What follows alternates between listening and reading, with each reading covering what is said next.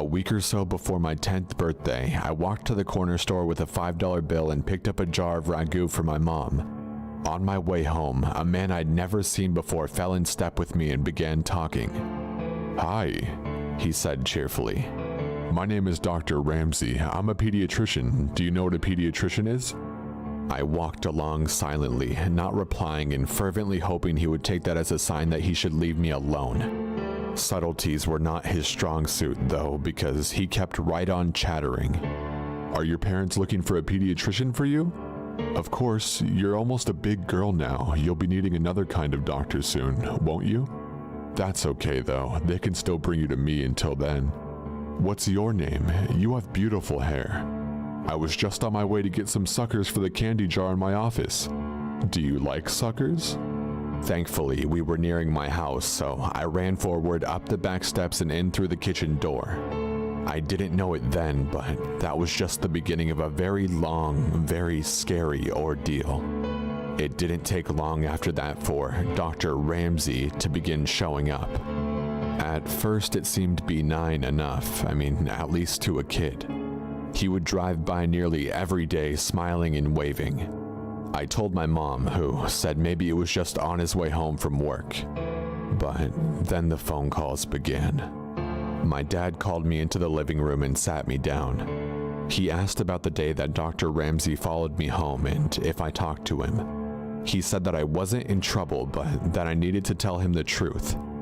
I told him no, and he asked if I was sure or if I could be forgetting something. I told him no again, and he frowned and then asked, "Then how does he know your name?" I didn't know.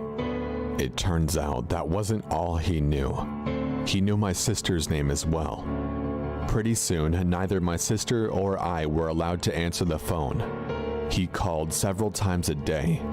At first, neither of us knew what he was saying. Then, one night, one of my brothers told us that he was telling my parents that he was going to hurt me. And later, my sister. Things got complicated after that. My dad called the police, but as this was before there were any stalking laws, there wasn't a lot that they could do. They told my parents to call back if he, quote, tried anything. My dad then called a friend of his from back in the day who happened to be a cop. For the next month, my dad's friend escorted me to and from school. Suddenly, life as I knew it came screeching to a halt. I couldn't walk to school alone, I couldn't play outside, I couldn't walk to Super America, which is sort of like a 7-Eleven for those of you who don't know. When access to me was completely denied, things escalated. It was around this time he began threatening my sister as well. Then, one afternoon, my sister, two of my brothers, my mom, and I were in the kitchen. One of my brothers saw a glimpse of someone in the garage. They'd seen him too. Dr. Ramsey came bolting out of the garage, my brothers chasing after him. They ran all the way to Cherokee Park, where he lost them in the trees. My parents called the police again, but nothing came of it. The only information they had was a description and a name that was almost certainly fake. A couple weeks later, we woke to find our dog hanging from the side porch.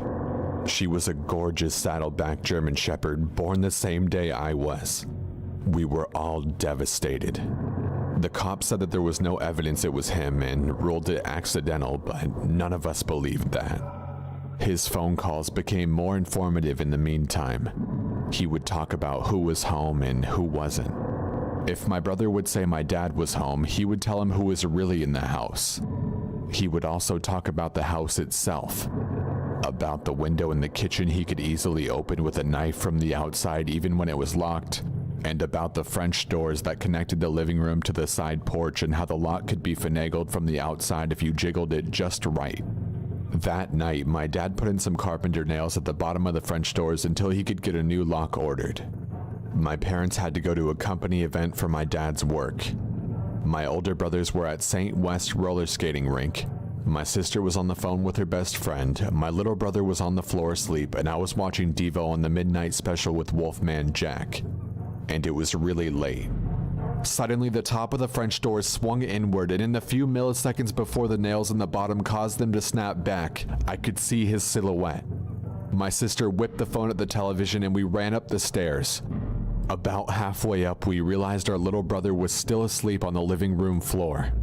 As quietly as we could, we slipped back down the stairs to get him. We all went into our bedroom and didn't turn on the light. This way we could see outside. We watched out the window for a while, and when we didn't find him, we crept down the hall to our brother's room to look. We looked down and could see someone standing at the back door. He knocked loudly. "What do you want?" my sister asked out the window. He stepped back and said, "Is this the Mercy residence? I have a pizza for delivery. Can you come to the door?" She scoffed at him, declaring she was not stupid. She could see he didn't have a pizza and she was calling the cops. He left. A short while later, my brothers returned home. We told them what happened and they walked around the yard looking for him. They came back in and things settled down. By now, we'd pretty much given up on calling the cops because it never helped. So we just went back in, each of us, except my youngest brother still asleep, carrying a knife from the kitchen just in case. Eventually, one of my brothers went into the kitchen to get a bowl of cereal. You know that sensation you get when you can just feel someone watching you? Yeah, he had that in spades. He kept looking around the kitchen through the doorway into the dining room at the windows. He didn't see anything, but he could still feel eyes on him, so he went closer to the door to try and see better. The kitchen lights were reflecting on the windows of the door, as it had 3 rows of 3 windows, so he still couldn't see. He stepped closer, then closer again, until he was right up to the door, then cupped his hands on either side of his head so he could see. There, on the other side of the window pane, was Dr. Ramsey smiling back at him. He turned to yell for my older brothers, but when he looked back again, he was gone. They went out again to look for him, but they didn't see him. The next night, we were at the table playing Crazy Eights, and my brother was restless. My sister asked him what was wrong, and he said he always felt like any minute now there would be a loud noise on a door or window. Almost immediately after he finished his sentence, boom, on the window right behind him. In the chaos, the 2 eldest ran out, but he was already gone. A couple weeks later, I was at school and we were outside on the playground during recess. I was swinging upside down when I saw that now familiar blue Ford Galaxy cruising by, moving slowly. There he was, smiling and waving. He called my name and I ran to the teacher and told her. The school had been told all about him, and she took me inside right away and called my mom. That same day, my mom had gotten a call from the school office asking her to verify that my dad was picking me up, as he'd called to say that he was on his way. He wasn't. Not long after that, I woke up one night thirsty. I went down to the kitchen for a drink, and there, sitting alone in the dark, was my dad. On the table, a gun. He was tired of the police waiting until Dr. Ramsey tried something. He was tired of his children being terrorized. He was tired of being afraid every time he left for work that something would happen to us while he was gone. I sat with him for some time, watching, before he sent me back to bed. These events and many more took place over a period of around 18 months. Then, as suddenly as it began, it was over. He had vanished from our lives. The phone calls, the drive-by with the creepy waves, everything. For a long time, during and after the Dr. Ramsey days, I would have a reoccurring nightmare in which I would wake up to find him standing over me as I slept. It took a long time before I felt like a kid again. I found out years later that when he was calling, Dr. Ramsey would tell my parents that he was going to rape and kill me, and later my sister, and that there was nothing that they could do about it. I don't know what happened to him when he disappeared. I don't know if he was in a car wreck, locked in prison, in a coma, but sometimes I wonder if the wait ended for my dad when he was sitting in the darkened kitchen one night. I don't know, and I'm not sure I want to.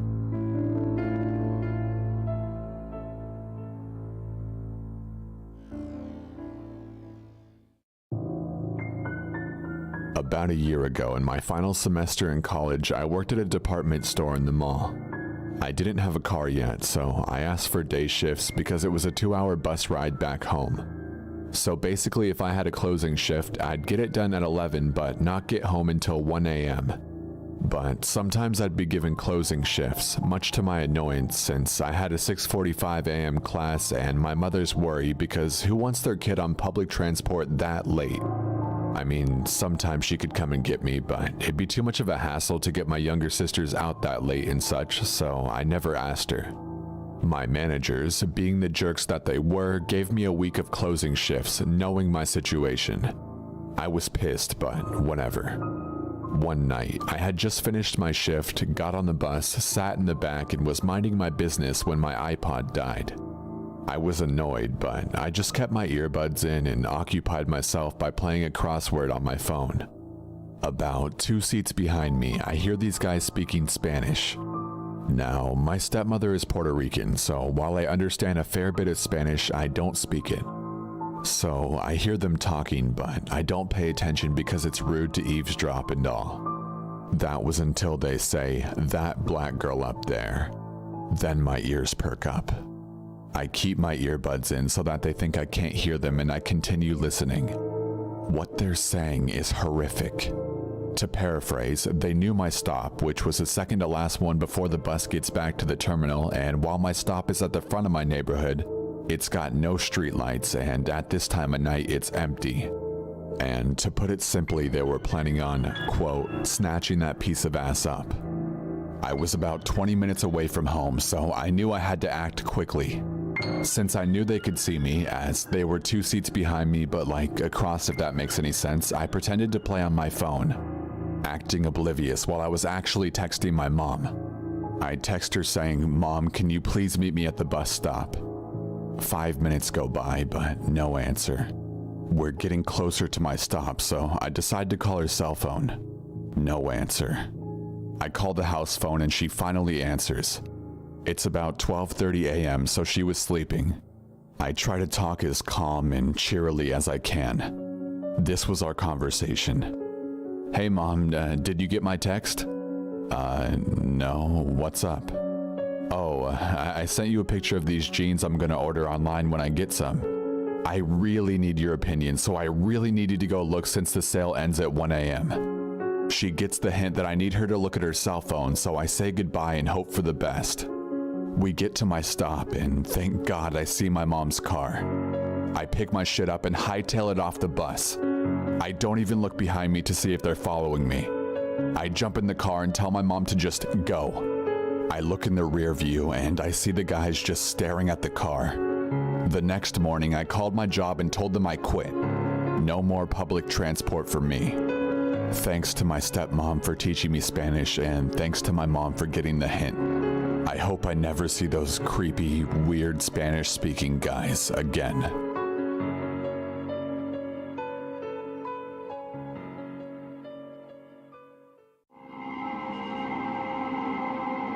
A few years back, my girlfriend and I, having hiked several other parts of the Appalachian Trail, decided we wanted to give the southern portion of Virginia's trail a shot. It's about 166 miles long and runs through George Washington and Jefferson National Forest from Roanoke County to Pearlsburg and Giles County. This is definitely one of the more remote and less traveled parts of the trail, which is exactly what we were looking for. We gathered our gear and made our way to the start of the Virginia Creeper Trail to begin our journey. We had planned our journey to end at Damascus and figured that by the time we got there, we would be more than ready to get home to our own beds. It was early October and the changing of the leaves and colors were amazing. The air was crisp and cool. It was pretty much perfect hiking weather with beautiful scenery. The majority of the trip was pretty uneventful, just your typical hike. But our last couple of nights is where things got weird. On this portion of the trail, you're supposed to camp on the trail or a designated shelter. We didn't really want to run into any other people and didn't want anyone coming up on us in the middle of the night. So we decided to ignore those suggestions and find our own little spot off the trail. A little searching around and we found a spot a little ways off the trail in the middle of a small clearing. It was perfect. We set up camp, cooked some food, talked for a while, then snuggled up and went to sleep for the night. Somewhere around 2 a.m., I was awoken by my girlfriend shaking me awake and telling me, "Get your gun. Someone is outside walking around our tent." She informed me that she woke up to what sounded like someone right outside of the tent running a knife or something along the side while circling us. When hiking, I carry a 1911 and a judge with me. After all, you never know exactly who or what you might run into when on such a long hike in a remote location. I got the judge out of my pack, and then we sat silently, listening for any sounds. A few minutes of nothing but the breeze blowing through the trees, and then I heard it. Snapping and crunching noises, someone or something walking in the woods behind our tent. I got the flashlight and silently made my way out of the tent. Our fire had went out, so it was nearly pitch black, illuminated by only the dim glow of the October moon. I told my girlfriend to stay put while I checked it out. I didn't flick the flashlight on right away so as not to give away that I was out of the tent and have it become a shining beacon of my location. Instead, I waited to hear more noises. After a few minutes, I heard another snap, crunching, and cracking. It sounded like it was bipedal based on the way the steps were paced. I turned on the flashlight and flooded the area with light. I thought I saw someone move behind a tree. I yelled out and told them to go away and that I was armed. I kept the light on the area with my gun drawn and slowly approached towards the area where I thought I saw the figure. Then, from my right, I hear what sounds like someone running away through the woods. I spin and face my light that way, and then from the original spot hear who or whatever it was there take off into the woods. There's no way I'm giving chase, so I return to the campsite. I tell my girlfriend about what happened, and I end up sitting guard outside the tent in the darkness until daybreak. In the morning, I looked around a bit for signs of who or whatever it was, and I discovered a boot print in some soft, moist dirt not far from our tent. It wasn't mine, and it wasn't my girl's. This really freaked me out as it confirmed that someone, perhaps more than one, was skulking around our tent in the dark. I kept it to myself because I didn't want to freak my girl out any more than she already was. At this point, we were pretty deep in and still had 2 days left. That day, we walked a little faster than normal and covered as much ground as possible. When it came time to set up camp, I found a spot near a cliff where we could place the tent in a small overhang and prevent anyone from coming up behind us. The whole day up to this point, I had a feeling we were being followed. I had no confirmation of this as I hadn't seen or heard anyone else, but it was just a gut feeling. We set up camp and made some food and then retreated to the tent. I gave my girl the 1911 and I kept the judge right next to me, and I assured her that if I slept at all, it would be with one eye open. After a while, she drifted off to sleep and I stayed awake listening to the sounds of the woods at night.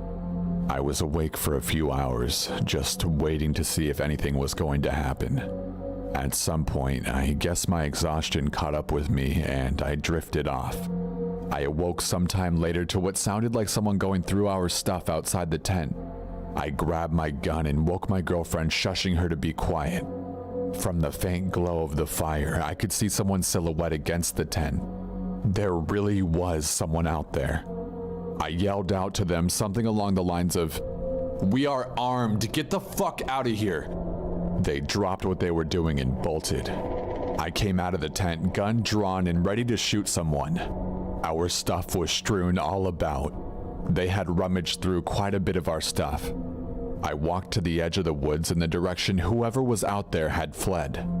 There was a creek nearby, and I walked to the edge where there was a small trail running alongside it.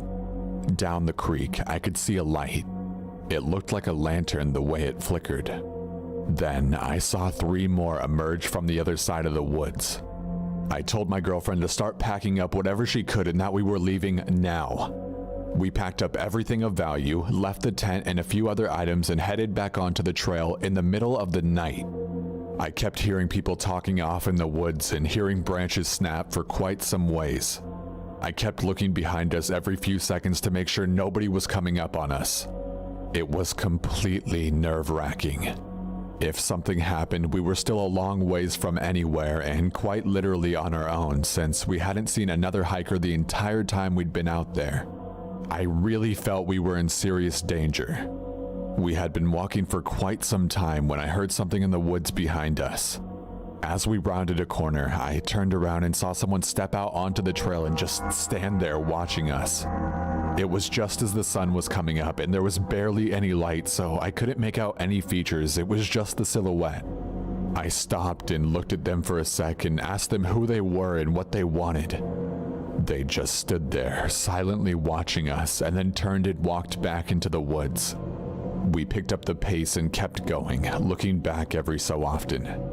We didn't see them again, but my gut told me that they were still there for quite a ways. We eventually reached the end of the trail and got to where we had parked my girlfriend's car, extremely exhausted. We made it out of the Virginia woods without becoming a meal for a clan of cannibalistic inbred hillbillies, which is what I pictured happening in my head the whole time. I have no idea who they were or what they wanted. Maybe it was just someone messing with us? Or maybe it really was a clan of deformed hillbillies who were hunting us. I'll never know because I will not be returning to find out.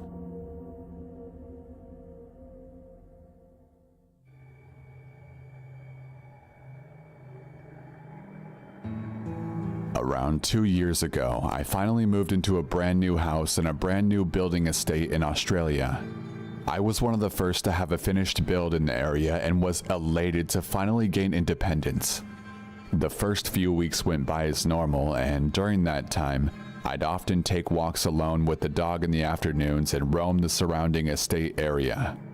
All the roads around us had been partially completed and all the other properties were marked out, but no other houses were built excluding the one that was directly opposite of mine. The house looked finished, but there was no driveway laid yet, and from what I could gather, no one lived there.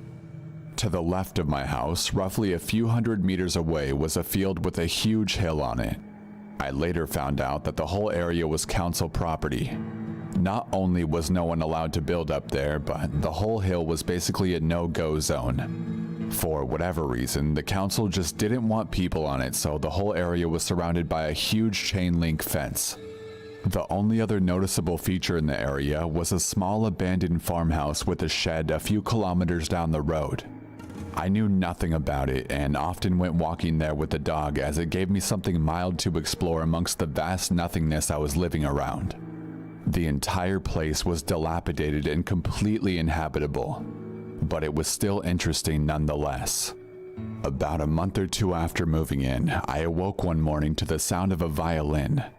It sounded extremely distant and quite haunting. I actually enjoyed it and assumed that the neighbors opposite me had finally moved in. Excited that I finally had some people to talk to, I peeked out the curtain and saw that the house opposite mine was still as vacant as it ever was. I got dressed, but by the time I managed to look outside, the violin had stopped. This happened roughly every second day for the next week. The violin would wake me up and then just disappear after about 45 seconds. I'd ignored it to the point where my curiosity simply got the better of me, and the next morning when I heard the violin playing again, I immediately jumped out of bed, threw on my dressing gown, and shot out the front door. I scoured the early morning surrounding, and there, up on the hill, was a figure playing a violin. It was barely light, but the person looked very tall from the distance I was at, and as they were playing, they were doing what only could be described as a waltz-type walk, spinning slowly around in a circle as they played. I took my eyes off the person and walked over to pick up the morning paper, and in the 10 seconds that took me, I heard the violin stop. When I looked up, I noticed the figure was no longer playing or dancing, but was now standing still and most likely looking in my direction. It was so dark I couldn't make out, and we both just stood there for half a minute not moving before the creeps got the better of me and I went back inside. After that morning, things started happening. On my walks, I began to notice footprints on the surrounding properties that weren't made by me and that I'd never seen before, which I just assumed were from people walking up from the other housing areas down the road. I never awoke to the violin, but I swore I could hear someone walking down the street next to my bedroom window in the early mornings. However, I never saw anything. Other really general things as well, like random tools such as spades and rakes laying around the area, which I guessed were left there by construction crews, none of which I ever saw. I'd start getting calls at work that would immediately hang up on me, and I also stopped walking up to the abandoned farmhouse, as the experience with the violin player had me a little shaken.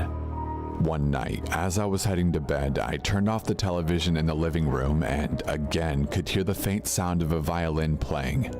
However, it sounded more muffled and rehearsed. I froze and a cold chill flowed through me instantaneously. Considering that it was about midnight and not the usual time I'd hear it playing, I went to the front window and peeked out to see that there was a light in the house opposite mine. It was clearly a candle, as I could see the dim light flicker in the empty window and the music sounded like it was coming from an old record player. But in the 10 minutes I watched, I never saw any movement from inside the house. I moved away from the window, sufficiently freaked out, and after another 5 minutes, I heard the music abruptly stop. I peeked out again to notice that the light was now out. I never saw anyone. I began to become unsettled in the house and would often invite friends over to hang out until late. But of course, nothing would ever happen when someone else was with me. I never bothered to tell any of my friends, as without evidence I figured they'd just give me shit about it and I'd just become more agitated. But nothing compared to what happened next. In my living area, the desk sits right next to a small window which looks out to the fence surrounding my property. The steel fence is literally an arm's length from the house and about 6 feet tall, so I always figured that, unlike most of the other windows, I'd never need to cover this one with a sheet or blanket because no one could ever see in. I usually had headphones on when I played, and I always had the lights off for no other reason other than that I preferred to play games in the dark. One night when I was gaming, I got up and walked into the dark kitchen and got a beer out of the fridge. It was dead silent, excluding the faint sound coming out of my headphones. As I closed the fridge and turned around to face the desk, I saw directly out the window 2 very, very faint lights. I didn't even catch on and immediately started walking back to the desk, fixated on the 2 small glowing balls, and it wasn't until I had my nose almost pressed against the glass that I realized the 2 lights weren't lights at all. They were eyes. A set of eyes sitting just above the fence line, staring wide open at me. They didn't blink, they didn't move.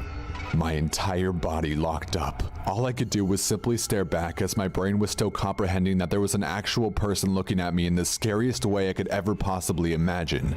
I don't know what happened. Either my head kicked into gear or my muscles loosened, but my body automatically collapsed and I fell to the floor, scurrying to hide against the wall away from the window.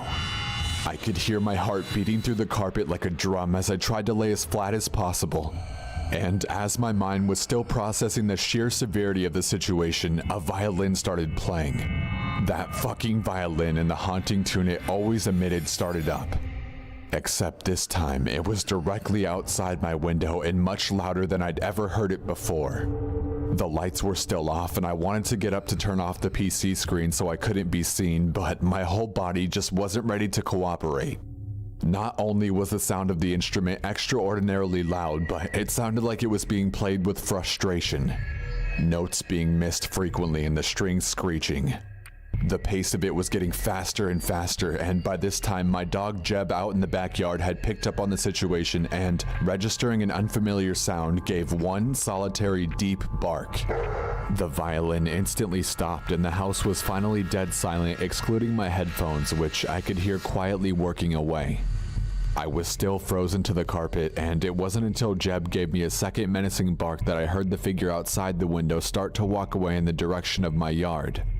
Once that first footstep hit the ground, I instantly thought of the welfare of my best friend, and finally, my head connected with my extremities and my entire body kicked into overdrive.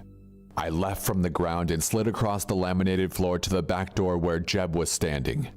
I ducked down to keep low and quietly unlocked and slid open the door. Usually doing so would notify Jeb that he was allowed inside, but when the door opened up, he didn't move an inch and was completely fixated on the pitch black backyard. Everything told me not to go outside, but there was no chance I was letting anything happen to my dog. So I moved out onto the alfresco, moved behind Jeb, put my hand under his collar and attempted to back him towards the house. Jeb is a pure Labrador and weighs like a sack of sand, so when he doesn't want to move, it takes sheer force to pull him in the direction you want him to go, and right now, Jeb wasn't going anywhere. I yanked at his scruff, and as I did, he emitted a bark like I'd never heard before. A deep, bellowing, fuck off sound that elevated my nerves to an all-time high. We both just stood there, waiting for some form of reply. I couldn't remember how long we both just froze there, but eventually I heard footsteps from around the side of the house begin to walk away. But not a simple walk, almost like whoever was doing it was slowly dancing in a circle. The footsteps keeping to a beat as they drifted away from the house into the distance. Once I couldn't hear anything anymore, Jeb licked his lips, gave me a look, and wandered back inside. I followed, locked the door behind me, and spent the night reverting to my childlike self, hiding under my bed covers with my dog. I didn't sleep at all. That was the last time I ever saw or heard the violin player. The following morning when the sun finally came up, I called into work sick and called the police. They scoured the lot next to mine and found footprints in the dirt. However, there were so many that it was impossible to tell whose were whose. The only description I could give the officer was his height. He would have had to have been over 6 feet to stare over that fence at me, but they explained that he could have been standing on something or on his toes. They also told me that they've never received a report of anyone playing a violin in the area or anyone being in the fenced-off hill area either. I essentially looked like an insane person. But the officers were very nice about the whole thing and offered to patrol the area for the next few nights. Nothing else has happened since then. Over the next year or two, people finally started moving in, and I tell them all the story about the figure I saw. Some of them still use the story to keep their children in line, which I found funny. One guy even nicknamed the council lot Violin Hill, and the name has stuck around our street since then. I even spent a period of time scouring the depths of the internet for that violin tune I kept hearing, but I could never find it. There were a few classical pieces that seemed reminiscent, but I've since thought that whatever tune was played must have been self-composed, which really creeps me out even more. I'm still in the house, I still tell people the story, and I haven't changed my routine one bit, which has really helped me to block out the fear of the experience. I game with the blinds closed now.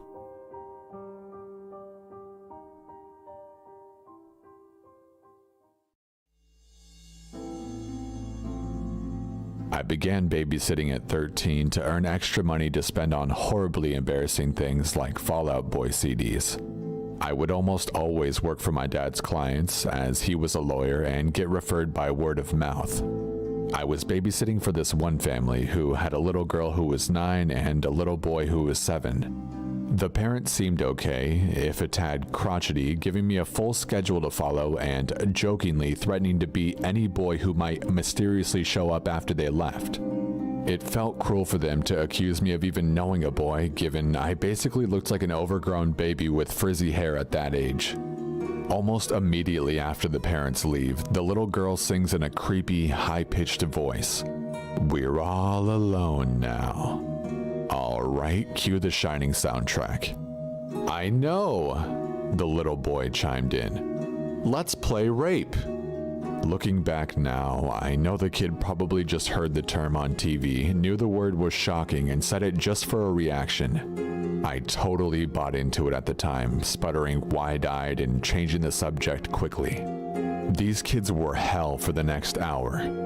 I wouldn't let them watch South Park on TV because their parents did not seem like the type to allow their precious 7 and 9-year-old to watch a show like that. As soon as I said no, the little girl said casually, "Oh, that's fine, we'll just go play PlayStation in the family room. Feel free to watch it out here." Nope, I knew exactly where that was headed. I said they could watch any other TV show in the living room while I made them dinner. The parents had left instructions to make them sandwiches. I could handle that. Before I had even got out the bread, I hear a massive crash. It seems like the little girl has broken a glass. Tutting and pissed, but ultimately with no way to punish her, I cleaned it up while these two incredibly weird kids watched with wide eyes. Dumping the broken glass in the trash, I went back to making the sandwiches. Now, I'm a vegetarian, so while the kids had chicken, I'd made a simple salad one for myself. Just as I was finishing, the little boy screamed out in what sounded like the pantomime of pain. Nonetheless, I ran over to the couch in the living room to check on him. He started screaming, "My ankle," while dramatically flopping back onto the couch. While I tried to figure out how he had hurt his ankle, the little girl slipped out of the room. Peripherally, I was aware of this, but didn't really pay it any mind as I was focused on the little boy pretending to be in pain. He kept saying that he went to stand, but it hurt too much and he doesn't know, and things like that over and over again until his eyes suddenly flicked to just behind me, where I could see the little girl standing with a perturbing smile on her face. All of a sudden, he was miraculously healed. Yeah, praise the Lord. At this point, I was just thinking these kids were really weird, craved attention a little too much, and probably needed more parental involvement. Whatever, I was 13 and that $60 was only 4 hours away. I set out the sandwiches for the two to eat at the dining table, went to get us soda, and returned. After pouring soda for the both of them, I realized they hadn't even taken a bite of their sandwiches yet. So I asked them what they were waiting for. They smiled. "For you to take a bite of yours." I am so glad I had a gut feeling to open the top part of the bread of my sandwich, because when I did, I saw a glass. Broken glass. A broken glass that I'd put in the trash before. I stared in horror at the two little kids staring at me with menacing twin grins. I lost it, shouting, "Are you serious? At the very least, you could have really injured my mouth. What is wrong with you two?" Instead of crying or apologizing or pretending to be ashamed or confused, these two little fuckers began laughing. Not like kids, it was too low. It wasn't that silly, free laugh kids laugh. It was low and threatening. I'll never forget that noise. My immediate reaction was, these kids are too young to be laughing like that. I called my older sister, who was 17 at the time, cried about what had happened, and she came and took over for me. We left the house with chills after the parents arrived. I never babysat for those two again. What I can't get past is the level of premeditation that went into sprinkling that broken glass into my sandwich, and the totally remorseless way they responded to me getting upset.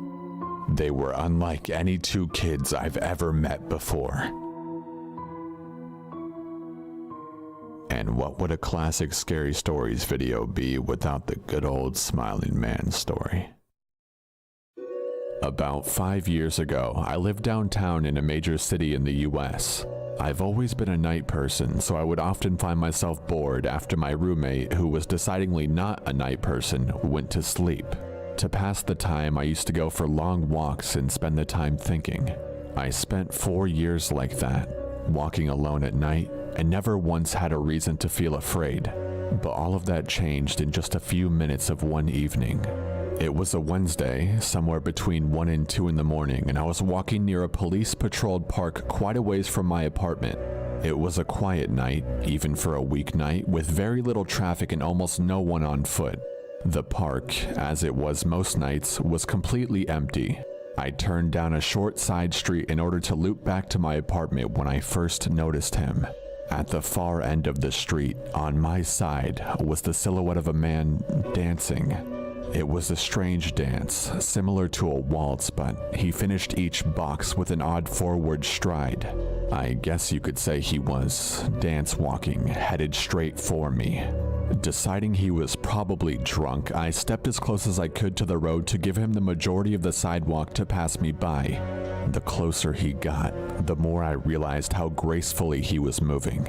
He was very tall and lanky and wearing an old suit. He danced closer still until I could make out his face. His eyes were open wide and wild and head tilted back slightly, looking off at the sky. His mouth was formed in a painfully wide cartoon of a smile. Between the eyes and smile, I decided to cross the street before he danced any closer. I took my eyes off of him to cross the empty street. As I reached the other side, I glanced back and then stopped dead in my tracks. He had stopped dancing and was standing with one foot in the street, perfectly parallel to me. He was facing me, but still looking skyward, smile still wide on his lips. I was completely and utterly unnerved by this. I started walking again, but kept my eyes on the man. He didn't move. Once I had put about half a block between us, I turned away from him for a moment to watch the sidewalk in front of me. The street and sidewalk ahead of me were completely empty. Still unnerved, I looked back to where he had been standing to find him gone. For the briefest of moments, I felt relieved, until I noticed him. He had crossed the street and was now slightly crouched down. I had looked away from him for no more than 10 seconds, so it was clear that he had moved fast. I was so shocked that I stood there for some time, staring at him, and then he started moving toward me again. He took giant, exaggerated tiptoed steps as if he were a cartoon character sneaking up on someone, except he was moving very, very quickly. I'd like to say at this point I ran away or pulled out my pepper spray or my cell phone or anything at all, but I didn't. I just stood there, completely frozen as the smiling man crept toward me. And then he stopped again, about a car length away from me, still smiling his smile, still looking to the sky. When I finally found my voice, I blurted out the first thing that came to mind. What I meant to ask was, "What do you want?" in an angry, commanding tone. What came out was a whimper. "What do you..." Regardless of whether or not humans can smell fear, they can certainly hear it. I heard it in my own voice, and that only made me more afraid. But he didn't react to it at all. He just stood there, smiling.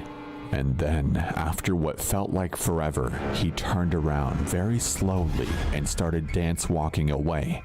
Just like that. Not wanting to turn my back to him again, I just watched him go until he was far enough away to be almost out of sight. And then I realized something. He wasn't moving away anymore, nor was he dancing. I watched in horror as the distant shape of him grew larger and larger. He was coming back my way, and this time, he was running. I ran too. I ran until I was off of the side road and back onto a better lit road with sparse traffic. Looking behind me then, he was nowhere to be found. The rest of the way home, I kept glancing over my shoulder, always expecting to see his stupid smile, but he was never there. I lived in that city for 6 months after that night, and I never went out for another walk. There was something about his face that always haunted me. He didn't look drunk. He didn't look high. He looked completely and utterly insane. And that's a very, very scary thing to see.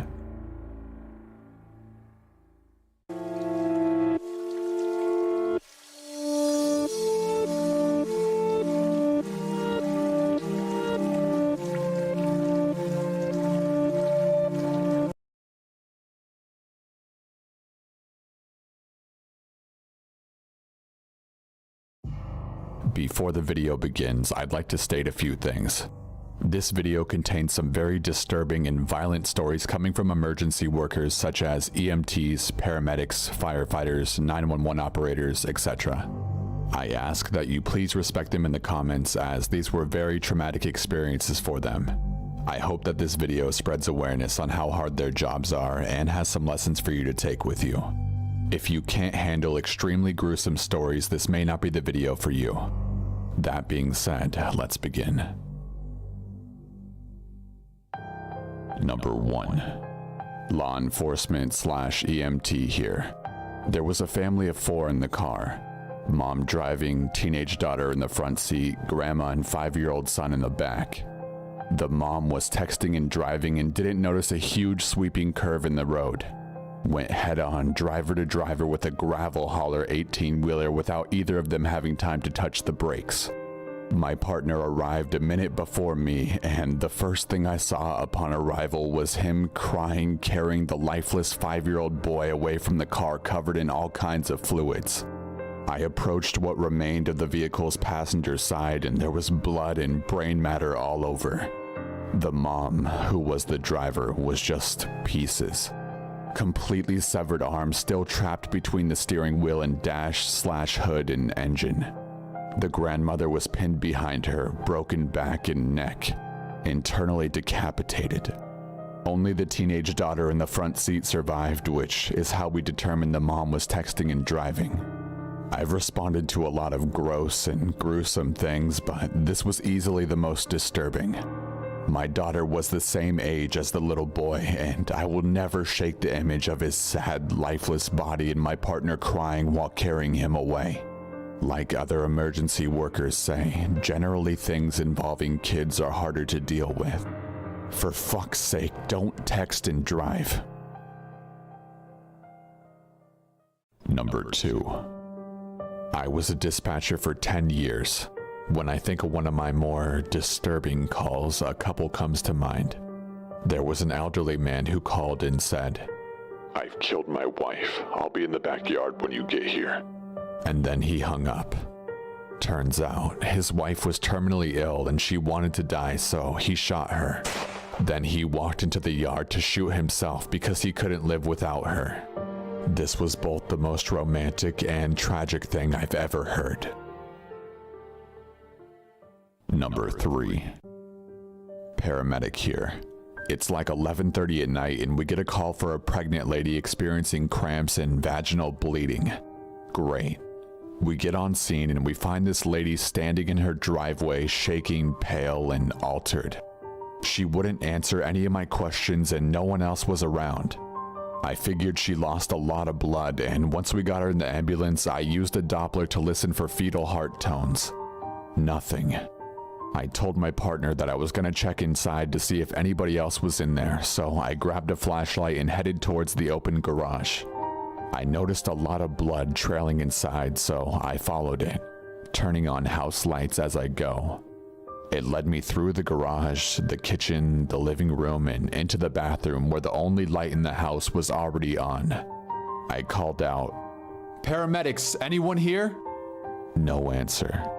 I open the bathroom door and I see the blood trailing towards the toilet. Right next to the toilet was a miscarried 28 to 32 week fetus. It smelled horrible and I suddenly felt really freaked out. I remembered that mothers tend to still require bonding time with their kid after a miscarriage, so I picked the kid up and put the body in the bag. Then I returned to the ambulance. Once inside, my partner had started fluids on the patient and I told him what I had found. We decided to just hit the road and get her to the hospital and en route. She didn't say anything for a while. Finally, the mom looked at me and simply and quietly asked if she could have her baby. I said of course and handed her the dead fetus still in the bag. She teared up and held it tight for the rest of the trip. I just sat there, quietly observing her vitals and holding her hand. Number 4. Passengers, keep your seatbelts on and your feet on the floor. Seriously, this is the only call I've ever projectile vomited on. There was a husband driving and his wife was in the passenger and her feet were in a squatting position on the dash when they were rear-ended and shoved into a boat trailer. Her left femur turned to powder when it made contact with her left shoulder, shattered both her tib and fib. Also, her scapula and her leg actually ended up looping over her shoulder and her foot and ankle was resting between her back and the seat rest. At first, I thought it was a scarf. I was wrong. Her right knee managed to get shoved back directly into her jaw and knocked out all of her teeth, shattering her jaw and splitting it in 2 directions.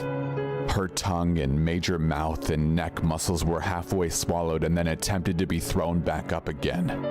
My partner's in the back seat holding her head still while I'm throwing a collar on her, planning a tracheotomy to help her breathe. I'll never forget her eyes and head shaking. Like everything in her was trying to reboot and figure out what the fuck just happened. We were trying to punch a breathing hole, but her hyoid bone was fragmented everywhere. We all kinda sat there for a second trying to make her comfortable as she had some last thrashes and passed. EMTs worked their asses off while trying to get you to the ER. We pretty much just drag you out of the car, secure you in the ambulance, and get going. Your best chance is our speediness. But with her, she didn't even look human.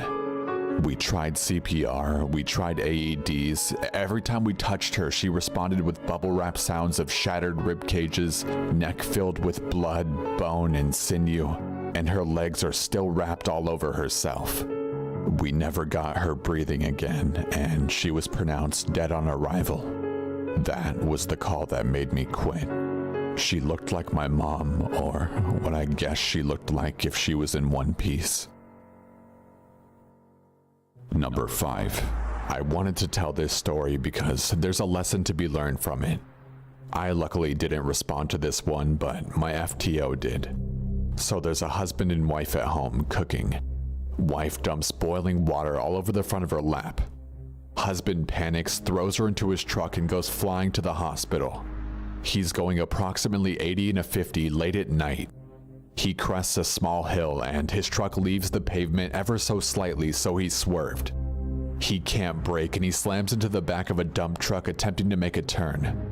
Wife dies instantly, head is caved in by the corner of the dump truck's bumper. I had the horrible pleasure of seeing the wreckage of the truck every day in our impound yard as we investigated the incident.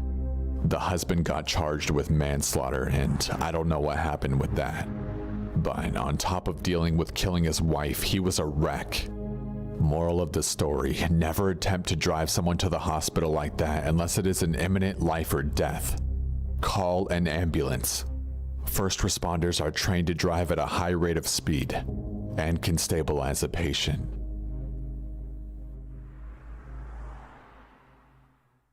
Number 6. This was when I was still on placement for being a paramedic. We got sent to a sketchy hotel / low-income building for a check the welfare, funny smell coming from the room. So we get to the dodgy apartment and head upstairs to the room with the little Chinese landlord. On the way down the hall, the smell hit you. Like a dead rotting flesh kind of smell. So we get to the room, landlord unlocks the door.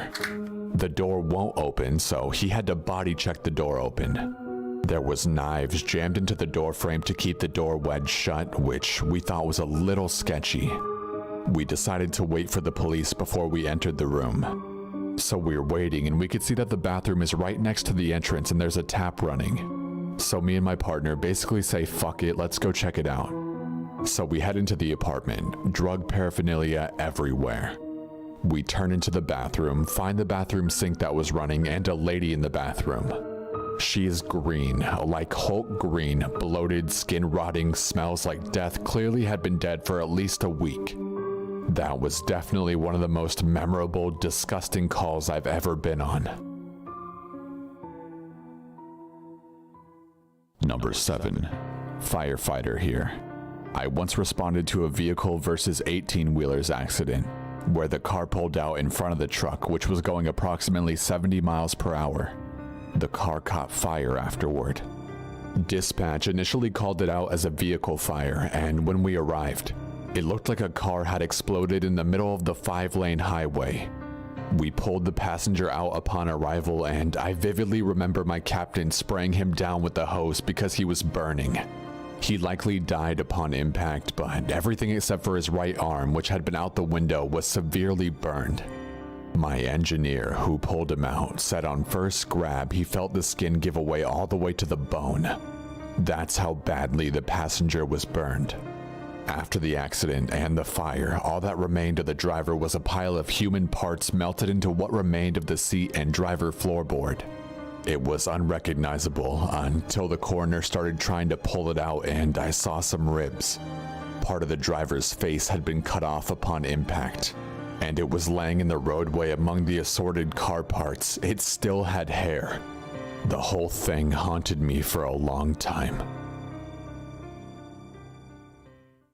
Hey everyone, I'm doing a live stream on the 16th, so make sure you turn notifications on by clicking the bell near the subscribe button so that you don't miss it. And in case you missed it, my last video was an hour long and full of...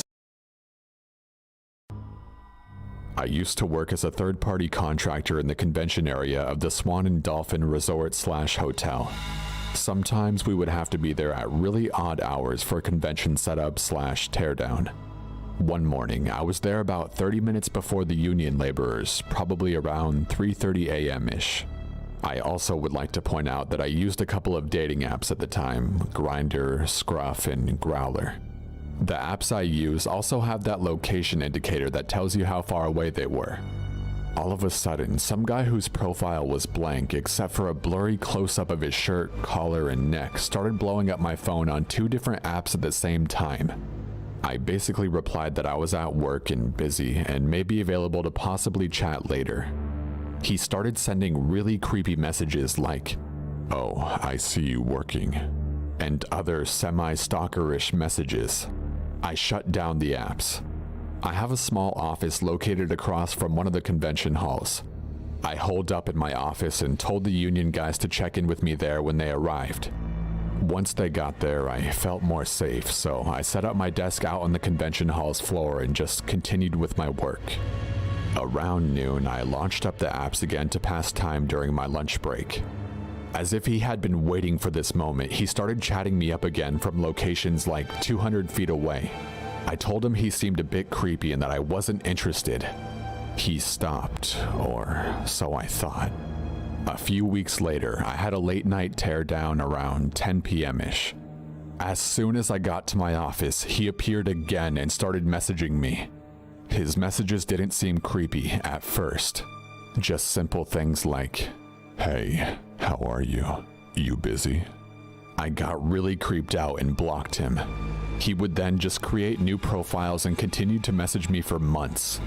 The messages quickly transitioned after the first time I blocked him. He switched to saying things like, "You can't block me every time. I know where you work so I can find you again. Why won't you answer me? I deserve an answer." Later, he would just send creepy messages like, "I found you again. It looks like you're working hard. Are you alone right now?" I always believed in the "don't feed the trolls" adage and refused to engage with him, blocking him every time. He would generally only message me when I was working very early or very late, with occasional day messages while I was working the convention center floor. Convention centers are giant, wide open spaces when no events are going on, which can really add to the creepiness. But what's worse is when there were events happening. I mean, the floor is crowded with people. Hundreds, if not thousands of people, all of which could be this odd mystery man. I never really felt safe, but I can't describe the heart-sinking feeling I had when, in late July, he sent me the final messages that sent me to report him to hotel security and my own company seeking help. Here's where the unexplained part comes in for me. After putting up with this for a long time, he ended it abruptly by sending me photos of me at my desk in my office from the first day he messaged me. Let me describe my office a bit for you. My office is tiny, maybe 30 to 35 square feet. We have 2 desks set up on one side with computers and an empty table in the corner opposite my desk. The rest of the office is filing cabinets and a printer opposite the empty table. The photos seem to be coming from a part of the office where we have the extra table. It's generally an empty table without any electronics on it that we use for anyone visiting the office or to lay out floor plans. I was absolutely freaked out to say the least, but I can't imagine how he had gotten the photos. After turning over the photos, all of the messaging abruptly stopped just as suddenly as it had started. I was a 28-year-old Army veteran, and I can honestly say that I wasn't nearly as brave as I thought I would be in a situation like that. In that moment, I turned into a child afraid of letting my feet hang out of the covers for fear that a monster would grab whatever exposed portion he could get a hold of. The thought that a stranger was stalking me from an app is terrifying. But what scares me even more is the possibility that it could have been somebody who I regularly pass by at work. Someone who makes small talk with me and says hi in passing, who then the next minute is sending me anonymous creepy messages. After all, I never did find out who it was, and I guess I'll never know.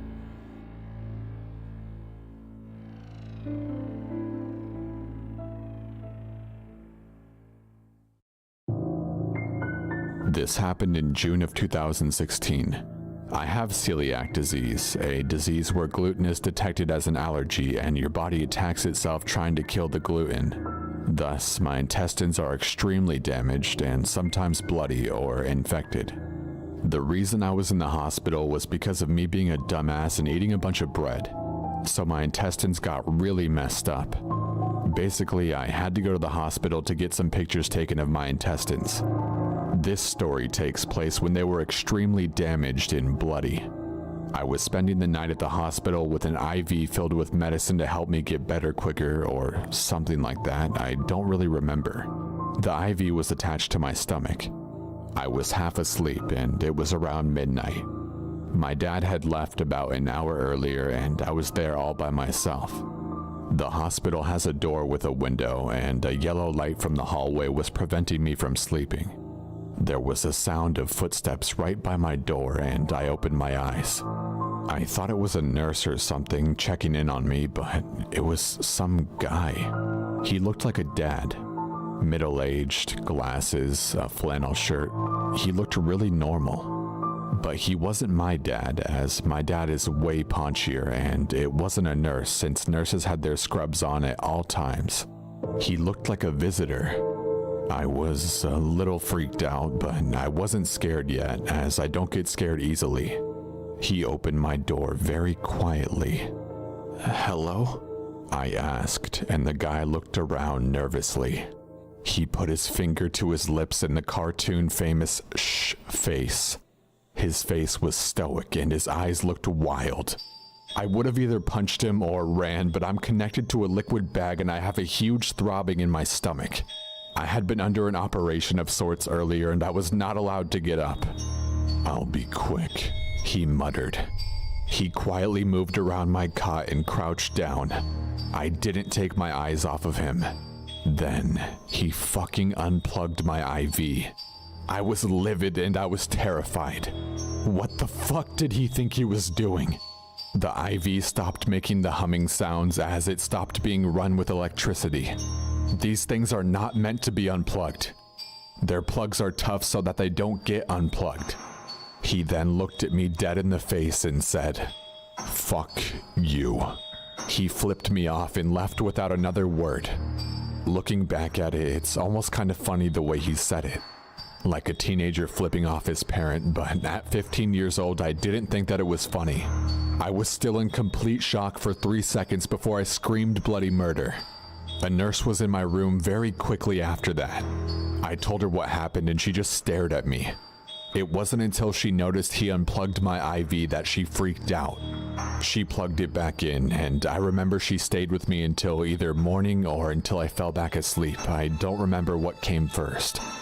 There was a lot of shouting from the hall, and every time I tried to speak up, she shushed me. Eventually, I fell asleep. I wouldn't have told this story if my dad hadn't told me what happened after. Somehow, this story came up recently and I kinda chuckled about it. My dad was quiet before he asked me if he ever told me about the end of that story. I said no. My dad told me a guy had come into the doctor's office asking to visit his friend who had gone under surgery. They didn't let him in since he was asleep and it was way past visiting hours. This man didn't listen and somehow got past the people at the front desk. They also didn't know that this guy had some kind of knife. He cut 4 people's medical wires and unplugged my IV. There was also some other guy who was sleeping and he unplugged that guy's IV too. That guy went into a coma, a fucking coma. So the police caught this guy and put him into a mental hospital. I was shaken. I had really come into contact with a full-on crazy person. What would he have done to me if I had been sleeping? I don't know. Ever since I talked to my dad, I wanted to tell this story. It may not have been very scary to anyone but me, but I was so vulnerable at the time. Who knows what he could have done if I was any more vulnerable? I hope he's getting the care he needs or something. Like I just said, this might not make any sense or be very scary, but it freaked me the fuck out. I don't have a very strong end or moral to the story, but I don't really trust that hospital anymore. Not after some crazy guy sneaks in right under their goddamn noses.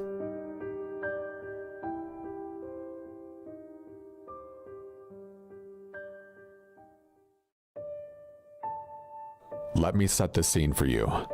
I was 7 and my mother was dating a man with a daughter who was about 15. Her name was Christy. While she didn't live with us, she did stay with us on some weekends. The reason this is important will come into play a little later. I grew up in a moderately isolated area in the south. My mother's house is on about 90 acres, most of it being heavily wooded. For the most part, it was quiet. The type of place most people didn't lock their doors and everyone knows each other. It was quiet until one sequence of events shook my community to its core. There was a man just 2 streets over from mine who murdered his girlfriend's entire family, including her. It was in their home over a dinner about 2 weeks before this event took place. It was also learned later that he had also murdered his mother and father in their home, as they were found after his girlfriend's family was. He hadn't been caught, and the local police were working with police in Tennessee as there had been reportings of people sighting him there. My mother had gotten a security system installed just to ensure our home was properly secured. We had alarms on every window and door in our house. On this Saturday, my mother got called into work as she was an apartment manager and there was an emergency that she needed to tend to. Her boyfriend had gone to work early that morning. My mother was very, very nervous about leaving, and due to the nature of the emergency, she thought it would be best that Christy and I stay home where we were safe. Safe, so she thought. She reluctantly left and let us know that her cell phone was always going to be on her if we needed her. Christy and I promptly set the alarm and made sure that all the doors were locked. My mother had been gone about an hour and we were deep into a Disney movie and pizza. Suddenly, the alarm started blaring. Christy and I jumped up to see what was going on. On the way to the alarm, you have to pass a very large sliding glass door. What we saw there left us frozen. There was a man prying our door open with a crowbar. He saw us, made eye contact, and quickly ran off into the woods behind my mother's house. I will never forget what he looked like, or the sinister look he had in his eyes. We called the police, and then we called my mother, who had already been alerted by the alarm company. My mother actually arrived before the police did due to how isolated we really were. When we described the man to the police, they immediately knew that it was the man that they were looking for. Of course, there was a massive investigation that day of the property and the woods surrounding us. In the woods, they found cigarette butts, lots of canned food, soda bottles, and a makeshift tent made from a tarp. The man had been living behind us the entire time, and even had been stealing food from our trash. When he was arrested, which was a few hours after the incident, he had admitted to watching our family to learn our habits, knowing that he could take advantage of the house when no one was there. Even now, as an adult, this event still follows me.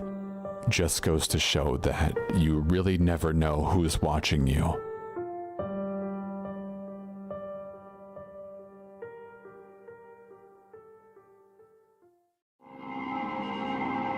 I was backpacking with my friend in the Yukon. We met this dude named Carl in Dawson at a free dinner put on by the town church. He asked my friend and I, both girls, where we were staying. We told him we were backcountry camping to play it safe, and then he went on to say that he knew the whole area like the back of his hand. He asked for specifics, and we lied and said that we were at the main campsite. We finished our dinner and tried to run out of there, but then he cornered us and offered to give us a ride back to our campsite. Luckily, we had our car, so we said no thanks and tried to make a run for it. We got to our car and started driving down the road to where we were camping. It's the Yukon. There's only a few people driving back and forth, and we took a turn onto a gravel road heading north. We realized that there's been a truck following us since we left town, and we especially notice once we're on this gravel road with absolutely no service and no emergency services. There are literally no turnoffs on this road. And even if there was, we were in prime bear territory next to a river, so running for it wasn't even worth it. My friend decided she was just going to drive faster and try to pull a fast one on Carl.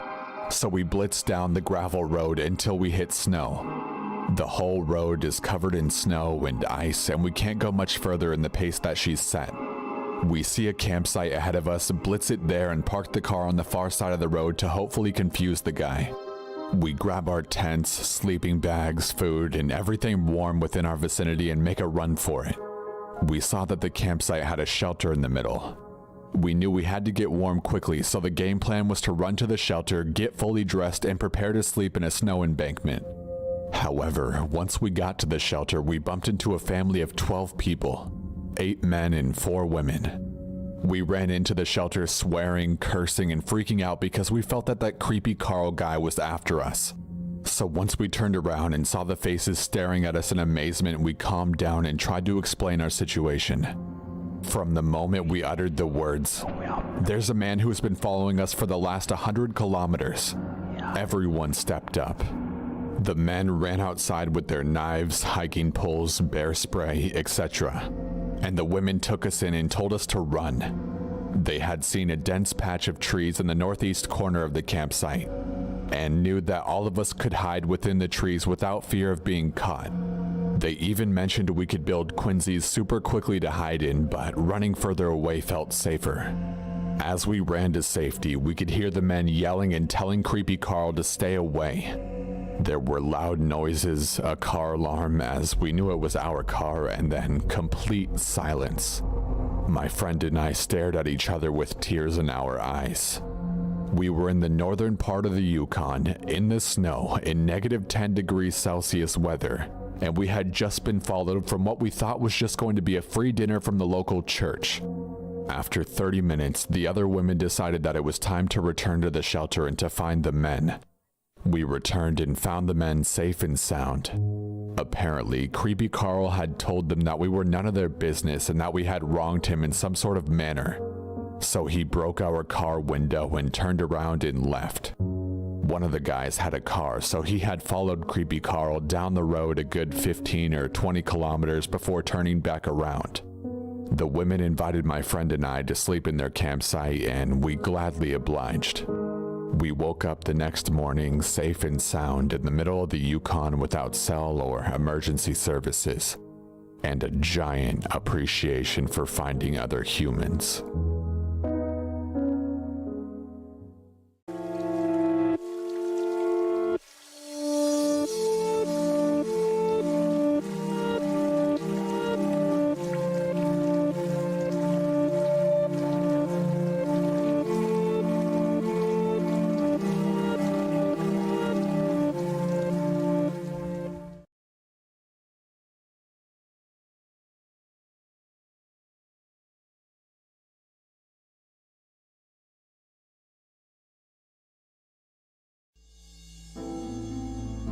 So, something very strange has been happening. Let me explain.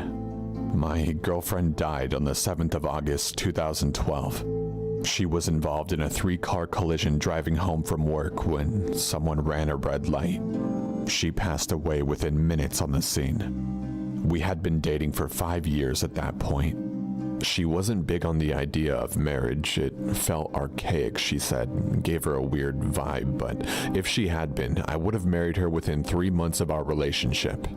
She was so vibrant, the kind of girl that would choose dare every time. She was happiest when camping, but a total technophile too. She always smelled like cinnamon. That being said, she wasn't perfect. She always said something along the lines of, If I cark it first, don't just say good things about me.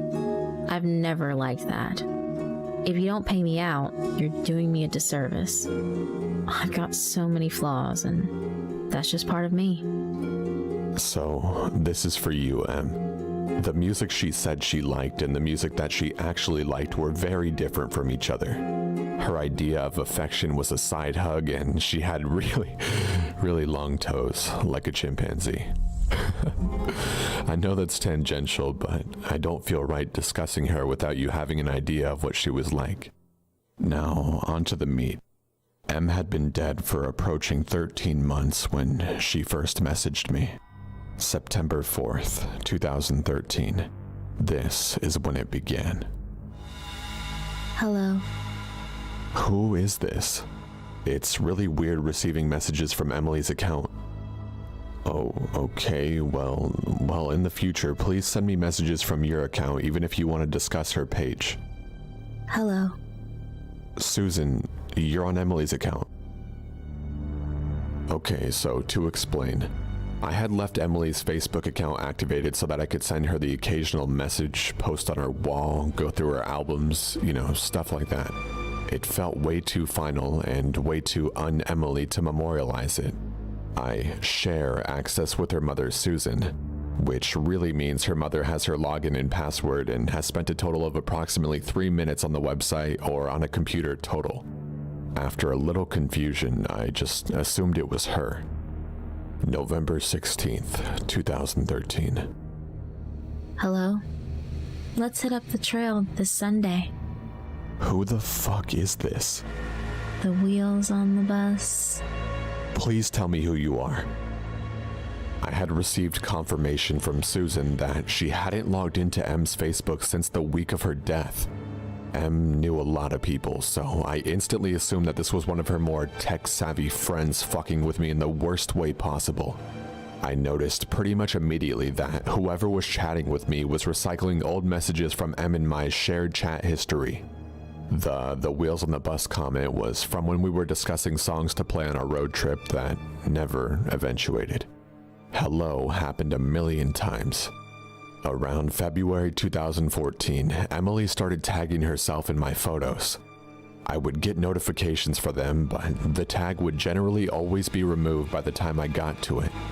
The first time I actually caught one, it felt like someone had punched me in the gut.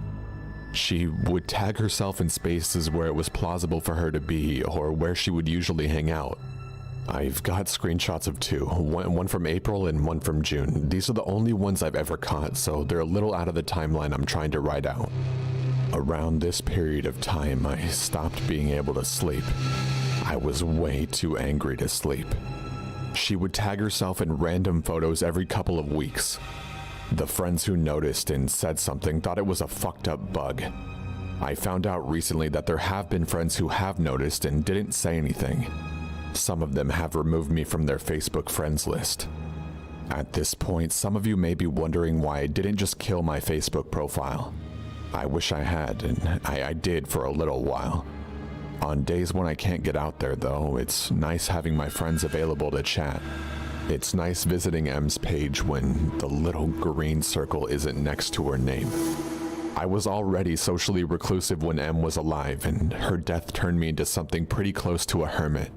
And Facebook and MMOs were and are my only real social outlets. On March 15th, I sent what I assumed was Em's hacker a message. Why are you doing this? Why do you keep tagging her? On March 25th, I received an answer. Hello? Hello? Hello? Hello? This is actually devastating. I don't know why you enjoyed doing this. Oh my god, cinnamon scented candles! Go to hell. Why are you doing this? It wasn't until I was going over these logs a few months later that I noticed that she was recycling my own words as well. My response seems kind of lackluster here.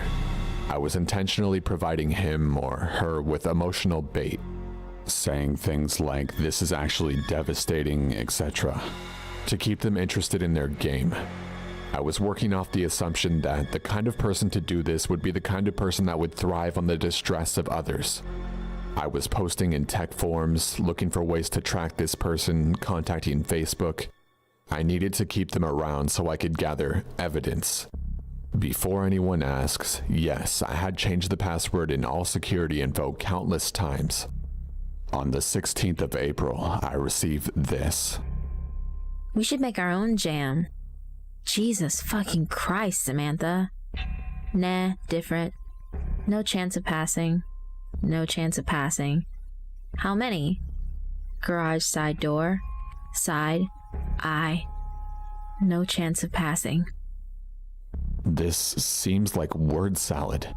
Like all of our conversations so far, it's recycled from previous messages that she's sent. 29th of April. Baked beans on toast? I don't know. I just said, yo, ask Nathan. Nathan. I don't know what's happening. I don't know how you're still doing this. Please stop. Please stop. I don't know what's happening. Nathan, I don't know what's happening. I hadn't discovered any leads. Facebook had told me the locations her page had been accessed from, but since her death, they're all places I can account for. My home, my work, her mom's house, etc. My response here wasn't bait. Yo, ask Nathan was an inside joke way too lame worth explaining. But seeing her, or whoever it was, say it again just absolutely fucking crippled me. My reaction in real life was much less pretty. I'm not expecting my bond back.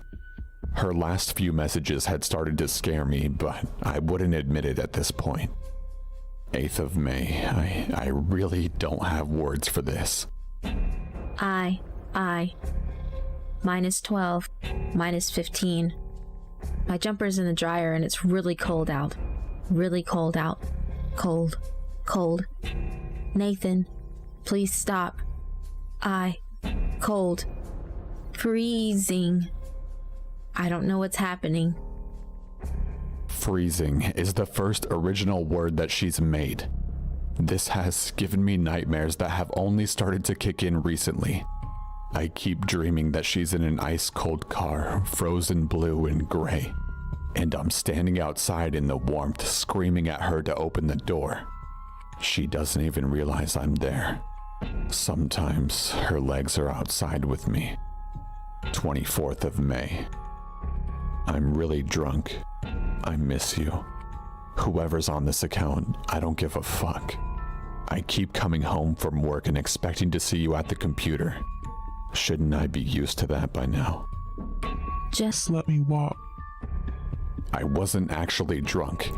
She wasn't an affectionate girl, and it always embarrassed her to exchange I love yous, cuddle, and talk about how much we meant to each other.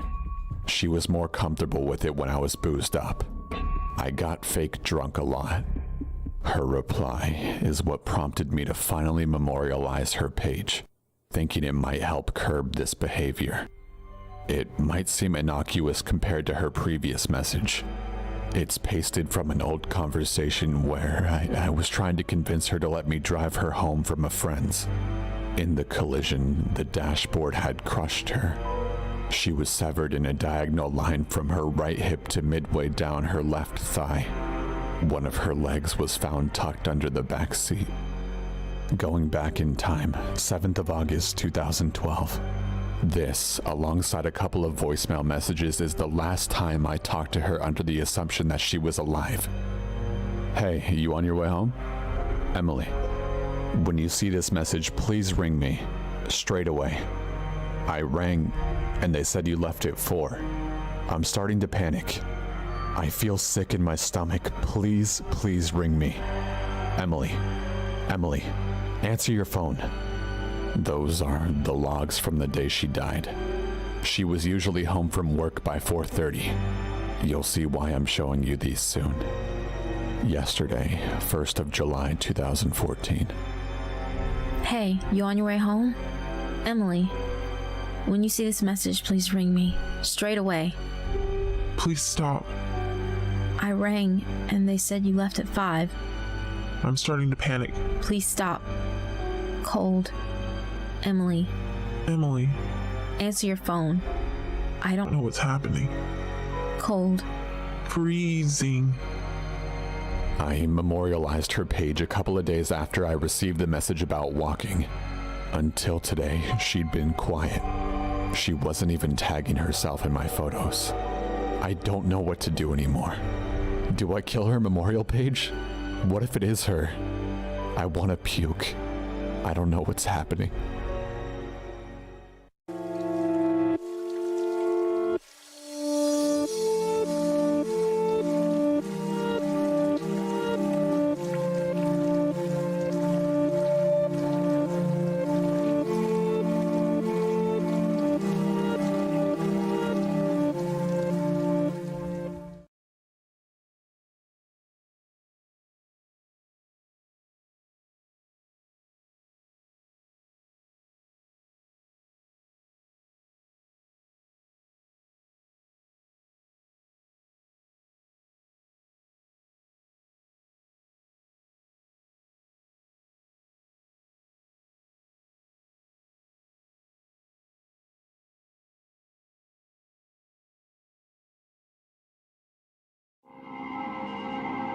A little bit of context as to what made this story absolutely terrifying for me.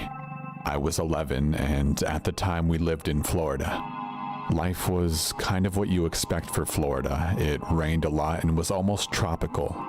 I absolutely loved it there, and I loved rain as a child, not playing in it, just watching and listening to it. Whenever there was a massive thunderstorm, we would typically see a damaged fuse box or one that was absolutely burnt to a crisp, and our power would be out for long periods of time, the longest being 2 weeks. We didn't usually mind it much. The only thing that was bad was that there was no TV.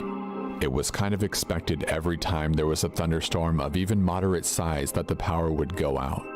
My dad worked the graveyard shift at the hospital, meaning usually from 9 p.m. to 7 a.m. He was usually around when the storms happened, so he would check the fuse box so that my mom wouldn't have to go into the rain. Now, on to the story. I believe it was a Tuesday, if not a Monday. It was fairly early into the night, around 8 o'clock. It was slow, as Tuesdays usually are, and we didn't do anything that day. We all just hung out at home and did whatever. A thunderstorm was rolling in quickly, and it had hit just about 20 minutes later. Late night thunderstorms aren't something that seem to happen often, but it happened. It hung around like storms usually do. It started off as expected, with lightning striking our house, or at least the fuse box, and the power went out.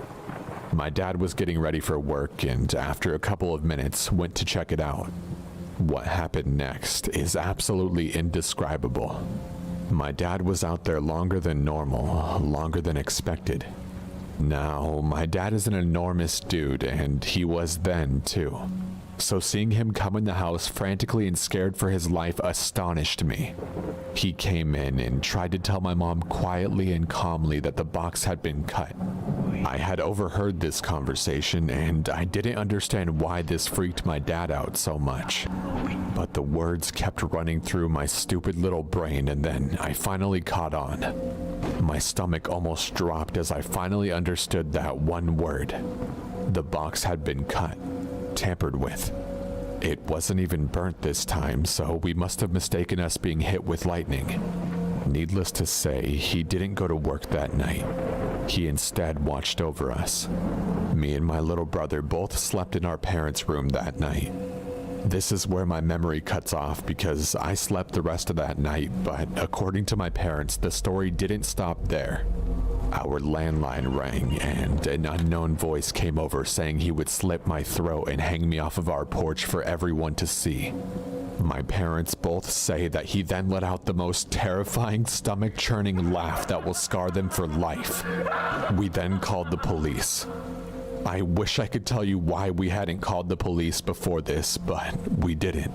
I guess my dad thought that he could protect us just fine. The police came to our house after about 20 minutes, considering we lived in a very rural area. Not many in Florida, but they exist. The only trace the guy left behind were muddy footprints. The footprints were outside, but the oddest part about them is that they were nowhere in particular. This psychotic fuck was circling our house for no apparent reason in the rain. Usually there would be signs of break-ins or the prints would lead to a particular window, but this guy circled our house over and over. The footprints were overlapping each other like they were stacked. How he got our number, I have no idea. Now, the next part is absolutely surreal to me. The police went into the house to check the fuse box. Keep in mind our only phones at the time was a landline and my dad's damaged phone. When police entered our house, they noticed the landline had been fucking cut. I couldn't make this shit up if I wanted to. The motherfucker was in our house for God knows how long.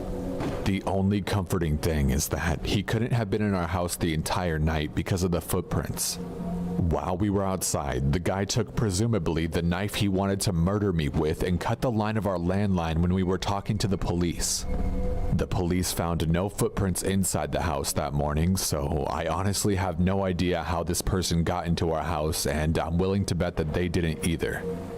Despite this, the police searched our entire house that late night / early morning, and they patrolled the surrounding area for a month at least, just searching for the guy.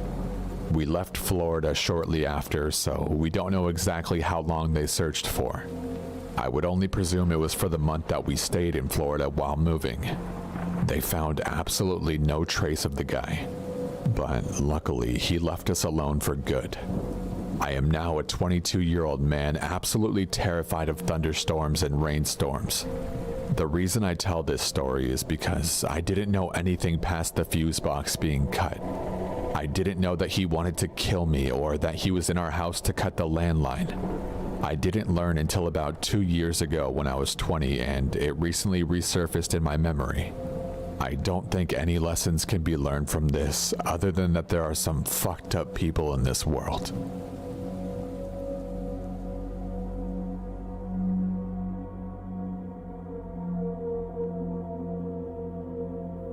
So this happened July 14th, 2016. Me, my sister, and my brother's friend went to this abandoned house at my old neighborhood to do a photo shoot. My brother's friend is a photographer and wanted some pictures for his Instagram, so we went to the abandoned house we would always pass by while driving. There was an old mattress in the backyard, an animal skull under their front porch, dead animals all around the house, and so much more creepy shit. There was also a cornfield right next to the house, so we decided to take some pictures near there. As we were taking pictures, I look to my left and I see a man with suspenders and a hat sitting in a carriage with no top on it. I can't explain what it looked like, but I'm gonna assume it was a carriage. He's facing the other way, so his back is towards us. My sister and my brother's friend just brush it off and take some pictures of the cornfield.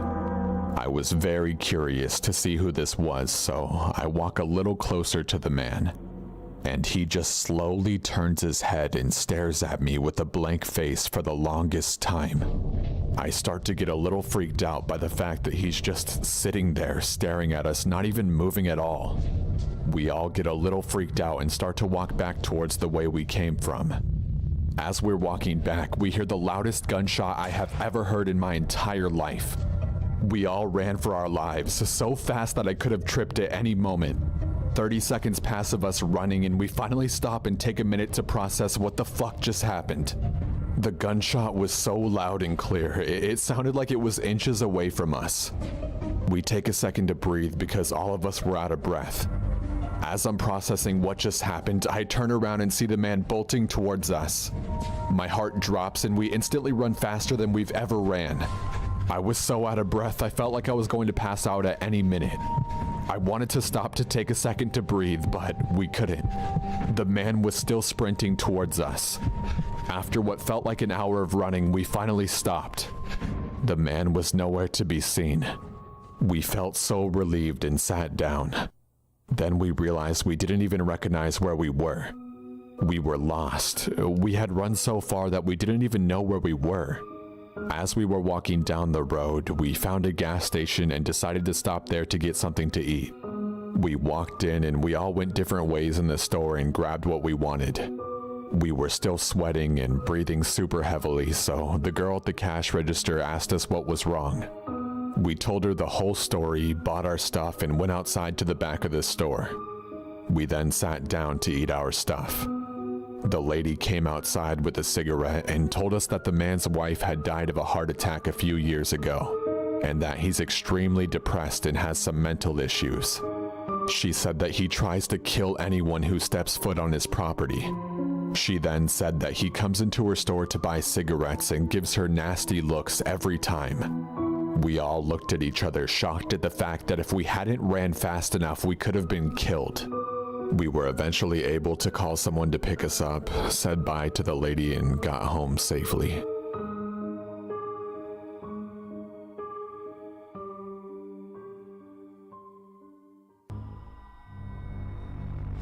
I live in a more rural area in New Jersey, surrounded by farms. At the time, I was a 15-year-old girl in her second year of high school. There, I was a member of our school's debate team. Once a year, we would have themed debate events where other schools come to our school during the weekend. Well, I was chosen to wear a costume, which was a medieval dress. My dad was going to bring me to school, but we stopped at a gas station for something to eat for breakfast. While we were waiting in line, I saw a man getting out of an old green pickup truck and come inside. He had a long, straggly white beard and wore a trucker hat that said Hoyt. He grabbed a snack and stood behind us in line. I didn't think anything of it until I heard him whisper close to my ear, "I like your hair. It smells pretty." My dad didn't hear him, but just turned around, giving a simple nod to him while I stared forward, extremely creeped out by what I just heard. It was then that I told my dad what I heard.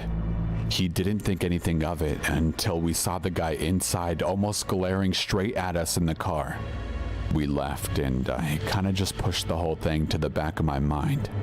This was until a few weeks later. I was waiting for the bus to school, not even thinking about the event that happened before.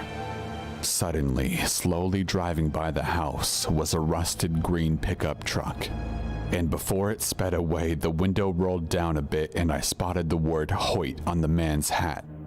How the man found out where we lived, I have absolutely no idea. I was about to run inside, but the bus came a few moments after. So I went to school, almost in tears.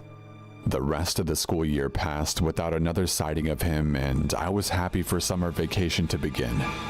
The last day of school, I had the choice of going out or staying home to watch the dogs. Wanting to relax, I stayed home with the 3 dogs. They were running outside while I was playing my Xbox 360. I really didn't want to deal with them inside since they were always so energetic. It was about 9 p.m. when my dog, Rocky, began barking aggressively, followed by the other 2 dogs. I was about to step out, but I stopped myself and looked out the door. Doing that was probably the smartest thing I ever did because at the gate was the all too familiar white beard and the hat with Hoyt clearly printed on it. The dogs were jumping at the fence and snapping at the man, stopping him from opening the gate. I locked the door, beginning to cry. I was afraid of what the guy could do to our dogs, but I knew I had to call the cops first. It took them about 5 minutes to get to the house, but by the time they were there, the man was gone. I gave my report as they contacted my parents and searched the yard. I became sick to my stomach when they reported to me and my parents that they found a roll of duct tape and a pocket knife at the back gate. I still think about what could have happened if the dogs weren't outside to warn me about the man. The man never returned and was never caught. After that incident, I'm now a college student in Florida in my junior year. Our school security always drives around the apartments, keeping an eye out for anything suspicious. However, even after about half a decade and 1,000 miles distance, I still get nervous whenever I'm here alone, thinking that once again I'll see the white beard and that all too familiar Hoyt hat.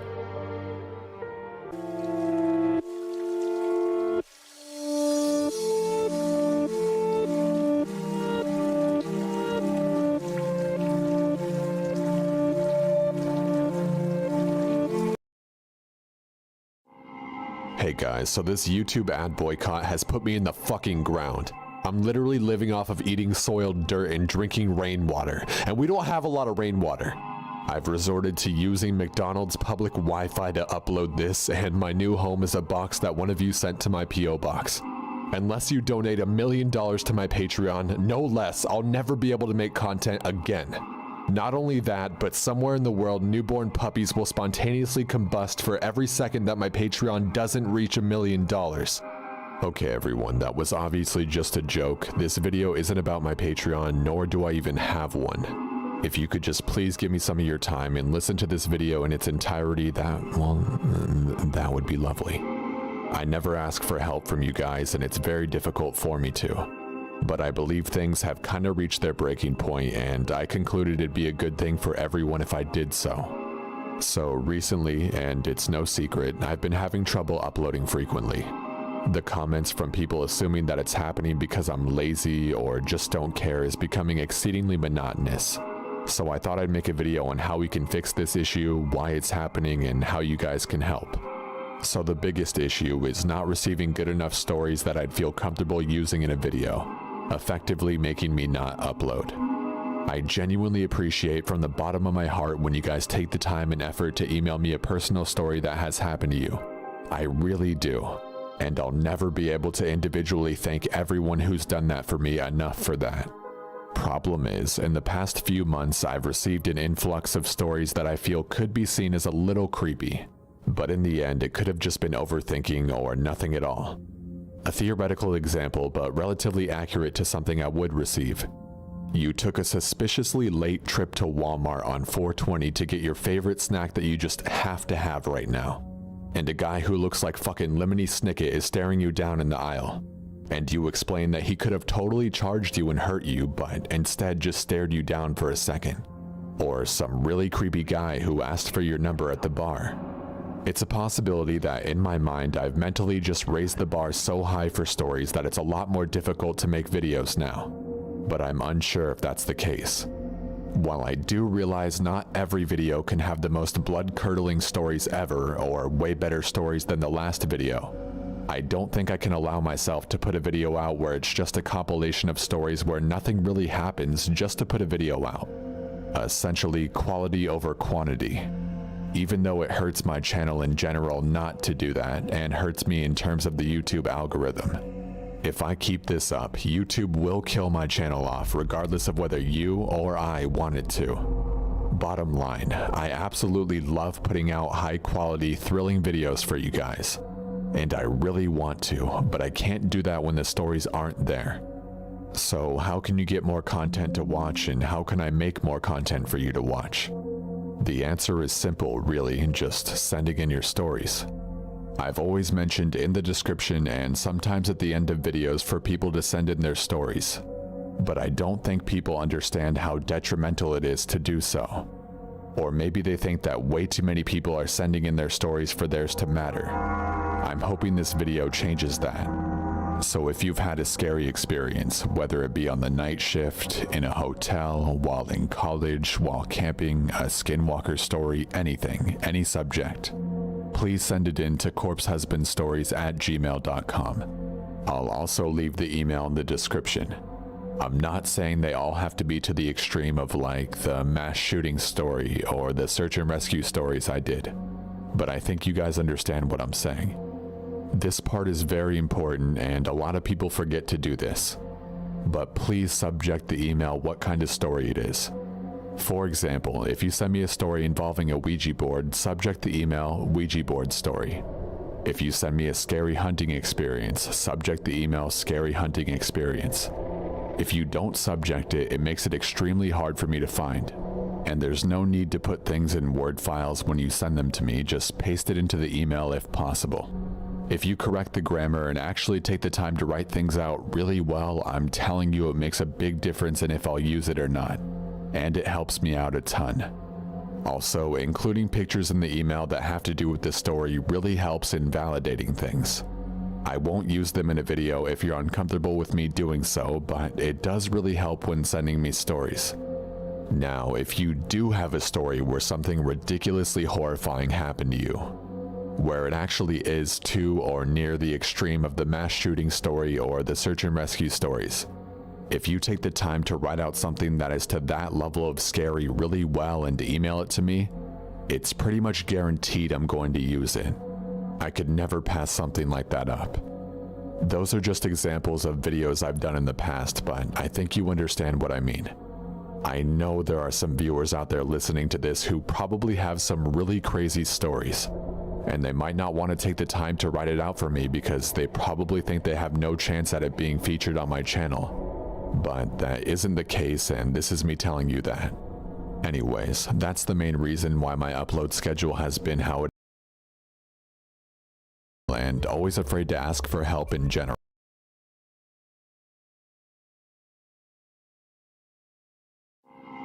Hey guys, so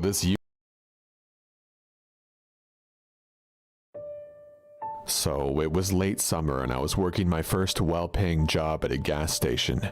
I'd done tons of under-the-table stuff like a bouncer and cleaning up bars when they were closed, but I had become really proud of the fact that I was working this hard.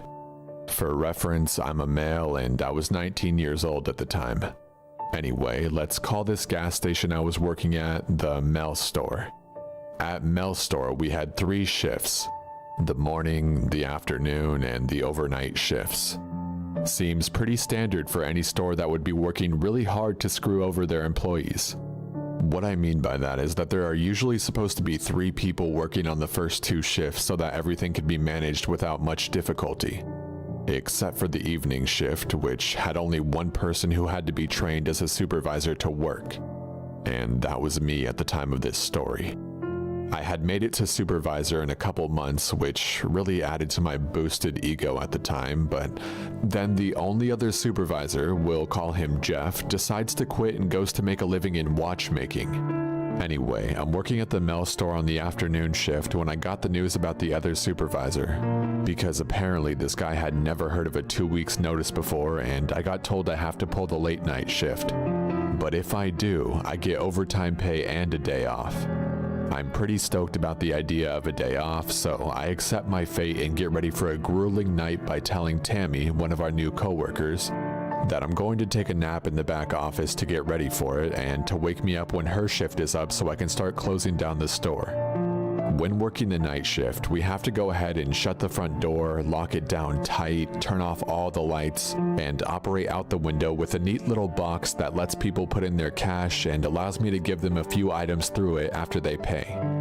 This is pretty helpful, mostly when people want to act like drunken idiots who would otherwise trash the store if we would let them in this late. I had maybe 3 customers before midnight struck and I could lock the doors. But as soon as I did, this guy comes out of nowhere in a truck, pulled in like a maniac, and nearly hit the front door to the gas station before screeching to a halt, backing up, and then hopping out.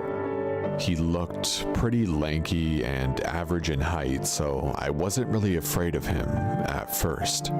He walked up to the door and stared at me as I tried to tell him through the door that we were closed, but I'd be happy to see him at the window next to the register.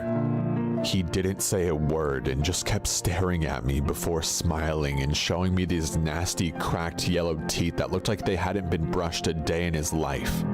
But it's the Midwest, so I'm kinda used to seeing some guys looking like this. Then he walked over to the window, but in a really slow way that seemed to be done intentionally to piss me off.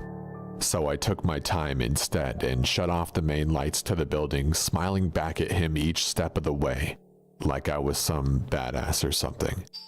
When I got over to the window, he was still smiling, and at this point I assumed he would be drunk and my hand kinda twitched towards the phone we kept under the register. But I decided I didn't really have enough proof on that to call the cops. Drinking and driving was taken pretty seriously at the store by the head manager, but we had to be sure before getting the police involved. Finally, he says something and it catches me off guard. I like a cat in a bag. I raise my eyebrow at him and say, excuse me, you want what now? That's when his eyes narrow and he starts to really study my face and then looks down at my name tag. To make it clear, I look a little bit like Jeff, the supervisor from before, so what he said next made some sense.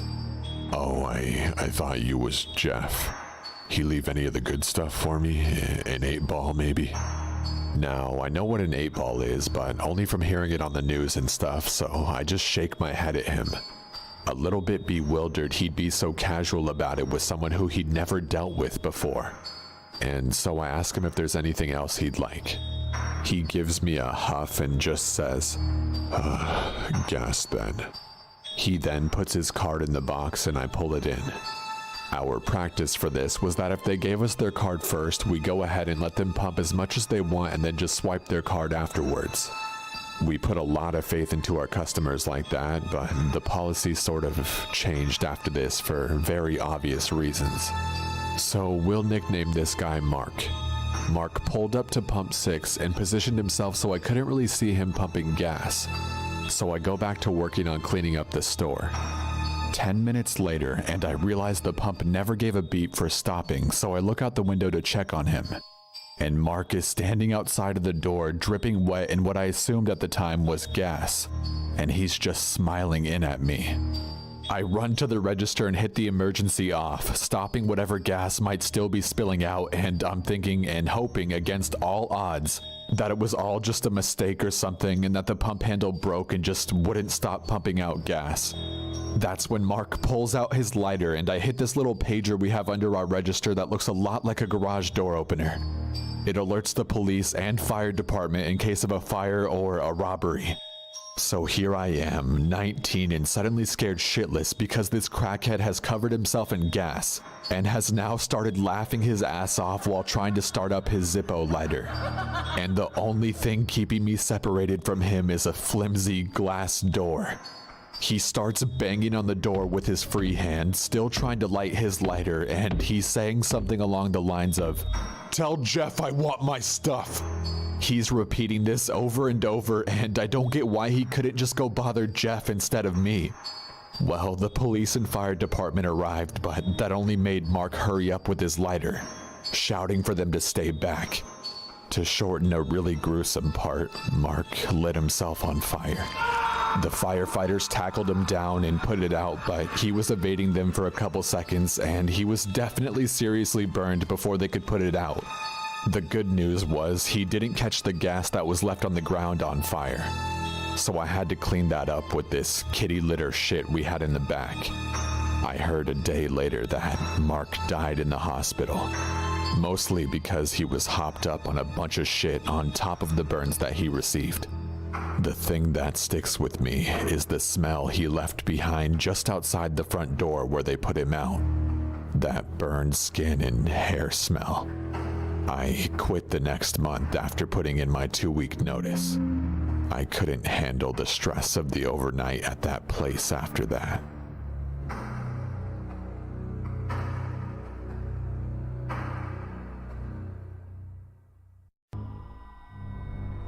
To add a bit of backstory, I was an active duty Marine a year prior to this story happening. Granted, we're trained to take lives and deploy to other countries to fight. Sad to say that I never got the opportunity to deploy, but if I wasn't trained as a Marine, I honestly think I wouldn't be here telling this story. Now, onto the story. This story took place last year on a cool summer night here in Arizona. I just got off from work and took a coworker home from a late night dinner after the shift. I passed by a gas station after I dropped her off. I was working 2 jobs at the time, so it was already late, around 2 a.m. I knew an energy drink would help me wake up tomorrow morning for my next job. So I was slowly pulling into this empty gas station. I noticed no other cars anywhere. That's when something caught my eye as I was pulling up in front of the entrance. There was a shadowy figure that suddenly pulled up along one of the walls of the gas station and kept creeping along the walls, getting closer as I pulled up. There was some sort of shadowy figure that suddenly pulled up along one of the walls of the gas station. It crept along the walls, getting closer as I pulled up and turned off my car. But at the time I couldn't care less because I was tired and I figured he was just a drunk and about to ask for change or something like that. I saw the outline of his face as he pulled away from the shadows. He opened his mouth to say something, but before he could say anything, I cut him off and said, "Hey, I'll be right back, sir." He just kinda stood there and stared at me as I walked into the gas station. I wasn't even thinking about him because I was tired and just wanted to go home. I swooped up my favorite energy drink and walked up to the cashier. I paid for my drink in a matter of a minute as the cashier wasn't really in any mood to make any small talk. I pushed the entrance door open and I noticed that the man was no longer there. I was looking around for the man as I approached my car to only see him coming from the dark corner again. But something seemed off about him this time.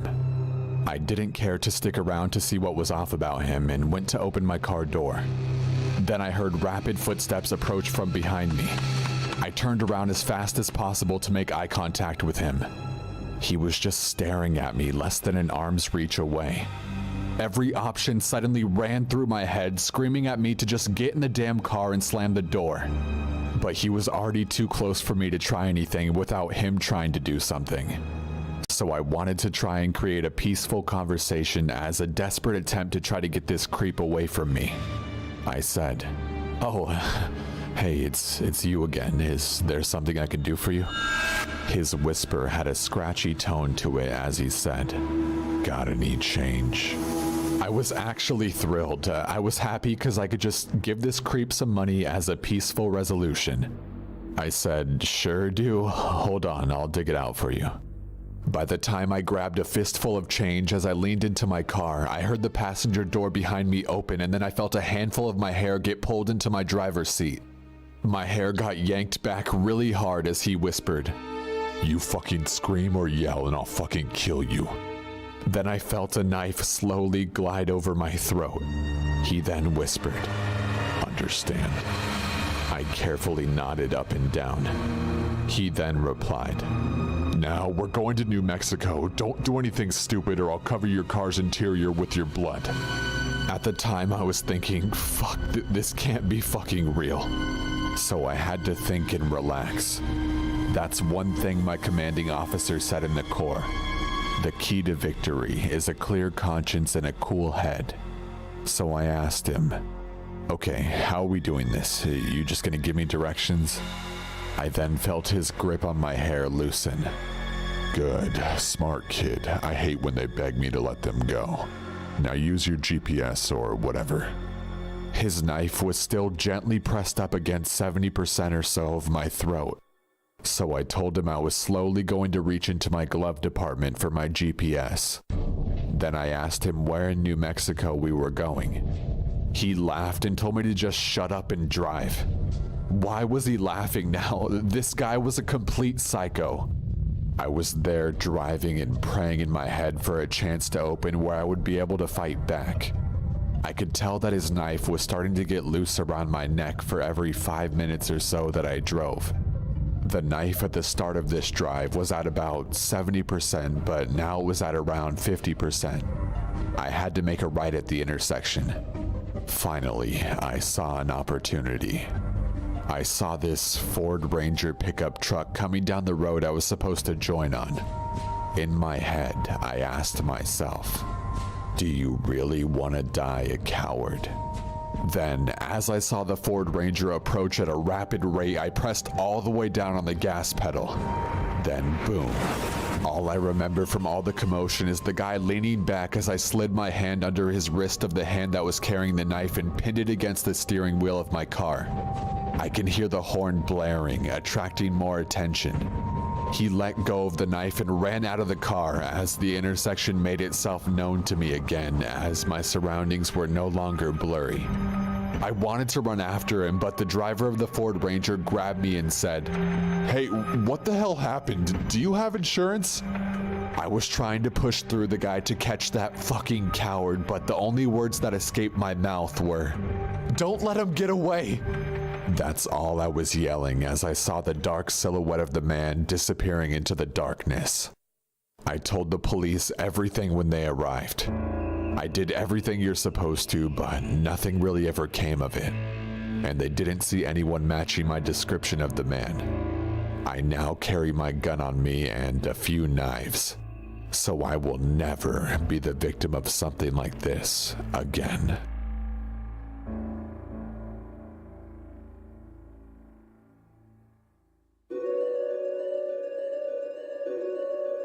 I am a female and I was working the day shift at my job at the gas station in Salt Lake City, Utah. It was fairly quiet and I was by the register doing chores while my assistant manager, Dan, was counting money locked back in the office. It was a Saturday morning and very slow, which was pretty normal on a Saturday. I was cleaning the registers and counters when this tall, lanky guy walks in and I greet him as he quickly walks into the bathroom. He was tan and had dark wavy hair that was unkempt, and he was wearing a long green jacket with jeans and a t-shirt. I just figured he really needed to go do his business, and I continued to do my chores so I wouldn't get in any kind of trouble later. My work was interrupted when the man came out of the bathroom sounding like something really bad happened. "Excuse me, miss. I'm so sorry." He kept apologizing profusely. "I accidentally clogged the toilet and it's really bad." I reluctantly told him that I would clean it up and that he didn't have to worry about it. I can clean it up. Do you have a plunger or something? I told him that we had a plunger and again that he didn't have to worry about it. He kept insisting and I started to feel uneasy. I was beginning to think that he wasn't just insisting to be nice. I told him once again that I would clean it up and that it was my job. I started for the supply closet, which was right in between both bathrooms, and I thought that would be where the plunger was. He followed directly behind me. He opened the door to the men's bathroom and held it open. Come on, I'll help you clean it. My heart started to pound and my head was screaming for me to not put 1 foot near that bathroom. I feel bad, just come in and we'll clean it. He wouldn't stop. I stepped back. I'll clean it, I just have to get my assistant manager. I stammered, starting to walk towards the office. He gave me this annoyed look on his face. I knocked on the office door and the guy was standing right by me. Dan answered the door and I told him I needed his help for something and that I needed him out front. At first, he almost locked the door back up, but I asked him again with the most scared look on my face. Dan, I really need you up here. I was so happy when he caught my signal. He walked up to the front and started engaging in conversation with the guy. The guy was telling him what was going on while I put on my gloves and snuck into the men's restroom. What I found gave me chills. He purposely stuffed paper towels into the toilet so it clogged up. There was nothing else in there. I walked out of the bathroom, shocked at my findings. My assistant manager turned his back and the guy looked down at me and smiled like a child finding the perfect toy. He was still apologizing for the bathroom and he brushed the back of his hand down my arm. I was shocked, but if I wasn't and in my right mind, I would have told him to keep his fucking hands off me. He stuck around a little longer and eventually got gas. When he left, he smiled at me and walked out to his pump and kept looking back at me. I told my assistant manager what had happened and he was taken back by what I told him. Luckily, one of my regulars saw the guy getting talked to by the cops a few days afterwards and was told he wasn't allowed in the area anymore. I was relieved to hear that, but I still shudder when I think about what could have happened if I had went into the bathroom with him. I now keep pepper spray underneath my register at all times because you never know what could happen day or night.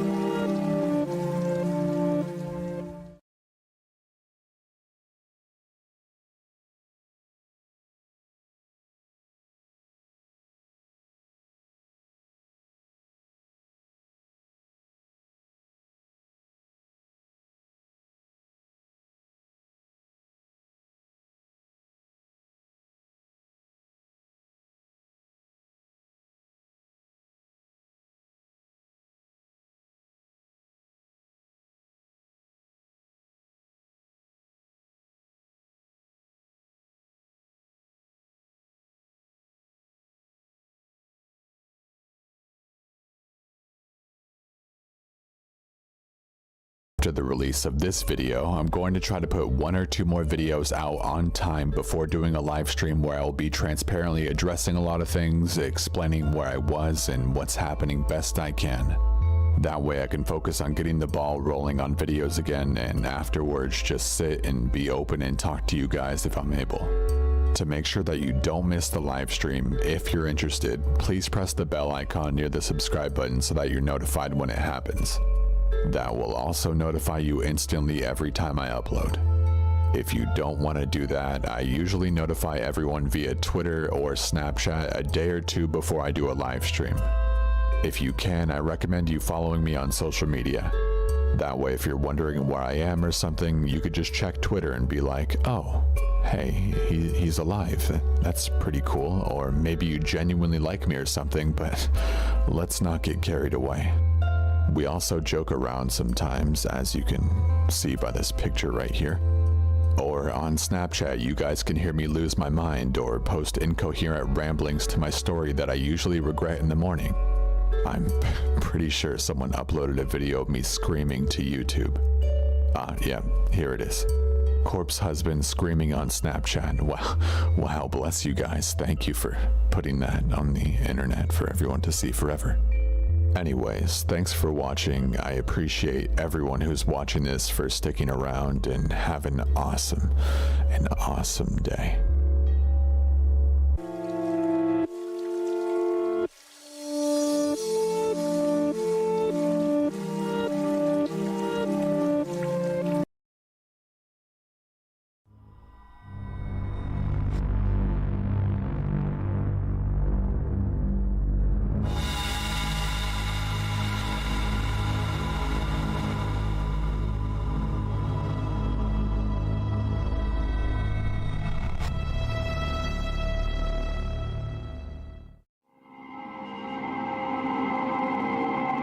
This happened 8 years ago when I was a sophomore in high school.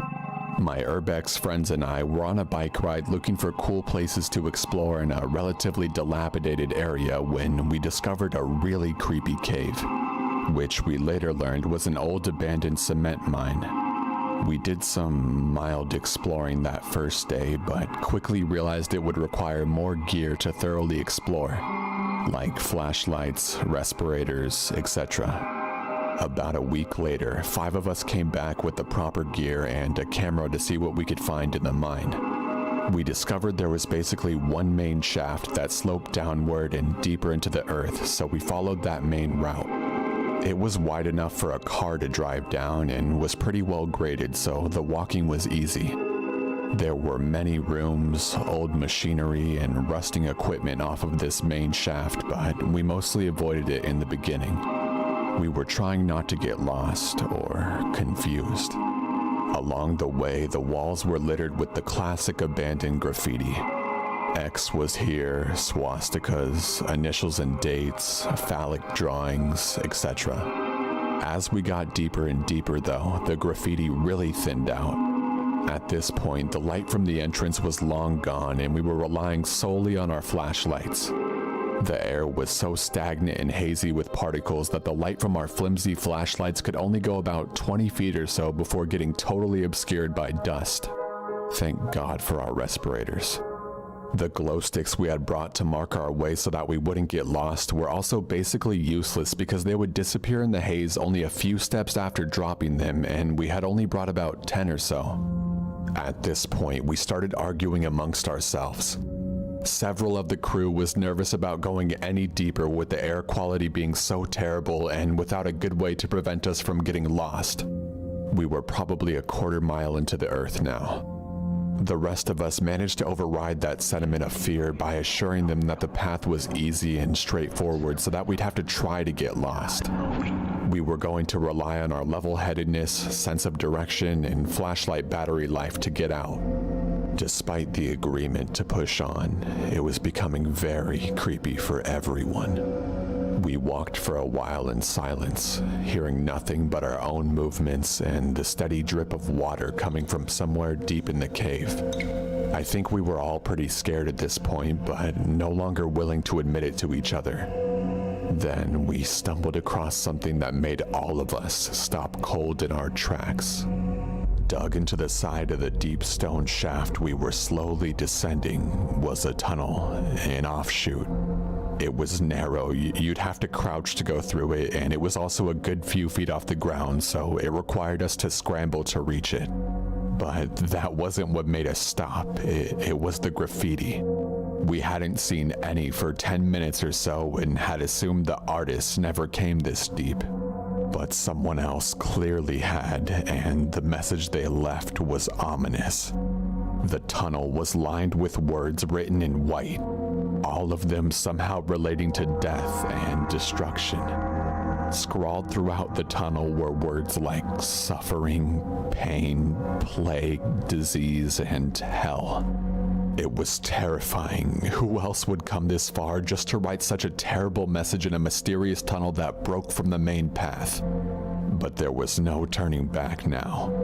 We had to see where the tunnel led to. Despite our fear, we were overpowered by intense curiosity. So one by one, we crawled through the tunnel to the other side. What we found was a strange flooded chamber. Around the pool of water were many large stones, each covered with dozens of burned out tea candles.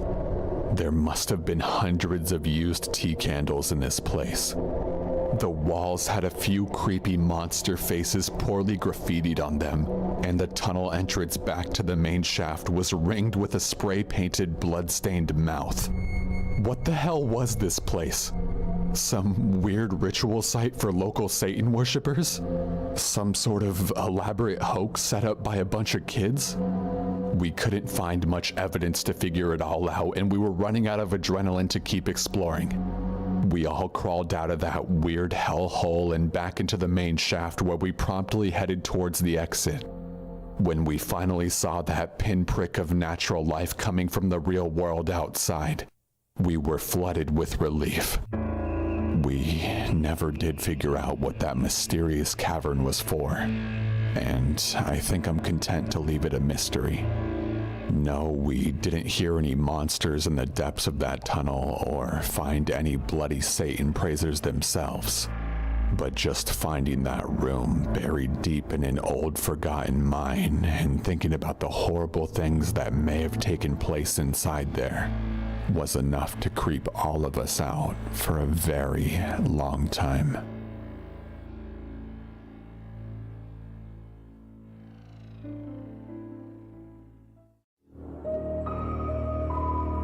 A few years ago, I got a text from a friend while I was at work saying he found an abandoned house deep in the woods off of a trail, and that he tried approaching the house, but some old lady came up to him and told him not to go in there.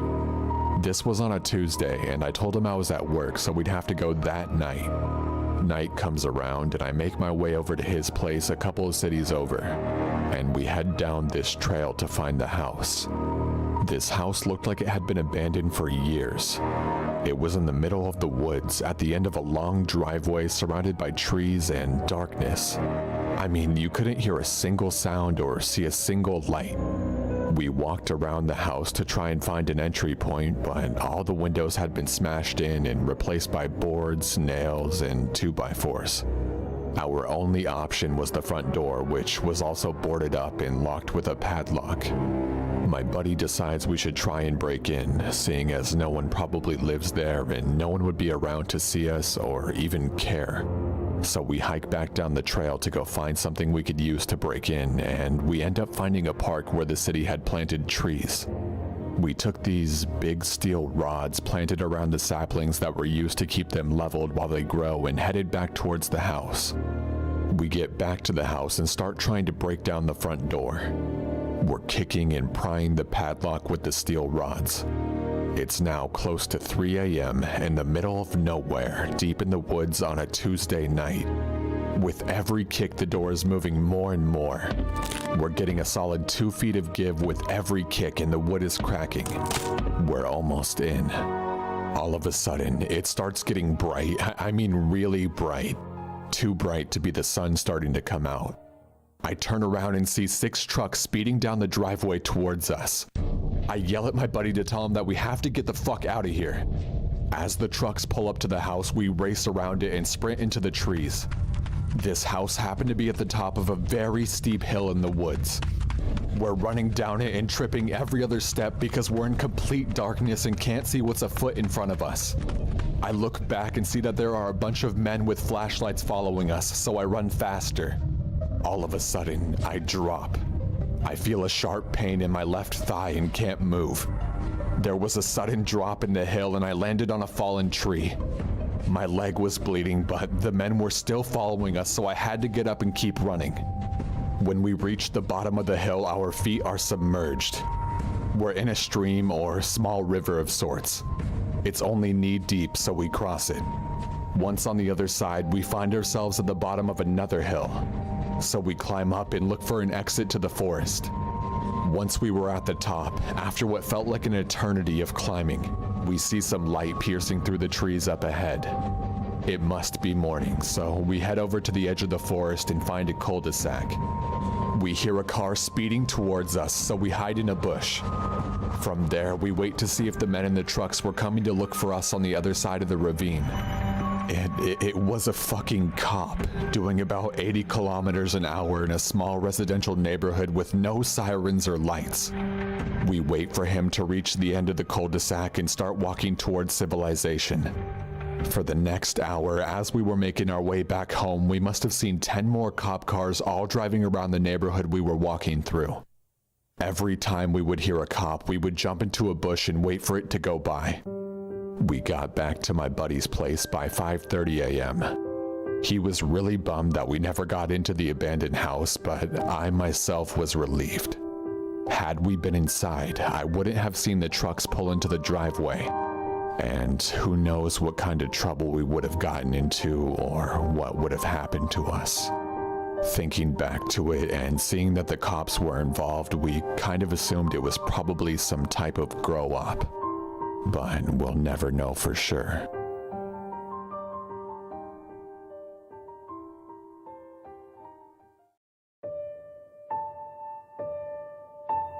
There is an abandoned East Coast insane asylum that I've often seen posted both on Reddit as well as various other places around the internet.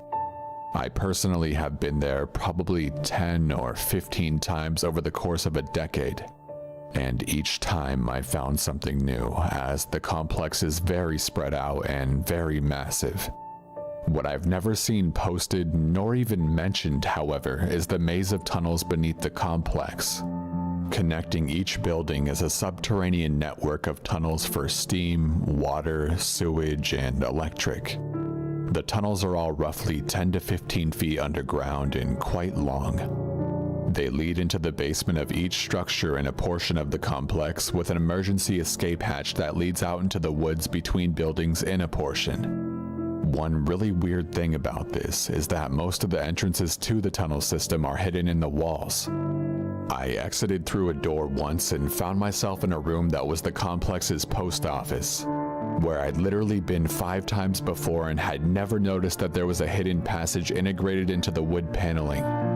The complex has been abandoned for 20 to 30 years, so parts of the tunnels are very wet with leaking water. When you're down in them, you constantly hear environmental noise as well as echoes from your own movements. There is nothing reflective down there, and there are no outside sources of light. If you don't have a bright enough flashlight, it can get kind of difficult to make out features of things in the distance. You're relying a lot upon the slight tonal differences of what you can see to determine when something is off in the distance before you're right up on it. Go out on a moonless night and shine an LED pen light against a concrete wall from like 15 feet away to get an idea of what I'm talking about. Now for the terror. First of all, I have a stupid habit of going into these places by myself.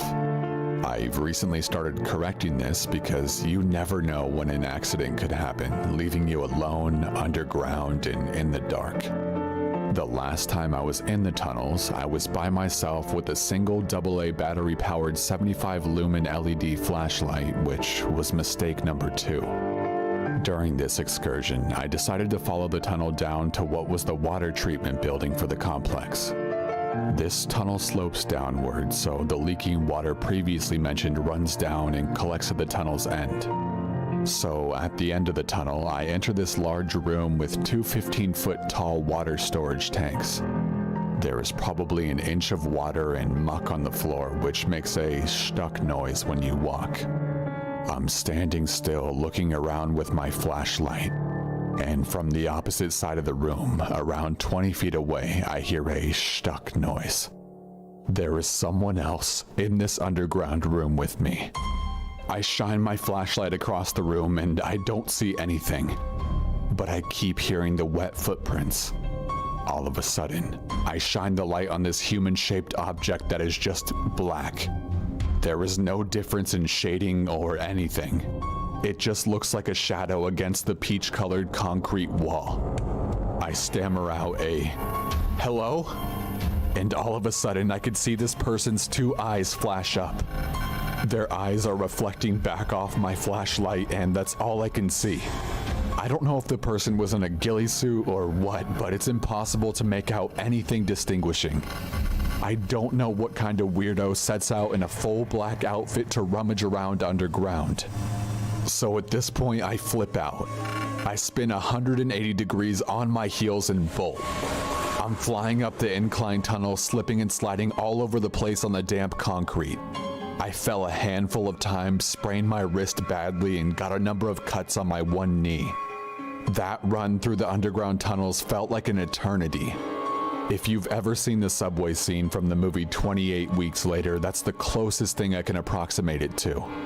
It was the closest thing I've ever experienced to a living nightmare. I've never been so terrified in all my life.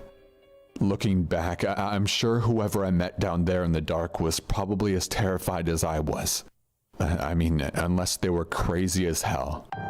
I have no reason to believe they followed me, and they probably ran back the way they came, same as I did. I noticed that they didn't have a flashlight on, so what I think probably happened is that they noticed my light, and so they pulled a hoodie up over their head and turned their light off and tried to hide as best as they could. Anyway, if there's a takeaway from this, it can be summed up in a single fantastic sentence. Don't enter strange underground tunnels through hidden doors beneath long abandoned and forgotten insane asylums with a tiny flashlight when you're by your lonesome.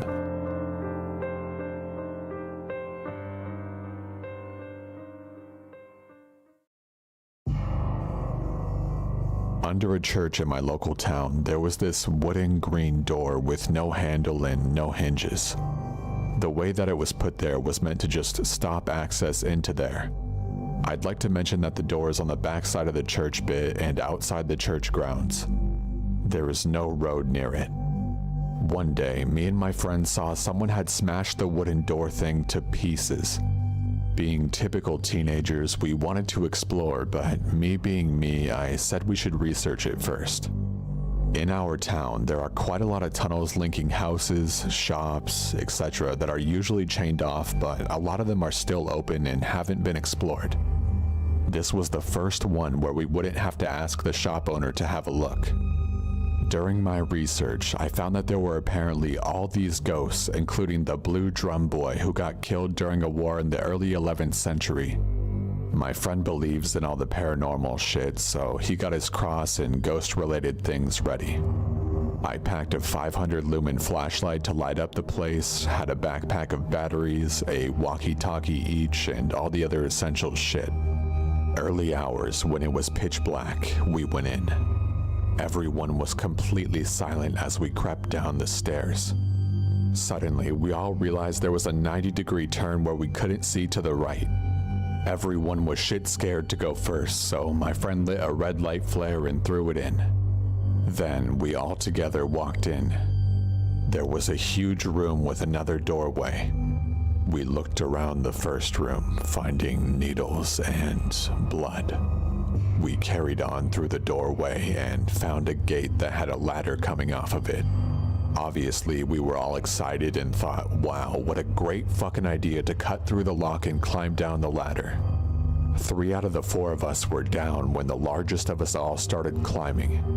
The ladder was rickety and kind of rusted, and it just broke when he was halfway down. He fell and hurt both of his ankles really, really badly. Yeah, a really bad situation as we couldn't get back up there because of the ladder breaking, and my friend, who was the biggest guy, couldn't walk. We had to practically carry him. The exit from the ladder was a completely dry and pitch black tunnel. One of my other friends and I carried on, leaving the others to find help as the walkie-talkies got no reply. We walked past rotting rat corpses, live rats, and a shit ton of bloodstains at one point. I remember how horrible it smelled there. After about 30 minutes of walking, so about 1.5 miles, we found a crossroad. Straight, left, or right. Left was a dead end, right was a dead end, but straight had a ladder. The ladder was rusted and we were scared to climb it, especially after the other ladder breaking. Eventually, we found the courage to climb up, and I really wish we hadn't. What we found, I will never forget, and it haunts me to this day. There was a man. His lifeless body was slumped to the side, sort of leaning towards the wall. His face was on the concrete ground facing me. One of his arms was slumped to the floor and had a needle jammed in it, with the plastic part of the needle leaning on his torso. I remember he had long, matted hair and was wearing a sleeveless denim jacket. As I shined my flashlight on him, you could clearly see his face was rotting away. I was about to be sick. I'll never forget that smell. My immediate reaction was that we had to get the others and leave. The ladder led to identical rooms, but no lock on the gate. I ended up going back down the ladder, got the others, and came back. We managed to get my larger friend up and out and ended up taking him to the hospital. We couldn't say where we went or talk about the dead guy because we were worried about how much trouble we would get in for trespassing and just in general, especially after what we saw. After all, I was 15 and shit scared. The story ends there. Shortly after the user posted this story, people flooded the comments asking how long it'd been since the body was found, that it was important to somebody that the body be reported, that they should report it with an anonymous tip, and things like that. Eventually, the user responded with pictures showing that they had submitted an anonymous tip to the authorities.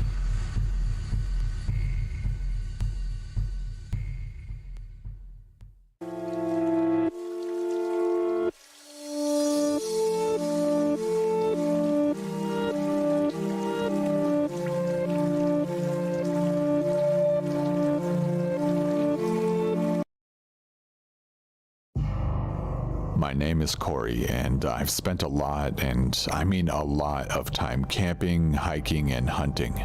I've seen all kinds of predators, and I've been in some sticky situations. Everything from a tornado heading my way to being tailed by some bears, so I don't exactly frighten easily.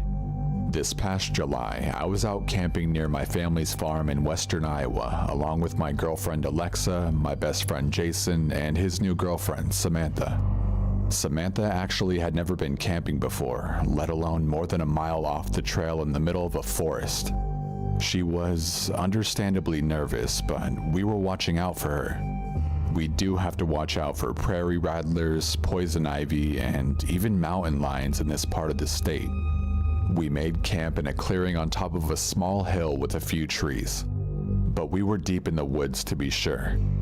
We arrived to make camp, eat, drink, and went to bed by midnight. Nobody had any injury besides a few mosquito bites. Everything was going according to plan until suddenly I woke up to the sound of Samantha screaming at the top of her lungs. I just couldn't believe how loud she was screaming. It was actually insane. I woke up, I guess at the same time as Alexa, grabbed my light and my Glock and ran out. I told her to stay in our tent just in case. Jason was already trying to comfort Samantha, and she was talking, almost babbling about something huge walking through camp and scratching at the tent and making a terrible sound. I told her it could have been a coyote or even a mountain lion. What little food and trash we did have was outside of the camp area, so that wasn't an issue. But I assured her that I would stay up and light the fire again. That I would take turns with Jason watching the fire because our movement and the fire should scare anything away. This seemed to comfort her, and she actually went to sleep in with Alexa. Jason and I both stayed awake, talking quietly, watching the fire and checking around camp for tracks and signs. We couldn't see anything obviously wrong or suspicious. It certainly could have been a mountain lion, and this did have me on edge with the girls there. About 30 minutes had passed, and Jason walked just out of the firelight to take a leak. He was off to my left, my tent across the fire in front of me, and Jason's tent behind me. There, off to my empty right, I saw something and heard a large crunch. Jason heard it also and was practically still pulling up his pants, running towards the fire. "What the hell was that? That is big," he said. I know, it could be a big cat. Better get your 44 out of your bag too and get that bright tack light, I told him. He returned with those items, and we waited to illuminate whichever area we heard more movement from next. Then we heard a crunch and a snap. More movement almost directly behind us. We stood up simultaneously and spun around, turning the brightest light on. For just a second, we saw what almost looked like a gorilla-sized and shaped figure disappear back into the trees. At this point, I'm trying to keep it together and Jason is just frozen. I tell him to snap out of it and that we need to get the fire to grow. Once the fire is larger, we both need to take a position, one in front and one in the back of the tent to protect the girls. We heard this awful grumbling and growling sound for the rest of the night. I have never heard anything like it. And large crunching and snapping sounds continued to emanate from the woods behind Jason's tent and really all around us. Periodically, we would see something move either to our left or right in the clearing just outside the trees. I kept the fire going. I actually had the fire pretty enormous by the end of the night. As soon as the sun started coming up, we packed up. On our way out, we saw large prints in the mud down by a small stream at the base of the hill we were camped on top of. I can't really say anything other than the fact that they basically looked like a huge man's prints. The thing we saw was definitely not a man. I don't know what it was. I don't know if it was going to hurt us. I don't know if it was Bigfoot. Frankly, I don't want to know. The way I see it, it's really not relevant because I was thinking it was a mountain lion initially. Those are also dangerous. I won't let this stop me from camping. Sometimes I guess you just hear scary things at night in the woods. Because scary things do live in the woods. I guess that's just part of the adventure.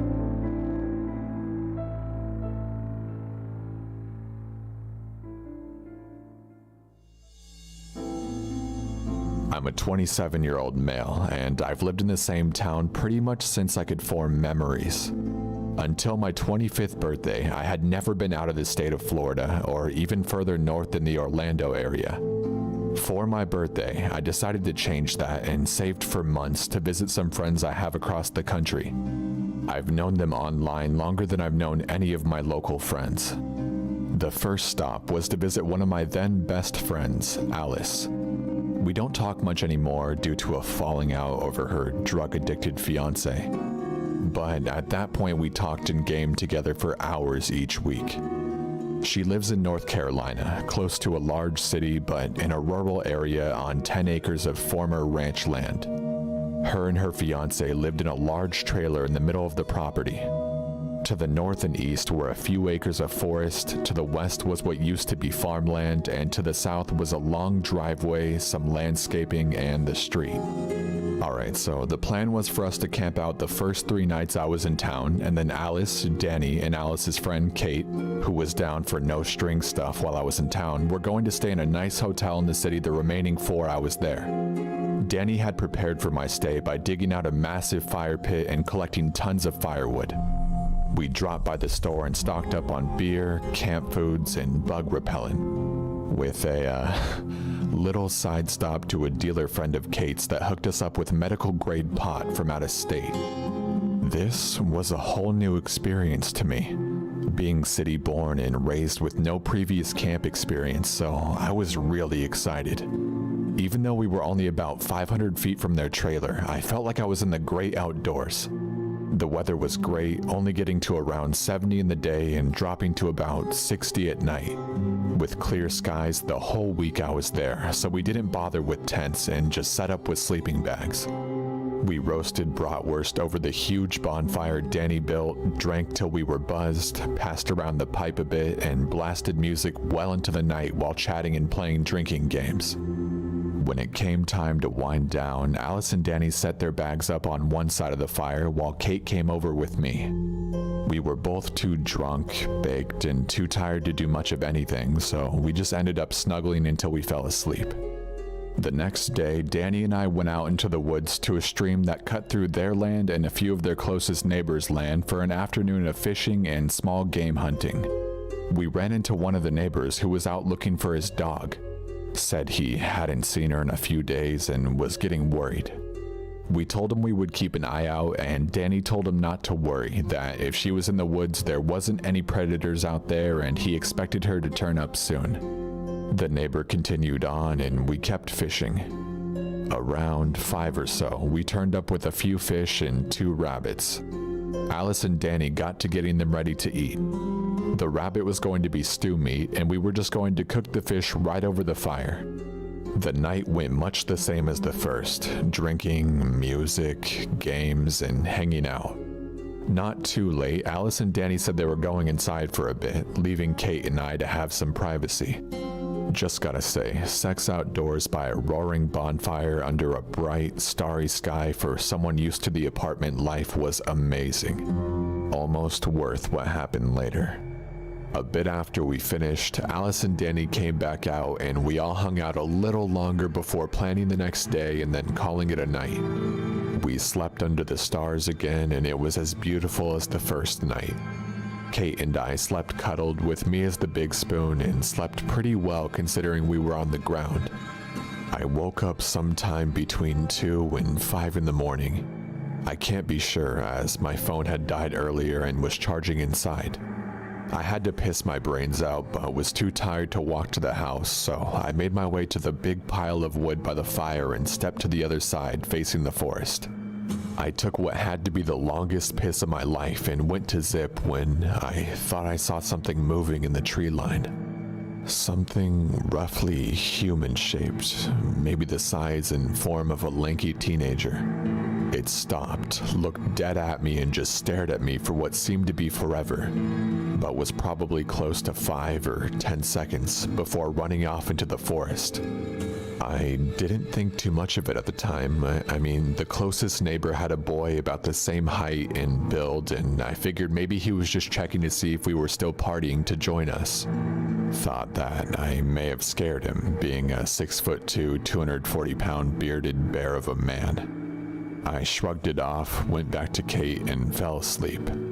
The next day, we hung out inside a bit because a neighbor was burning trash and the smell was carrying on the wind right towards us.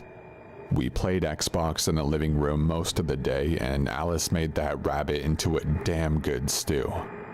Around 5, we went back out and resumed the bonfire activities.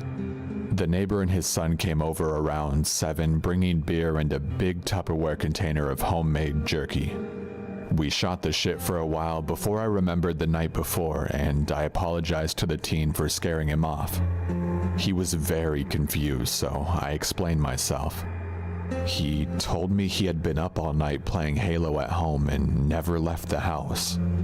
I was surprised, but Kate and Alice said I was probably imagining shit and teased me about being a city boy in the country for the first time. I swore by what I saw, but the neighbor just asked us how hard we had been partying and laughed it off. I just dropped it and went back to the previous discussion and card game we had going. Around midnight, the neighbor and his boy headed out in their truck and we decided to turn in for the night, considering the early check-in time and the long drive for the hotel the next morning. Sometime just before sunrise, I woke up with a very uncomfortable feeling. I have bipolar disorder and anxiety issues, and together they cause me some problems, one of which being really bad nightmares. I passed it off as that and shifted to get up to take a leak, but stopped cold when I felt breath on the back of my neck. I almost passed it off as Kate deciding to snuggle me from behind in my sleep, until I woke up enough to realize that she was right in front of me. She was looking right at me, scared out of her mind, crying. I started to turn my head to see who was behind me, and she repeatedly mouthed no silently. The breathing got heavier and raspier, and I felt weight shift behind me. Kate's eyes followed the movement and froze as it stopped. It felt like forever, whatever was behind me just there and us as still as death. Then Alice's phone went off. A text message. A "I'm too fucking tired" grunt came from her direction, followed by her snores.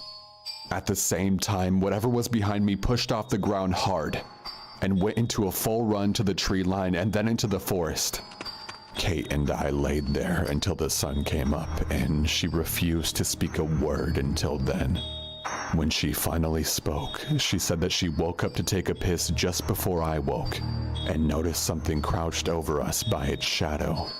She turned over thinking it was Danny or Alice trying to get one of our lighters and saw a sickly gray-looking figure that looked like the personification of cancer grin at her. It put its finger over its blistered lips and made a shush sound before grabbing at its crotch and laying down behind me.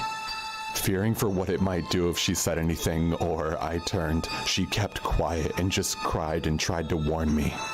We woke up Alice and Danny, who immediately went inside, called the cops, and came out with a shotgun, a rifle, and a pistol.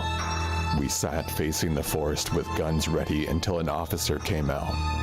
He took our statement, but didn't seem to believe us.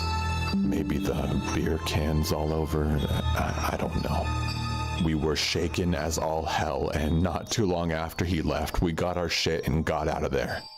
The rest of the day was spent in the hotel just trying to get over the incident. I put on my big boy pants and manned up. I had saved a lot for this trip and I was going to enjoy it. I was out of that area and safe with a gun at hand. The rest of the trip was fantastic. Great food, awesome sights, and a lot of fun outside of the city. I almost forgot about the whole incident and had put it totally out of my mind until I got to the next leg of my vacation. I had just unpacked in my hotel in Utah when I got a call from Alice. The neighbors with the missing dog had found it, dead, along with several other dead dogs, cats, and rodents. During his search of the woods, he came up on a part belonging to a property that hadn't been lived on in years. In this stretch of the woods, he found a crude shack he said reminded him of a hidden moonshine still or meth lab. Inside, he found dead animals, a bunch of old Playboys, an old mildew-stained, moist-looking mattress, a ton of tiny alcohol bottles, fluid-stained women's underwear, and what looked like crack pipes. He reported it to the police immediately, and they sent out a pretty large team to look into it. They caught a man trying to flee from the scene. Apparently crazy, on drugs, or both. When they detained him, he tried to molest the officers, spit at them, yelled unintelligible nonsense, and touched himself in the back of the cop car. The guy was almost exactly what Kate had seen. Dear psychotic, methed out madman, if I ever see you again, you better hope you get me before I get you. Fucking creep.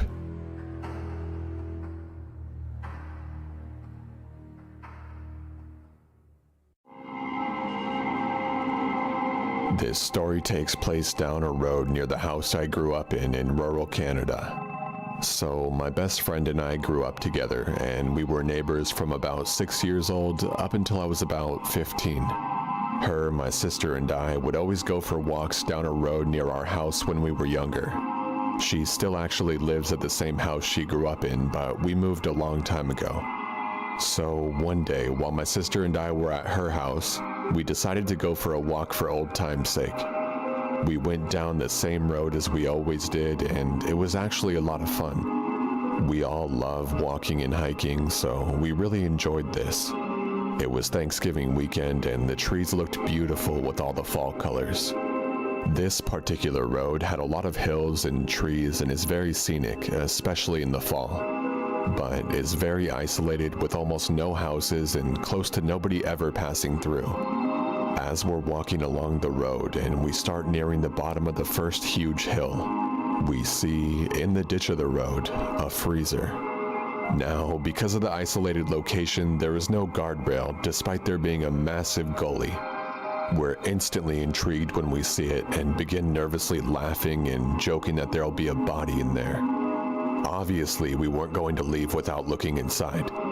This was our road after all. We knew this area like our own home.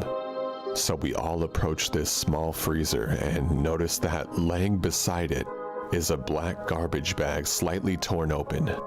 We use a stick to tear the bag and peek inside to see a dirty child's booster seat and a single child's shoe. We thought it was strange, but people often dump unwanted garbage down the gullies in the area, so we move on and proceed to open the freezer. As soon as we do, it hits us. This foul and disgusting odor. I have never smelt something so vile. We slam it shut and run away gagging. My sister throws up, and I, seeing that, almost throw up myself. At this point, we are disgusted, but we have to see what smells so bad. My friend stays back to keep a lookout while my sister and I go back to see. This time, we hold our breath and peek inside, and there we see it. A decomposing blob of flesh partially in a black garbage bag. Half of the inside of the freezer was black with flies and covered in brownish blood. We can see some ribs and what appears to be a skull.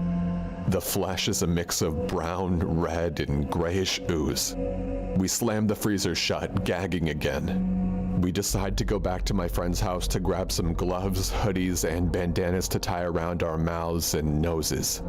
We return with her car this time so we can leave quickly if need be. Now, I should mention that there's a house about a kilometer down the road that most people in the area suspect to be a grow-op or meth house. And we were afraid that we stumbled upon their freezer and that maybe they'd see us. Hence why we wanted a car to leave in a hurry. So when we return, we leave the car running and proceed with gloves and bandanas covering our faces. We record so we can look back at the video later without having to keep the freezer open for too long. Again, we can make out some ribs and possibly a skull and, of course, the chunk of rotting meat. I'll play one of the videos on screen right now. I'm not able to show the video with the possible ribs and blood everywhere because YouTube will punish me, but I am able to show one of the videos.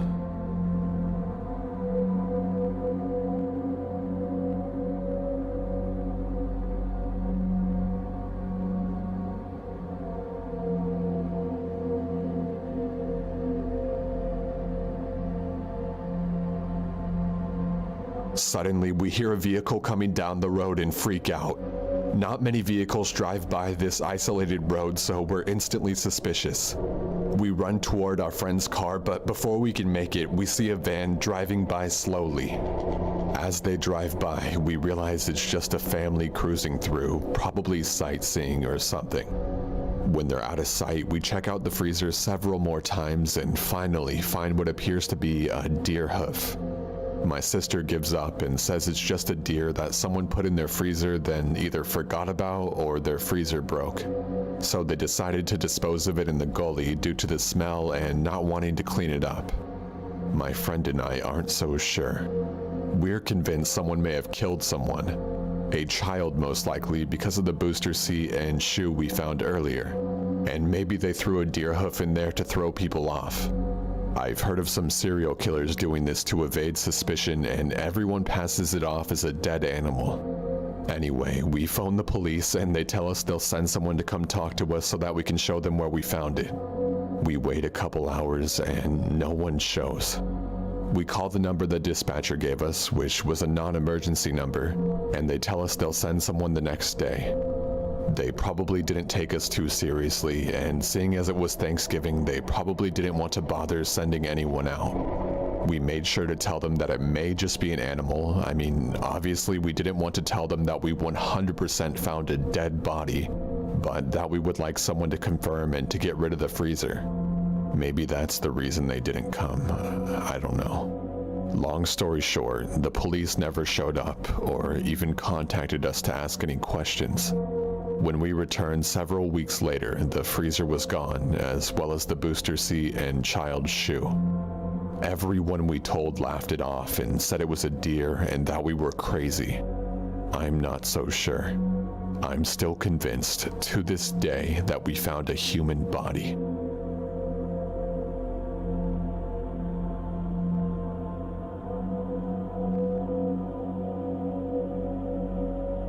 I live in the only house down a country road. Everything else is pasture land and national forest for several miles.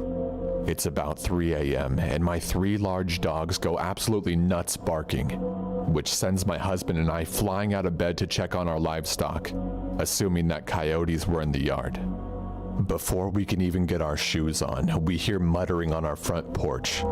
He grabs his rifle and whoever it is starts knocking on the door with no real urgency, but more like a casual visitor.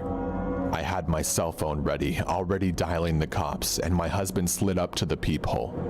A woman that looked right around her late 20s or early 30s was standing outside, patiently waiting a few minutes and gently knocking on the door, not fidgeting or nervous and not being aggressive.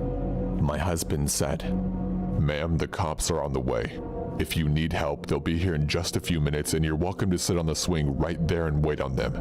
But if there's anyone with you, we are armed in here and will not hesitate to shoot if anyone tries getting into this house." He said she kinda smiled, not creepy, but like she was glad her knocking woke someone up. She then said, "That's okay, sir. I just wanted to let you know the thing in the woods is coming, and he'll be here soon. Good luck." He said she turned around and walked down the driveway like she hadn't a care in the world. The cops looked all over the place and couldn't find her. It's a 10-minute drive to our driveway from the main road with no houses until you get into town another 20 minutes away. The whole thing freaked me out for weeks. Alright, so that story was posted to Reddit, and soon after, people started coming up with theories as to what could have really been going on. One person commented saying, "Here's my theory, a Bonnie and Clyde type duo. The woman is late 20s to early 30s, which really doesn't paint a very intimidating person to show up at your front door at 3 a.m. The fact that the knocking seems so innocent is just more of a reason to open the door. You think some poor woman needs help, but her boyfriend or partner is hiding away from the people ready to bust in the house the second the door is opened. When you say the cops are on the way, they're obviously not going to stay around. So a bit annoyed, she says something snarky about a thing in the woods to try and freak you out and then goes on her way. This was a really good theory that had a lot of people convinced. Things like this do happen more often than people think, and it is very dangerous and something you should be aware of. The original poster then went on to update the post later on with what was actually happening, saying, "Update. Tuesday, a surrounding house from nearby asked us if we had any more issues with late night visitors. We told him we hadn't, and he said a girl matching the description we gave them when we asked if anyone knew her knocked on their door over the weekend. He said it was the same. She very calmly knocked, but this time she said she needed help. He told her he'd get the cops and an ambulance for her, and he heard a male voice say, 'No fucking cops.' The girl started asking for water or a phone or to use the bathroom. Keep in mind, this is at 1 or 2 a.m. He kept her talking, and luckily there was a cop super close on the highway this time, because they pulled up and caught them. It was one girl and 2 guys. They had a car parked down the road a little bit with another girl in the driver's seat. As it turns out, they're wanted for distributing narcotics and selling stolen goods. They were stealing people's medication and who knows what else."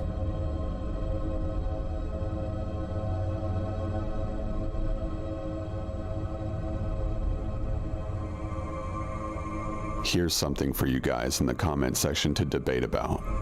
A Reddit user posted photos from their trail cam, and it has a lot of people confused as to what it is. I'll quote what they said, show the pictures, and I'll leave the rest up to you guys. "I went to bed after a day of hiking through the brush and watching wildlife. Woke up in the middle of the night to my dog growling and heard some rustling and some other noises. Just assumed it was one of the foxes that lives around here and went back to sleep. I got up in the morning to check the trail cam and I found this. The timestamps are all fucked up on that camera and I can't seem to fix it because it always changes itself, but yeah. The figures in that picture seem like teenagers or something, but judging by the height of everything around that spot, they'd only go to my hip. The nearest town is at least 45 minutes away down a few gravel roads. I have no clue what they were or why they were so tiny. Here's a picture during the daytime to help give some more idea on their size. So what do you guys think it is? Leave a comment with your thoughts in the comment section.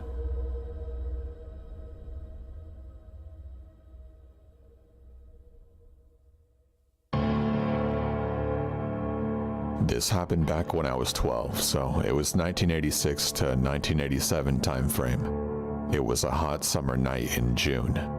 My sister was friends with the two neighbor girls, and they decided to camp out on our back patio. We lived in a small community that was basically a bunch of houses on a circle. We were about 5 minutes from downtown, but it was a small southern town. So kids camping out in the backyard was common, and no one thought much about it. On this night, I decided I would pitch a tent and camp beside the patio. After a few hours, probably around 1 a.m., the girls asked if they could come in the tent because they thought they saw someone watching them from the side of the house. I just figured that they were scaredy cats and told them that they could if they would be quiet and go to sleep. I didn't think they had seen anyone, and if they did, it was just some of the neighborhood boys trying to scare them. But once they got in the tent, I could tell that they were legitimately frightened, and to be honest, that frightened me a bit. I was your typical southern boy. I had been hunting and camping my whole life. I had been in multiple fights and was taking karate at the time. Could I fight toe-to-toe with a man? No, definitely not. However, I wasn't easily scared and felt I could handle myself. The girls told me that they had heard something beside the house and had seen a man that they didn't recognize crouching down looking at them from the corner of the house. I zipped the tent shut and was unnerved, but realized we were just outside of our house. My father was in the house, and my neighbor's house was only about 20 yards away. As I listened to them talk about the guy, I ran my fingers up and down the inside of the tent, still not completely convinced that they had seen anything. It was then that I got one of the largest scares of my entire life. Someone on the outside of the tent put their fingers against mine. I was immediately frightened, and then things got worse. Before I could process what had happened fully, someone started kicking my tent. The front of the tent collapsed, and there was no way to unzip it and escape quickly.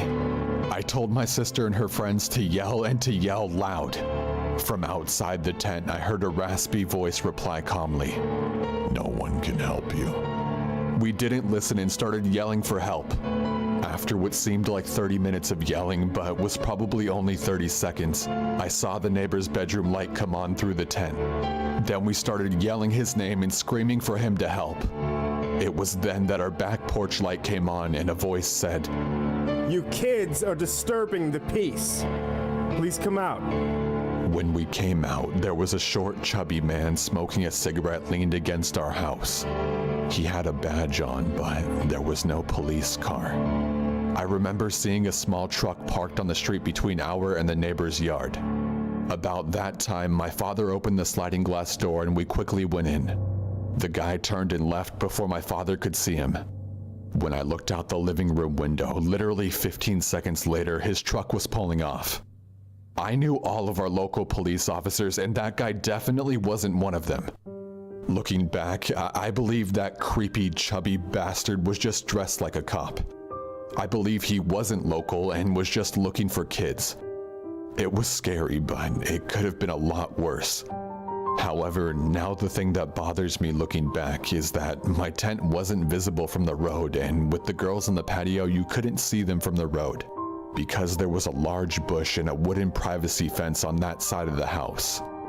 Someone had to have told them that we were out there. No one knew except her parents and my father. I decided to camp out there after my father went to bed, and no one knew I was out there. Meaning someone, either intentionally or unintentionally, told some type of demented person where two 10-year-old and one 12-year-old girls were camping.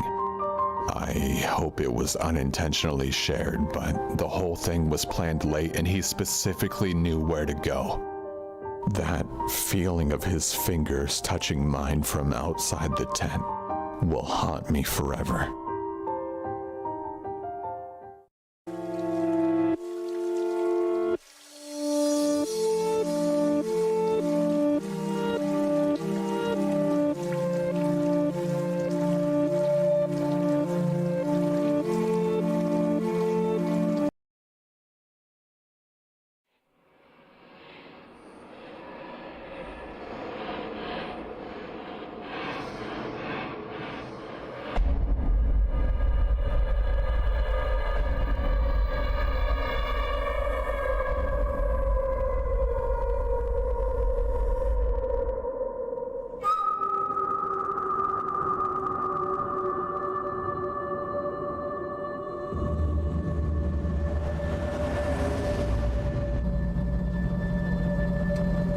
family and I live in Arizona, and we occasionally visit our Navajo family in Albuquerque, New Mexico. We left early to get there by noon or less. It is a very long and boring trip there, but we get there before noon and we have time to mess around and talk with our extended family. And we, kids, start to play around till the evening starts to show.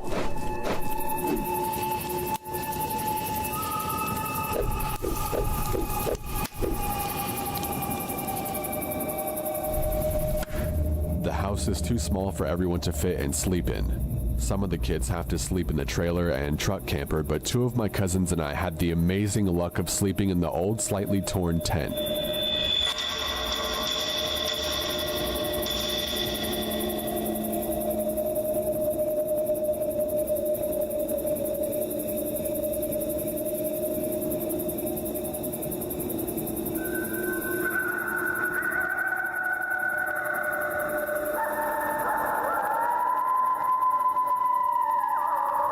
We are well asleep at this point, and for some unknown reason, I wake up. Of course, I'm still tired and rubbing my eyes while yawning, meaning I wasn't well aware of my surroundings. Once I finish rubbing my eyes, I look straight at the entrance of the tent and see a figure, illuminated by the back porch light, standing in front of the tent. At first, I was scared, but thought it was my other cousins just messing with us. As this person was still standing outside our tent looking at us, I turned to one of my older cousins who was 2 years older than me to wake him up and tell him that someone was standing outside of our tent. He tries to brush me off, but I persist and he turns to me and asks me what I wanted. I tell him to look at the entrance of the tent, and he does. I've never seen someone go from the brink of sleep to sheer panic and alertness in their eyes that fast before. He looks at me with this panicked face and tells me to be quiet. He whispers to me that it's a skinwalker and that we need to be quiet again. We lay there for the longest time, and from my memory, it was at least an hour or more. We were just about to go back to sleep because it hadn't done anything. Then it started to move around the tent.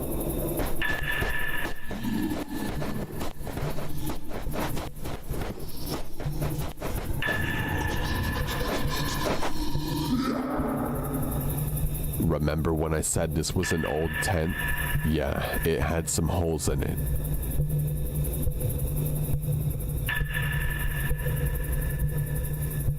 One of the holes was the size of a quarter, and I decided to be brave. As it continues to walk around the tent a 4th time, I slowly crawl towards the hole and try to take a look. As I did this, my cousin told me to get back to the bed or it'll hurt us. Of course, as a kid, I ignored the warning. I'm at the quarter-size hole and looking out to see whatever it was. It comes around the hole, and what I saw was bone-chilling.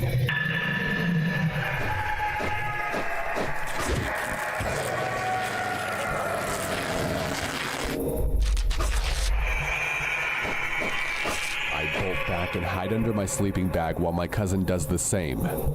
This thing decided to stop moving and start looking at us again.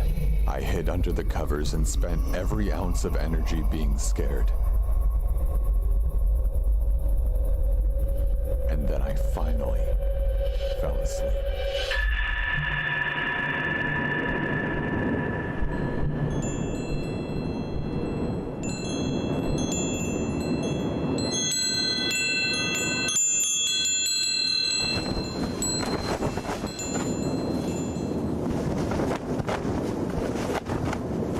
I woke up early, maybe around 5, and I decided to look around the tent to see if there was anything there.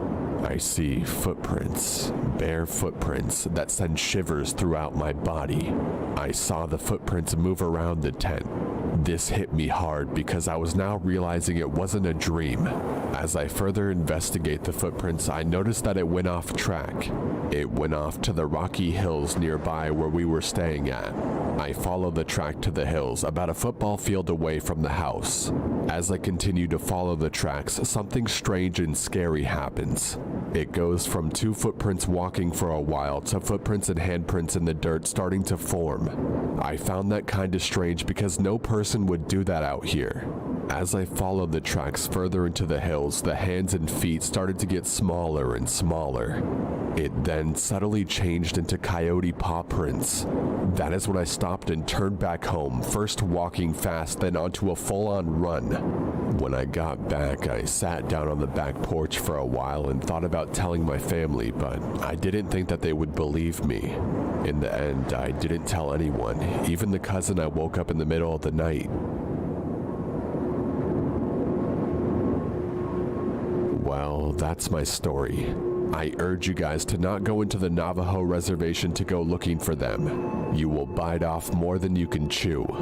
We, my people, take these beings very seriously and do our best to not talk about them. Even though I broke this code, I just thought to warn you guys about them.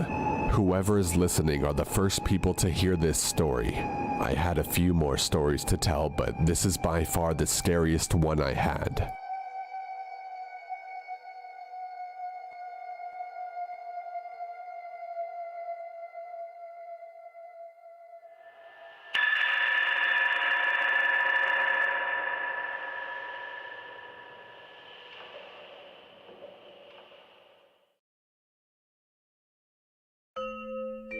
Hey everyone, hope you enjoyed the video. I know I have a lot to address, there's a time and place for that, and the end of a video like this isn't it. I'll be leaving a pinned comment for those who are curious.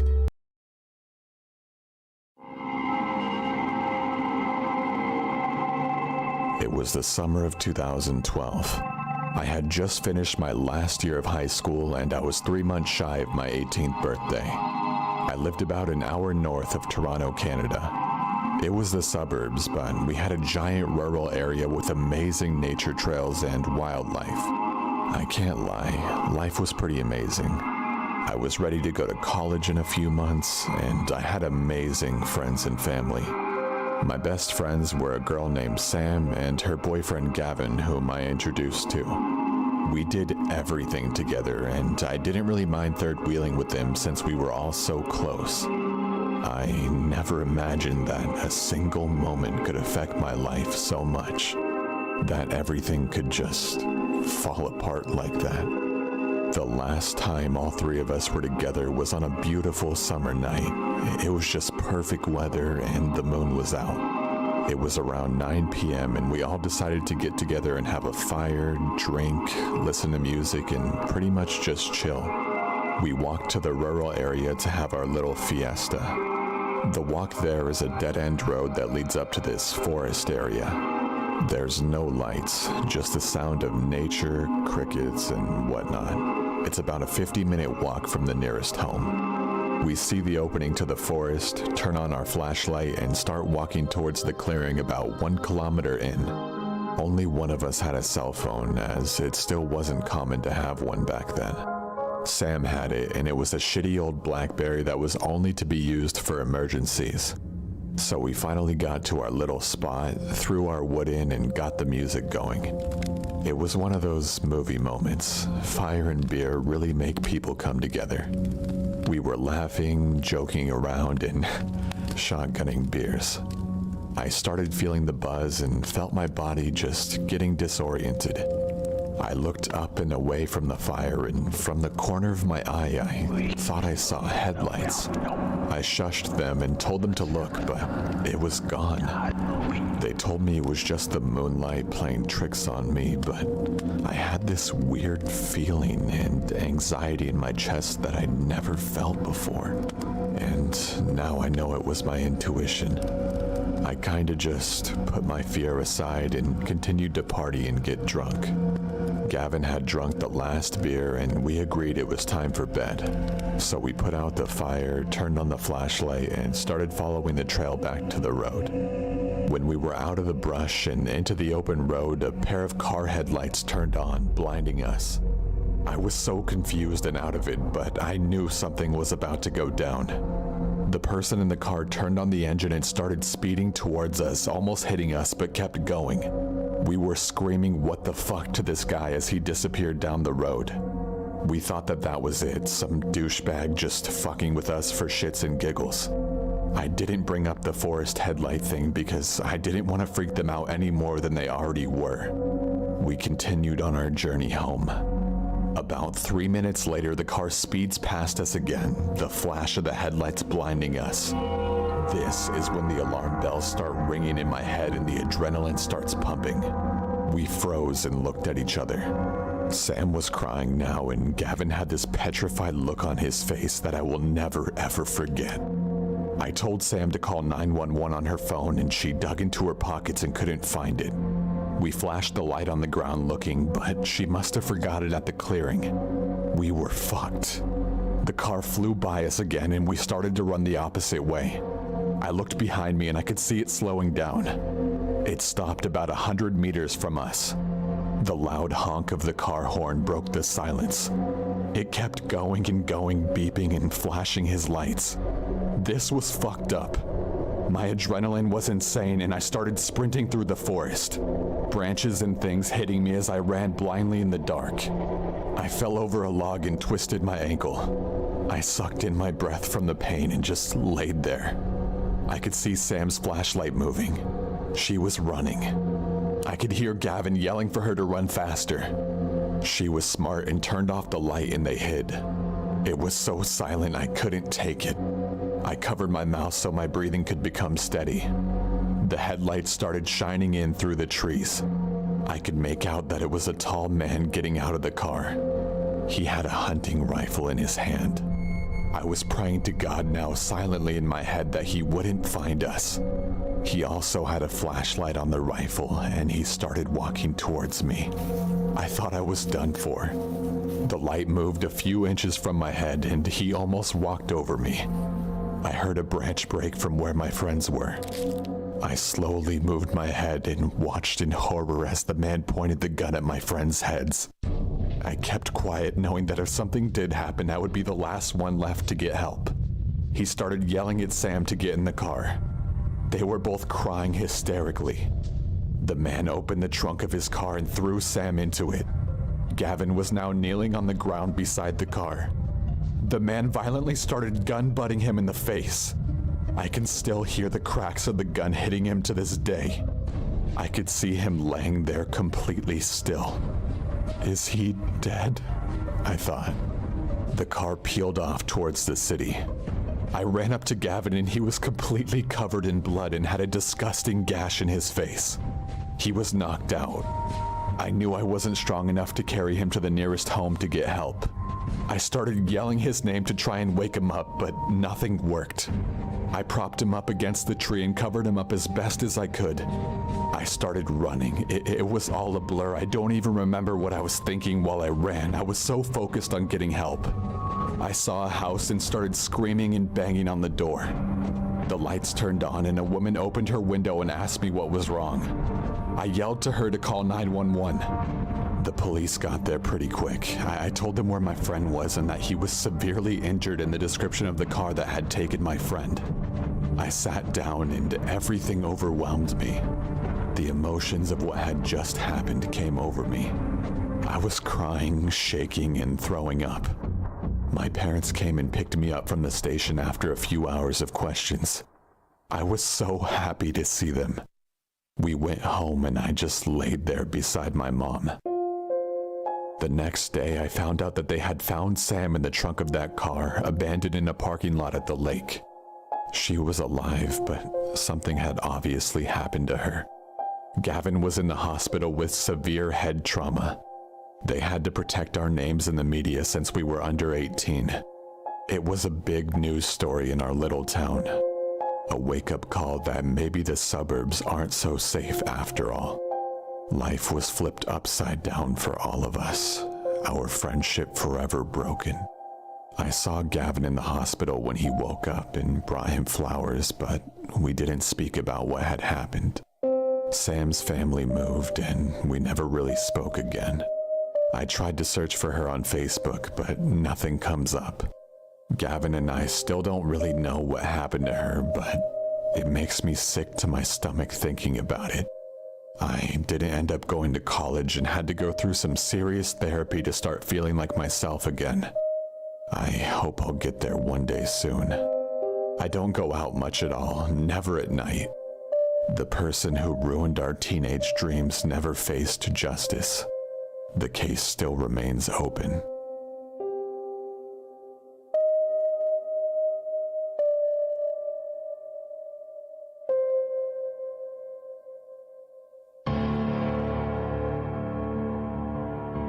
First, a little background information. I worked the night shift at a local gas station when I was 19. I'm a female, about 5'6", and was the only employee in the store, as usual. On Christmas Eve, I had to work the overnight, 10 p.m. to 6 a.m. into Christmas Day. It was a normal night, no customers, and my cleaning was almost finished. I had just got done eating and decided to go out for a smoke when I hear someone walking towards the store in the distance. Now, this was nothing out of the ordinary until the person gets to the pumps and I can actually see them. It was a male, about 5'9" and somewhat thin. He was wearing a dark hoodie, jeans, and was carrying a gift bag. As he got closer, though, I noticed that he was bleeding from his forehead. As he approached me, I asked if he was okay and if he needed any help. I noticed that the bag was empty, which should have been my first red flag. The guy looked me in the eyes, looking dead inside, and said, "You want to help? Then don't call the fucking cops." I agreed and told him that there was a first aid kit inside and that I'd be happy to help him with his wound. Crazy, I know, but I was just trying to be nice to him since he was someone who could be a threat to me. We went inside the store and I got the first aid kit. As I pulled out the stuff for him to clean himself up with, he said he needed to use the restroom and once again told me not to call the cops. I told myself that if he wasn't out of the bathroom within a reasonable amount of time, I was going to call the police. He didn't come out, so I went outside and called. The dispatcher told me to stay out of the store and find somewhere safe to be until the officers arrived. I stood at the side of the store where he wouldn't be able to see me, but I could see if he came out of the bathroom. He never came out. The police arrived and asked me where he was. I pointed and they went in. Just as they got to the door, he opened it and tried to lunge at one of the officers. They tackled him, threw a knife that he was holding, and promptly arrested him. As they were walking him out of the store, he told me that I was lucky that the police got there when they did, and that he'd see me again soon. I was a little shook by that. One of the officers came to take my statement after the other took the guy away. I told the officer what had all happened, and then I asked something I really wish I didn't know the answer to. What was he doing in the bathroom? The officer told me that it was a good thing that I called when I did, because the guy had shot up some heroin in the bathroom, then was going to come out with a knife, stab me, and run with what money was in the register. That's what the bag was for. This guy had a lot of problems and a lot of anger inside of him. The reason he was so angry was also the reason his head was bleeding. He owed his dealer money and got beat because of it. His solution to the problem was robbing the store. The officer told me if I didn't call when I did, I'd either be critically wounded or dead because he wasn't going to allow me to stand between him and that money. I hope I never see that crazy drug addict who wanted to kill me to free himself of debt again.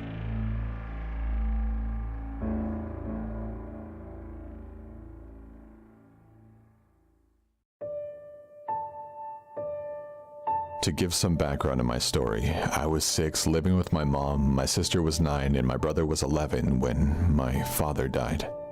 After a few years, my mom started dating again. She ended up talking to this guy after meeting him from a handyman job. Our sync broke and my mom found him in the yellow pages. After that, they started talking and eventually started dating.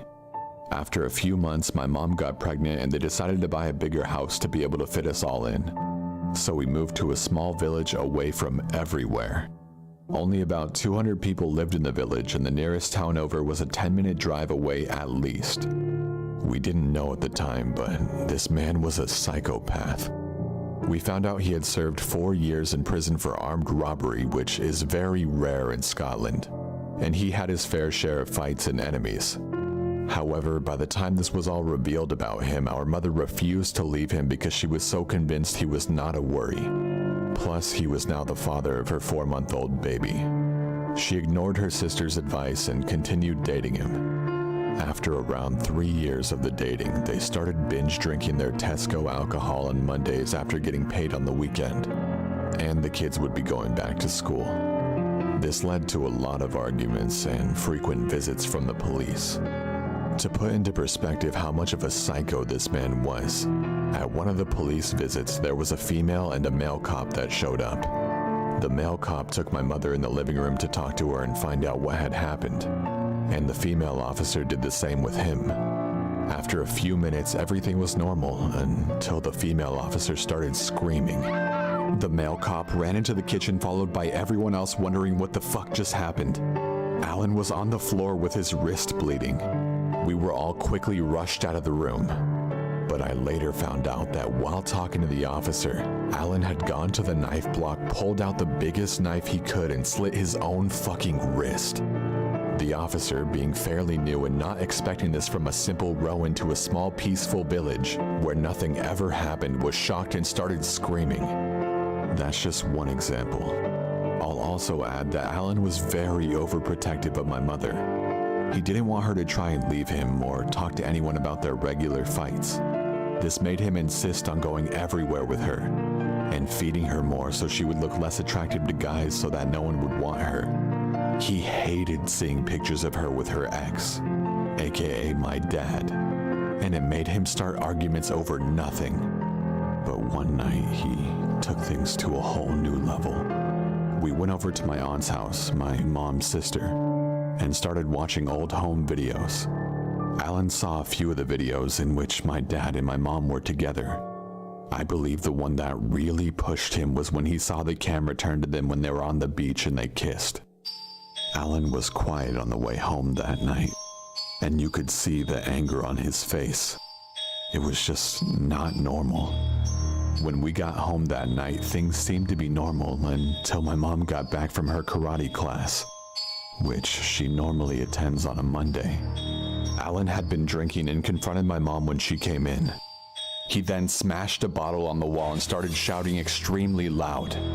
Normally, he would never shout this loud nor be this aggressive. At this point, they had been dating for 8 years. I was 13, my brother 19, and my sister 16. My younger sister being 6. However, my brother was working the late shift when this happened, and my 2 sisters were both staying with their friends. So that meant that it was just me, Alan, and my mother in the house at this point. Normally at this part of the argument, me, my brother, and sister would step in. But due to it just being me against a big-built 50-year-old, I decided not to try anything and see if things escalated.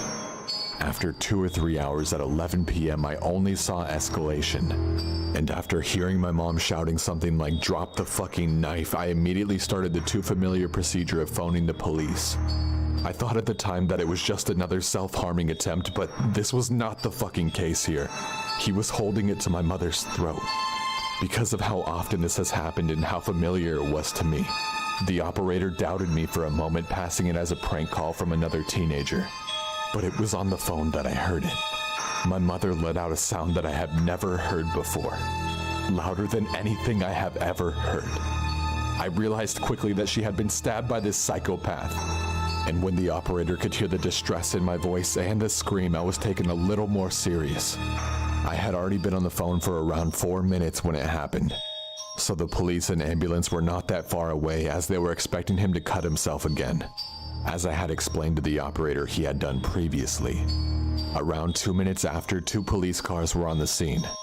4 cops showed up, 2 went around the back and 2 went in the front. I watched from my window, which was directly above our front door, as police went into our house. After around 30 seconds, I saw 2 come out carrying the psychopath down the stairs to their car, and the other standing at the door repeatedly asking for the ETA of the ambulance, which showed up about 5 to 6 minutes after. The police started to check the house for anyone in it just in case there was another suspect.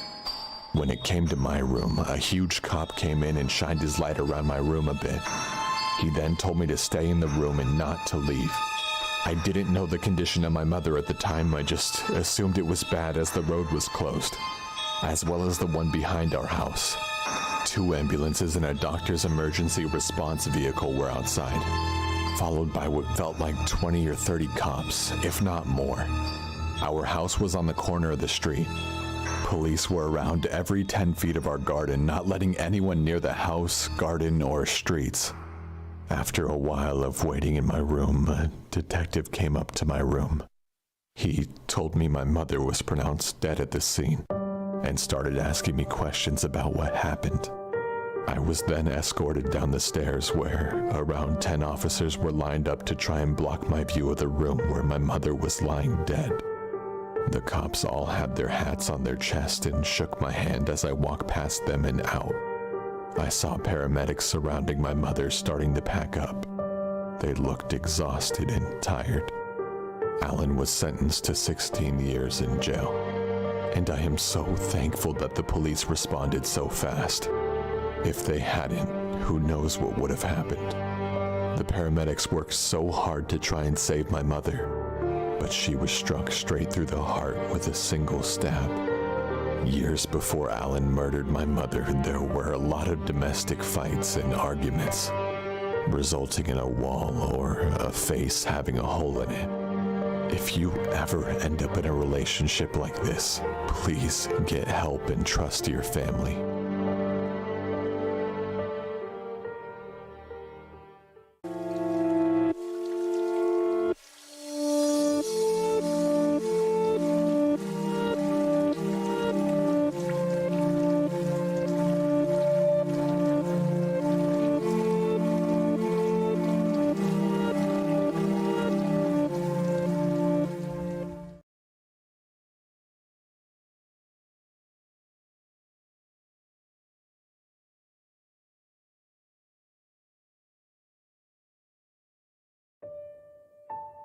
At the end of 2017, I found myself in a pretty sucky situation.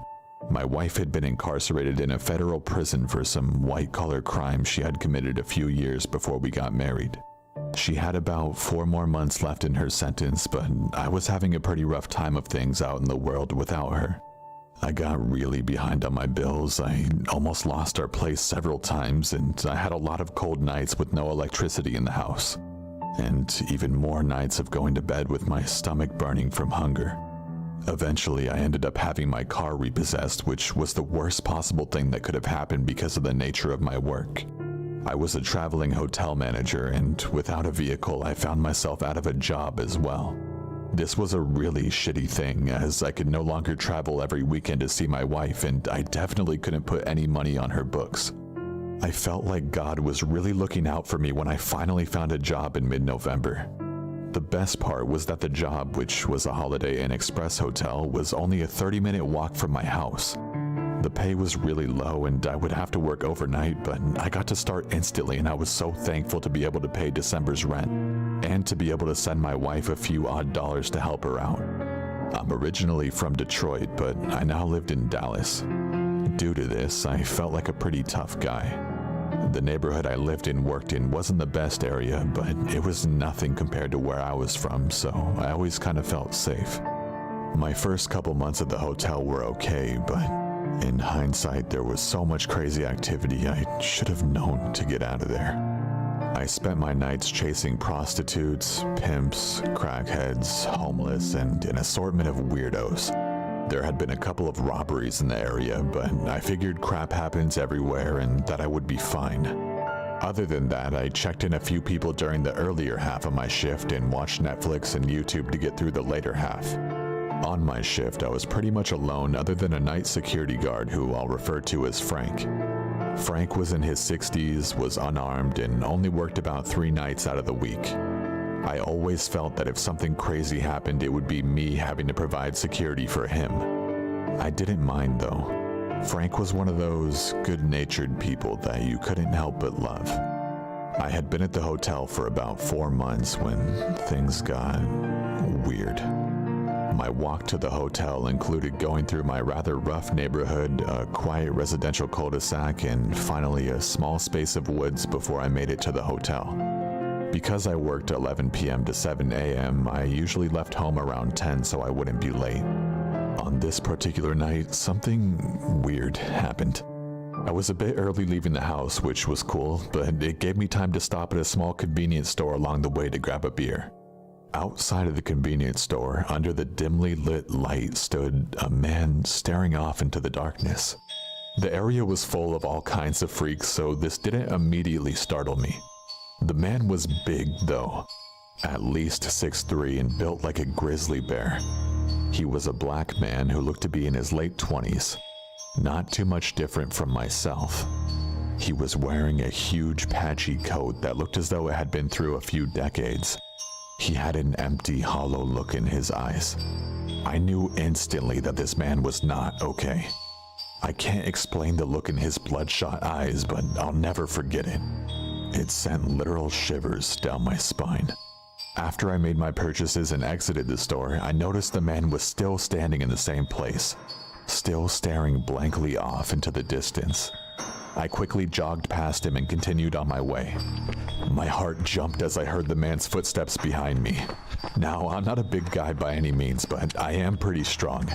I could definitely defend myself, but this guy was off. I wanted nothing to do with him. As I continued across the street and towards the woods, I took off. I knew this guy was too big to be able to catch me running. I wasn't even sure that he was after me, but I was not going to take any chances. I outsped the man and made it to work safely. As I began my shift, I locked all the doors of the hotel, as was necessary, and sparked up a conversation with Frank, forgetting all about the creepy guy from earlier. At our hotel, we locked the doors at night, and anyone who didn't have a room key had to be manually let in by myself or Frank. Frank left the front desk to do his rounds, and I ended up in the back office drinking my beer as I watched the hotel security monitors and played a game on my phone. My stomach turned over on itself when I noticed on the screen the big guy I had seen earlier standing at the front door of the hotel. He had followed me here. He was standing as still as a statue, just like outside the store, staring into the hotel through the glass electric doors. I was pissed. I walked out to the front desk and told the man to leave now or I was going to call the cops. The man didn't move. I knew this guy was trouble and I had to get rid of him before a guest or Frank came from outside and ran into him at the door. I picked up the phone at the front desk to call the police, but when I looked back up, the man was gone. This did not make me feel relieved. I knew he was still out there somewhere, just waiting. The 911 operator assured me that someone would be there soon. I headed back into the office to wait for the cops when I heard gunshots. 3 distinct gunshots. I instantly hit the floor in the office.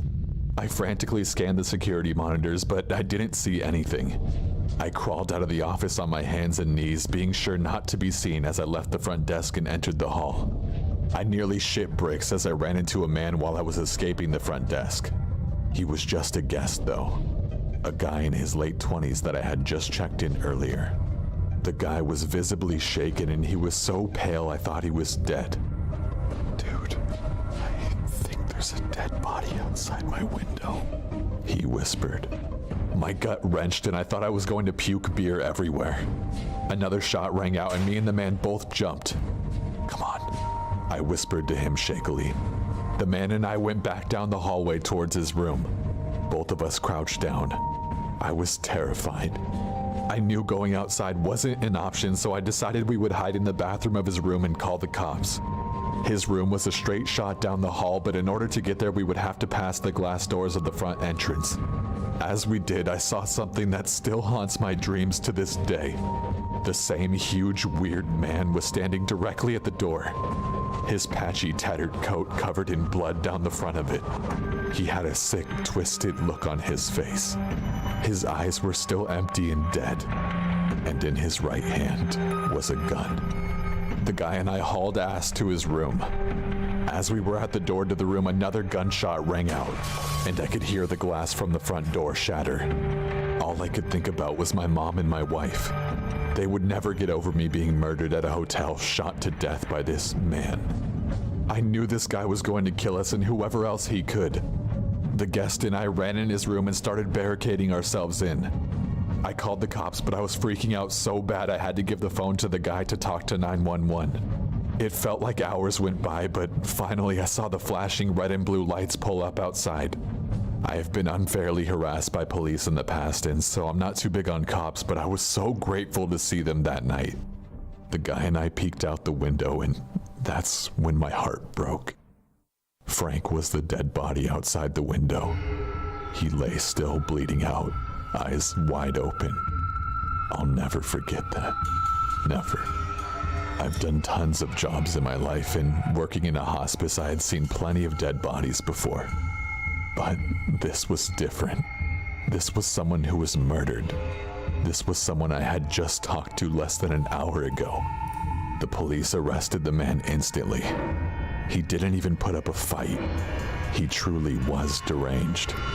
It turns out that the man had been hanging around the area because he had been removed from the hotel earlier that day. He had had some kind of altercation with my manager and vowed to come back for revenge. The manager had failed to warn me of any of this. I thought this creep was after me, and all of this was happening due to a situation that neither myself nor Frank was involved in. The guy was never following me. He was going to kill someone at the hotel whether I was there or not. I called my boss to come relieve me of my shift or send someone, as I obviously wouldn't be finishing the night. The asshole had no compassion and said he wouldn't be coming to the hotel until his scheduled shift. I finished talking to the police and left a rather nasty resignation letter as I left the hotel completely unattended, but I didn't care. While walking out of the property, I saw Frank in a solid black body bag being put on a stretcher. I cried the whole walk home at 4 in the morning. That was a few months ago. My wife is home now and we moved out of that neighborhood.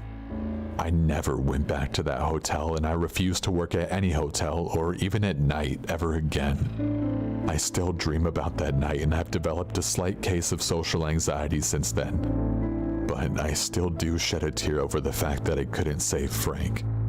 I know he's with God and resting in peace now. Be safe out there, guys.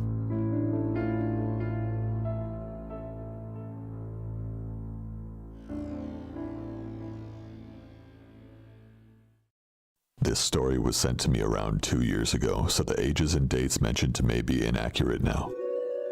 I want to share the most heartbreaking thing I've ever experienced. In a way, I find it therapeutic, and I'm hoping it could save someone else from ever making the same mistake. This is the story of how I lost my sister at the hands of an evil, so-called human being. My name is Claire, and I live in Ireland. My sister Sonia has always been my best friend. 3 years ago, Sonia came over to my place excitedly telling me about a date she had with a new guy at work named Eric. I was happy for her, as she had just broken up with her abusive ex-boyfriend a few months earlier, and was finally starting to enjoy life as well as being an amazing mother to her little boy. So as the next few weeks passed, Sonia and Eric had gone on a few dates, but it was nothing serious at all. All seemed to be going smoothly until one night I got a call from Sonia. When I answered the phone, she was very upset. She told me she had been out with Eric and that she went out to have a cigarette, and a few moments later he came out shouting at her, telling her she was taking too long and that she must have been flirting with other guys. He even insulted her and called her a slut. I was shocked, and understandably so was Sonia. She said he just changed into a different person for no reason. She told me she was finished with him because she had already had an abusive relationship and she wasn't going to go down that road again. I agreed that that was the right thing to do. The following day, Sonia was bombarded with text messages from Eric begging for forgiveness and another chance. She told him no way and to leave her alone because she wouldn't accept being spoken to that way. But he wouldn't stop texting her. This went on for days, and Sonia repeatedly told him to leave her alone. One day, while Sonia and Eric were at work, Eric walked out of the job.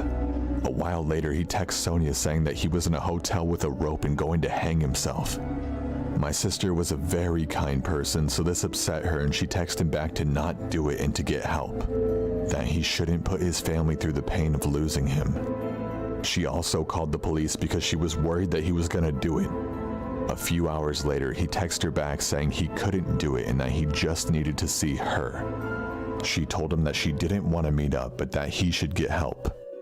A few days later, Eric came back into work. Sonia told me that he kept staring over at her and that it was freaking her out. When she got home from work, Eric texted her that there was a rumor going around work that he was stalking her. She replied that she hadn't heard the rumor but told him that he was freaking her out, always staring over at her. Eric's behavior had Sonia so stressed out that she wasn't able to eat or sleep. Sonia told me she was going to ask to change shifts because of how uncomfortable he made her. Over the next few days, Eric's texts became non-stop, telling Sonia that he needed to be with her and that she was cold-hearted for not being with him. She told him to just leave her alone and move on, and that it wasn't normal that he was acting this way after only a few dates, and then she blocked him from Facebook and from her phone. We both thought that that would be the end of that, but we were so wrong. During the next 2 weeks, a guy called Shane had added Sonia on Facebook. Their conversation started off as friendly, but soon became flirty. She seemed to like Shane, and after a lot of messaging, he asked to meet up with her. Sonia had doubts about meeting up, but after a while she gave in and agreed to meet Shane in a hotel. Please don't judge my sister. She was a good person, and all adults do this stuff at some point. I know meeting at a hotel was a bad decision for her to make, but this was very out of character for her. And nothing can ever change what happened now. On the 15th of February 2014, it was Sonia's son's 3rd birthday. We were all going to a play center to have a little party for him, and Sonia was going to meet Shane later that night while her son was at a sleepover in our mother's house. The day went great and we all had fun. So that night, around 9 p.m., Sonia checked into the hotel room where she was going to be meeting Shane. He said he would arrive a little later as he had a few things to do, so Sonia just chilled in the hotel room texting me. The last text I received from her was at 11:40 p.m. The next morning at 11 a.m., my mother called me asking if I had heard from Sonia because she was supposed to collect her son, but she couldn't get a reply when she called or texted her. I tried to call her, but there was no answer. This was very unusual for Sonia because she was always in touch with us. Especially if her son was over, she would call to see how he was.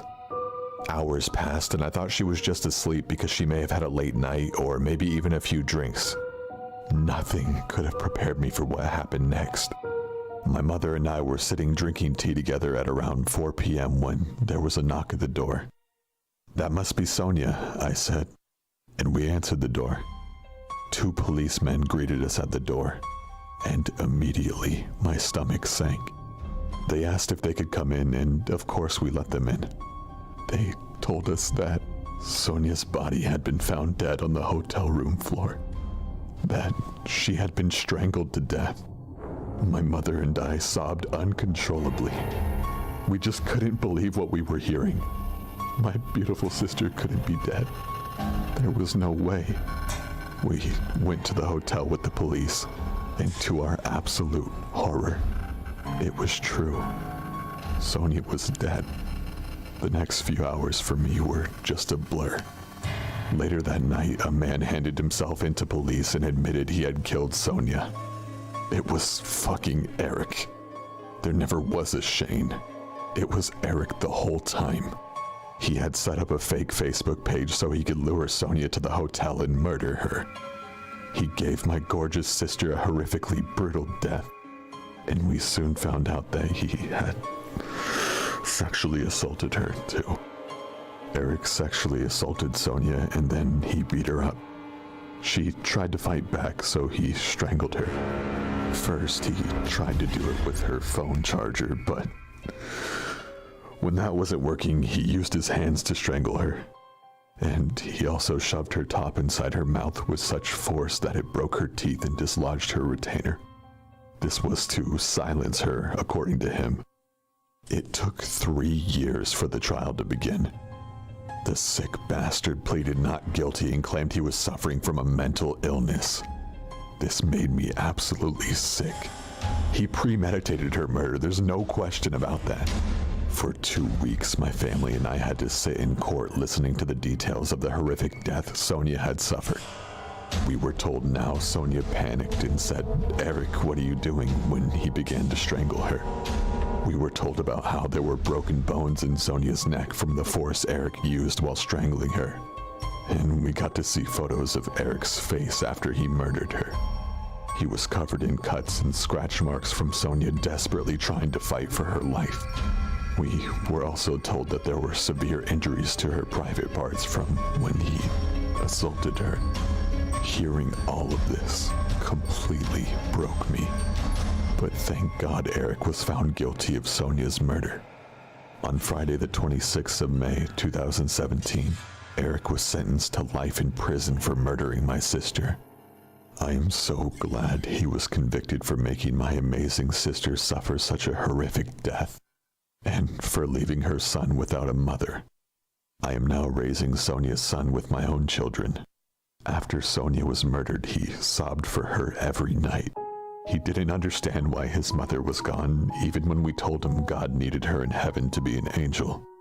He still cried constantly because he wanted her so badly. We ended up hiring a child psychologist to explain to him why he would never see his mother again. She told him that a bold man had hurt his mommy and she was safe in heaven now. After that, he was worried that the bold man would hurt him too, but we told him he was in jail now and he could never hurt anyone ever again. Sonia's son is 6 now, and I always tell him about his mother and how much she loved him. I would just like to warn everyone about the dangers of social media. Please be careful and don't meet anyone in hotels. If you're going to meet someone from social media, at least do it in a public place. This error in judgment cost Sonia her life.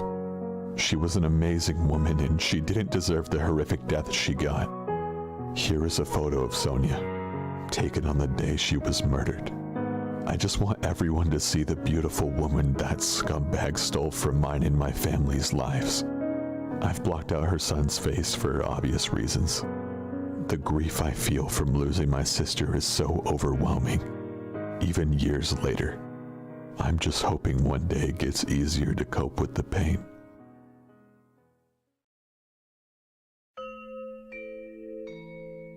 Hey everyone, quick update. TLDR, it's been a year. I've had some very scary health problems that have hindered me from making content and made things extremely difficult for me. More info on the previous live stream that you can go watch from a week ago if you're curious or want to know me better. I'm trying to come back even though productivity is slow and difficult because of my health problems. But since I've been gone, I haven't had stories coming in as often, which makes it hard to put content on the channel as well. If you have any true stories of your own that you'd like to have featured on this channel, please send them into the email on screen, corpsehstories@gmail.com, with the subject of the email being what kind of story it is. For example, hunting story. I made the dumbest, most detrimental decision of my life last year. I'm a female and at the time was 16 with very low self-esteem. I admit, it was a rough year for me last year and I craved attention badly. I didn't have a legitimate father figure growing up and was in a constant power struggle with my mother. This initiated me lashing out and, well, doing incredibly stupid shit. The worst of my decisions came during Christmas break. I had just ended my time as a waitress at a local diner and was confined to my room for several days after being grounded. Well, technically I was grounded from leaving my house, but staying in my room was my choice. I would entertain myself with social media, Twitter mainly, but I would also use dating sites to ease the boredom. Tinder was definitely the most fun. I admit I lied about my age so that I could use the app, but I clarified that I was only 16 in the bio section. I was extremely picky, swiping right on only about 1 out of every 20 guys. I didn't give the ones I chose much thought. Some of them messaged me and some didn't. I had a lot of short-lived, senseless conversations that led to nothing. That was until I met this man named Zach. He was 25, or so he said, and was actually very attractive. He messaged me a cheesy pickup line and we flirted back and forth for a while. Eventually, he asked for my number and of course I didn't hesitate. I gave it to him and we texted that entire night. The conversation was casual. He had trouble spelling out words and his grammar was horrendous, but honestly, I found it kinda cute. It was around 3 a.m. when I decided to pass out, leaving him and everyone else I was communicating with hanging. Being that it was super late, I figured they would understand and know that I had fallen asleep. This was not the case. When I woke up that morning, around 11 a.m., I had 12 missed calls, 3 or 4 voicemails, and 10 or so text messages, all from Zach. He seemed like a decent, mild-mannered man when texting, but this was not the case when I read his messages and listened to his voicemails. I had never in my life heard or read such disgusting, threatening language, and it came out of nowhere. He said a lot of things, but I'll share the worst of it with you. The last message he sent me read as follows. Okay, cunt, since you want to ignore me like a bitch, then I'll treat you like one. When I see you, I'll show you how much I hate being ignored. Have you ever had a broken jaw? It hurts, and I can't wait to shove myself in your bloody mouth. Yeah, vile shit, man. Excuse the spelling and grammar of the screenshot. Like I said, he was really bad at those things. I immediately blocked him and didn't even bother texting back. I deleted the messages and voicemails and just tried to forget the whole thing. I didn't tell anyone, especially not my mother. I would have for sure had my phone taken away. 2 days passed and nothing had changed. I was still locked away in the house, being a bed bum in my room. It was late, everyone was asleep, and I was once again bored out of my mind. I was thinking about the whole Zach ordeal when suddenly I had an oh shit moment. I had blocked him from everything besides the very place I met him, Tinder. I had notifications for that app turned off, so I had completely forgotten about it. I logged back on, and sure enough, it was riddled with messages from Zach. I wasn't even going to open them, but the first several words from the thread caught my eye. He was talking about how he knew where I lived and that he was standing outside my house. He even mentioned the house being 2 stories. This could have been a good guess. I mean, a lot of houses are 2 stories, but what shook me at my core and sunk my stomach was his location. When I first matched him, he was 30 or so miles away. But now it said he was less than a mile away. I lost my shit and quickly deleted him and my Tinder account immediately. I regret this now because I didn't think to screenshot it for evidence or whatever. I was still too stupid and scared to tell anyone. I spent that entire night peeking out of my window and even let one of our outside blue healers sleep in my room. I was scared to the point of nausea. I stayed awake until dawn, so I slept until around 3 p.m. When I went downstairs, my mother had spine-chilling news for me. She told me that a man came to the door asking for me and said that he knew me from church. I didn't even attend church at the time. My mother, thank God, very smartly told him that he had the wrong house, and then contacted the police and gave a description. She didn't bother waking me because she thought and still thinks that the man was just a random creeper and that I had no knowledge of him. She said that he asked for her daughter rather than saying my name. If it was indeed Zach, I had no idea and still have no idea how he found me. It was the longest month of my life before I moved to live with my older sister. The only vague possible sign of Zach that I saw was an old junky green car that often drove down our street. It most likely wasn't him, but my nerves told me otherwise. This whole situation still gives me nightmare fuel, and I haven't used Tinder since. To all you girls out there, and even guys, please be careful when using social media apps and speaking with strangers. You never truly know who you're talking to.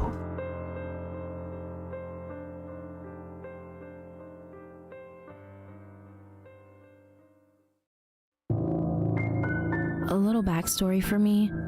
I'm a really petite 16-year-old girl. I'm 5 feet tall and 93 pounds, and I haven't grown since 7th grade. I take MMA, kickboxing, and self-defense classes in order to keep myself safe since I'm so small. I'd just broken up with my boyfriend, and I decided to get on Tinder. Within an hour, I had a guy, we'll call him Thomas, message me. His bio said he lived about 20 minutes from me and he was 18 years old. We talked for a day or 2 on there and we had a lot in common. He could make me laugh and that was super important to me. He asked if I'd like to meet him, and I said sure. Since I've had a bad past with guys, I asked if we could go somewhere public, and I'd meet him there instead of him picking me up. We met at the movies and had a great time. He drove me home and everything was great. About a week later, he asked if he could pick me up from school to get ice cream and walk around this beautiful lake near my house. I said okay, and I was really excited. He picked me up, we got ice cream, and we walked about halfway around the lake when we decided to sit on a bench. It was silent. And then he started talking about how he'd get away with killing someone. My red flag started going off. I laughed it off and said I've watched shows like that, hoping he was joking. He smiled, stood up, and started walking towards the dog poop bag dispenser. I felt uneasy, so I stood up as well. He put the bag over his hand and started walking towards me. He put the bag near my face, and I thought he was just trying to gross me out. As I swatted the bag away and giggled, he grabbed my forearm, pulled me and put me in a headlock and put the bag over my mouth. I thought he was sick and just messing around, but after about 5 seconds, I started screaming and squirming. He picked me up so I couldn't kick him in the balls from my angle. After about 30 seconds, I felt as if I was going to pass out, and I got really scared. Luckily, I knew self-defense, and I hit him in the jaw, and he released my arm. I then hit him in the balls. He fell to the ground and laughed. He said, I didn't think you'd be able to defend yourself. At this time, I knew I wouldn't be able to outrun him. I remembered I had a taser in my purse, which was in his car. I pretended to laugh and told him that I needed my inhaler from the car. He walked me over there really close to me with his hand around the back of my neck, you know, like how moms do when they're angry with you in public. It was silent until he muttered, I could have killed you back there. I got to the car, grabbed my taser out of my bag, and took a hit from my inhaler. I told him my mom wanted me home by 5, which was a lie, and we had to leave. I was texting my mother an SOS message, and I looked up to see him holding a pocket knife. I was scared now, really scared. He opened it and put it between my rib cage. I couldn't say anything. I just looked at him. He said, Could have killed you twice today. He put the pocket knife away. I had a taser and I knew I could defend myself, so I let him drive me the rest of the way home. The entire drive, he talked about how easy it would be for him to kill someone and how he would feel very little remorse. He said he'd always imagined how it would be to put a knife through someone's chest or hold them underwater until the bubbles stopped. He texted me 5 minutes after I got home saying, I don't think we should see each other anymore. And that was that. I went to the police station the next day. They looked him up and said, how old did he say he was? I said 18. Thomas turned out to be 23 with a record of beating up his ex-girlfriend, and he was also known to make younger girls uncomfortable at his workplace. I don't know what would have happened if I didn't know how to defend myself. Luckily, I'm okay and haven't heard from him since.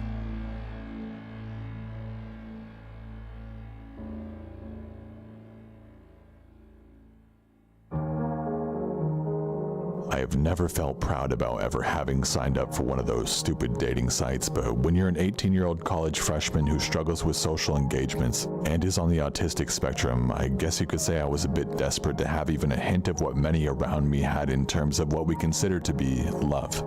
My history in terms of relationships was scarce, having only one real relationship for a month during my junior year of high school with a girl I never even expected to date.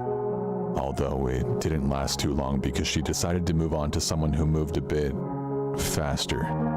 I shrugged it off in no time, though my friends didn't follow suit for a while, hitting me with jokes about the situation on a daily basis in class.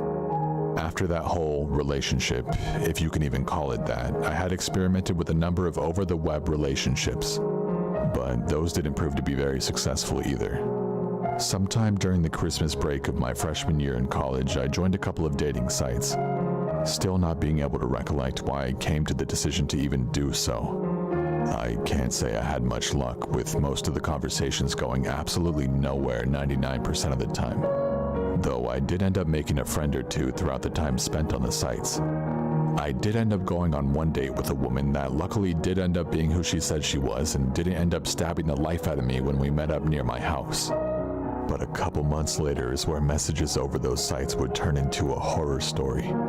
Just a couple months earlier, I had received a reply from a young lady complimenting me on my physical appearance, but I didn't hear from her again for over a month. When I did hear from her, we talked for a bit via the app's messenger until I asked to move it over to SMS. Nothing was out of the ordinary, just casual chat throughout the same day that I had originally given my number to this person. But later that night, things took a really weird twist when this young lady started being sexual with me. And being the hormone-filled young adult I was, I played along. One thing led to another, and she sent a nude photo to me.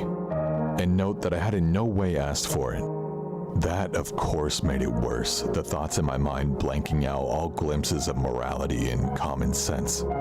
She wanted to see me, too, and I held no objections, haphazardly sending my own photo to her. Nothing pulled up a red flag for the rest of that night. But the next day, I noticed she wasn't really texting me after the morning hours. I was sitting at my desk in my dorm watching YouTube when I receive a call, and the caller ID is in her contact. I've never had her call me before, so I was kind of surprised, but picked up the phone and greeted the person on the line. "Hello?" I said, still a very calm and casual tone to my voice since nothing was wrong yet. But then, on the other side of the phone was not the sound of a young lady. "What are pictures of you doing on my 15-year-old daughter's phone?" I hang up instantly, not even taking the time to respond to the man's voice on the other end. I panicked. I knew hanging up was the wrong move, but I didn't know how I could have responded. Did this girl lie about her age? Was I a victim of some sort of trick? Then a text comes through from her contact that read something along the lines of, "You better call me back or you'll be in a prison cell within an hour." At this point, my heart has nearly imploded within my chest, but I dare not challenge this man, and I call him just as he demanded. I wish I could still remember the exact conversation that went on, but everything went by so fast that the smaller details have since faded from my memory.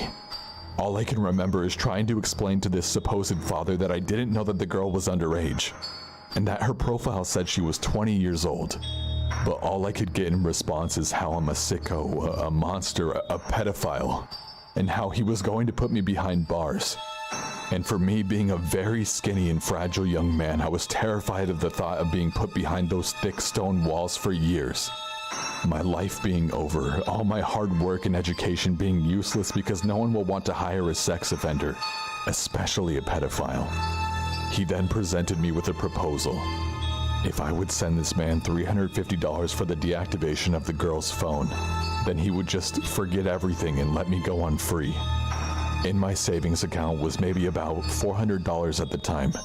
That had only been deposited days prior, but at the time I was prepared to give it to the stranger if it meant I didn't need to be afraid of being put in handcuffs for something I was the victim of. Problem was, I had no car. No way to even get to a MoneyGram. I barely even knew what that was, but the man said that that was how I was going to send the money. I literally begged my roommate to help me, to drive me, but he couldn't give two shits and decided his studies were more important than what could have been possibly my livelihood. But that's besides the point. I told the man that there was nothing I could do, that I had no ride, but he didn't seem to care and said I had until 7 p.m. to get the transaction done. Even worse was he basically had me hostage, because he said I had to stay on the phone with him the entire time, and was urging me to not tell anyone about what was going on, acting as if he gave a shit about what my family or what people around me might think of me when they heard what I did, or was being accused of doing anyways. I told him I had to contact my family to help, and he gave me permission to contact them, but to quickly call him back afterwards. I can't imagine how my mom and stepdad felt when they received a call from me. In complete and utter panic, almost crying for the first time in so long. I was so afraid. Not only to be taken off to those stone walls, but to have my friends and family and community all shun me for the entirety of my life. Over one little mistake I made, even though I had no idea I was even doing something wrong because, in my eyes, I was the victim. I was manipulated by this person. My stepdad quickly called up the man and threatened him. and the man only responded by trying to sound tough and hanging up. My stepdad spammed that phone with probably over 1,000 messages for about a day. The only other message I got from that number was a message saying, "I hope you like prison." My mom and stepdad said I don't have to worry, that there's a 99% chance that this was all a scam, an attempt to extort me because I'm young and an easy target for this kind of thing.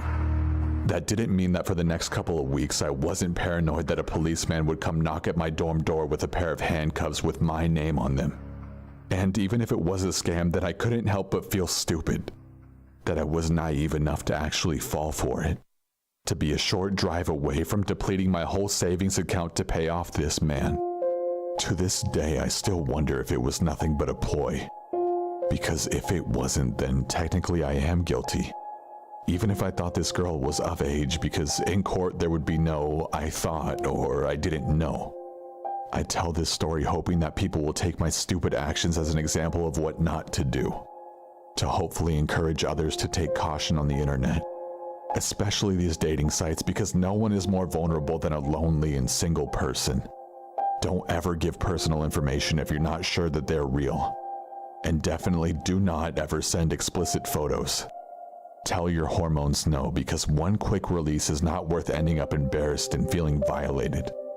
Or worse.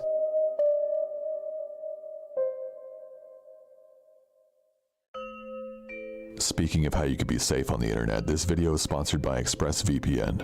And even if you don't care about the sponsor, please listen real quick, as this information is valuable to you regardless. You ever been in a hotel drowning in money, covered in bitches saying how great you are for having 1 million subscribers despite having no other achievements in your life? One of them kind of looks like your ex, so now it's kind of bittersweet because you can't stop thinking about her even though it's been years. Well, me neither, but imagine you were at a hotel and you're hungry. You use the public Wi-Fi and order some Chinese food with your card online or something. Well, you fucked up, silly goose, because just like that, you're at risk for your identity, financial information, and really any information you input whilst on the Wi-Fi being stolen. That's just one small example. I personally hate that feeling with the force of over 1,000 smiling men, so that's why I use ExpressVPN, which encrypts all of my information, because that's the last thing I'd want to worry about on a vacation or something, if I ever went outside. And honestly, for only $7, the peace of mind is worth it. Not only that, but it has many other uses as well, i.e. accessing information that could be restricted in your country, like things on Netflix that you otherwise wouldn't be able to watch, as well as hiding your IP to a completely different country or place if you're ever in a situation where you feel you need it to be. Like, I don't know, calling some mysterious man you barely know online on Skype who just so happens to be packet sniffing your IP address to find out where you live. Or maybe you suddenly want to show you're 5,000 miles away instead of less than a mile away from a Tinder date who's stalking you, whose name is maybe, I don't know, Zach. Fuck you, Zach. Or even when you're just browsing websites that you maybe don't want to have your IP. It works on every device, takes about 5 seconds to connect anywhere, is less than $7 per month if you sign up through my link in the description, and you get 3 months free with that package. If you get it and you're like, oh man, I don't like this. For whatever reason, there's a 30-day money-back guarantee as well as 24/7 support. By getting ExpressVPN, you're protecting yourself from packet sniffing attacks and once again ensuring your information will be safe and encrypted on public Wi-Fi at places like hotels, coffee shops, airports, and anywhere really. Peace of mind, basically. If you don't believe any of the dangers I said, Google it, you'll find these are very real things. By using my link, expressvpn.com/corpsehusband, to get it, you're directly helping me, i.e. my medical bills and general living, and the channel. Animation costs to bring you guys animated videos that I've been wanting to do for a while, as well as getting an amazing product that you can use at the same time. Anyways, thanks for watching. Big thanks to Eden for narrating the second story, whose channel is also in the description. And for anyone wondering about my medical stuff, some of you have been suggesting I have MS, and my doctor thinks it's a possibility as well, so within the next week I'm getting my brain MRI to check for it. So thank you for mentioning that, and I was recently diagnosed with sleep apnea as well. Thank you for watching, stay safe, and have an awesome day. Holy shit.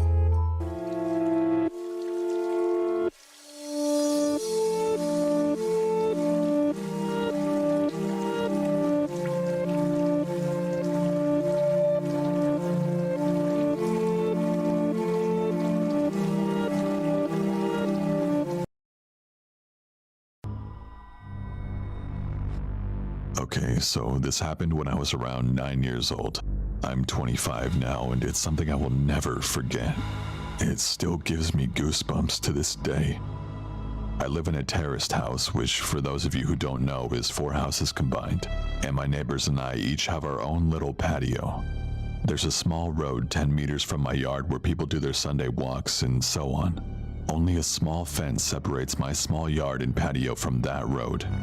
I live in a pretty crowded area with several of these terraced houses spread around in my neighborhood, so seeing people walking on that road is pretty normal for me. Seeing random people standing on my patio is not. When I was 9, I usually got home from school about an hour before my mom got home from work. I live maybe 50 meters away from school, so my mom figured I was mature enough to be home alone for around an hour before she got home. This particular day, I got home from school.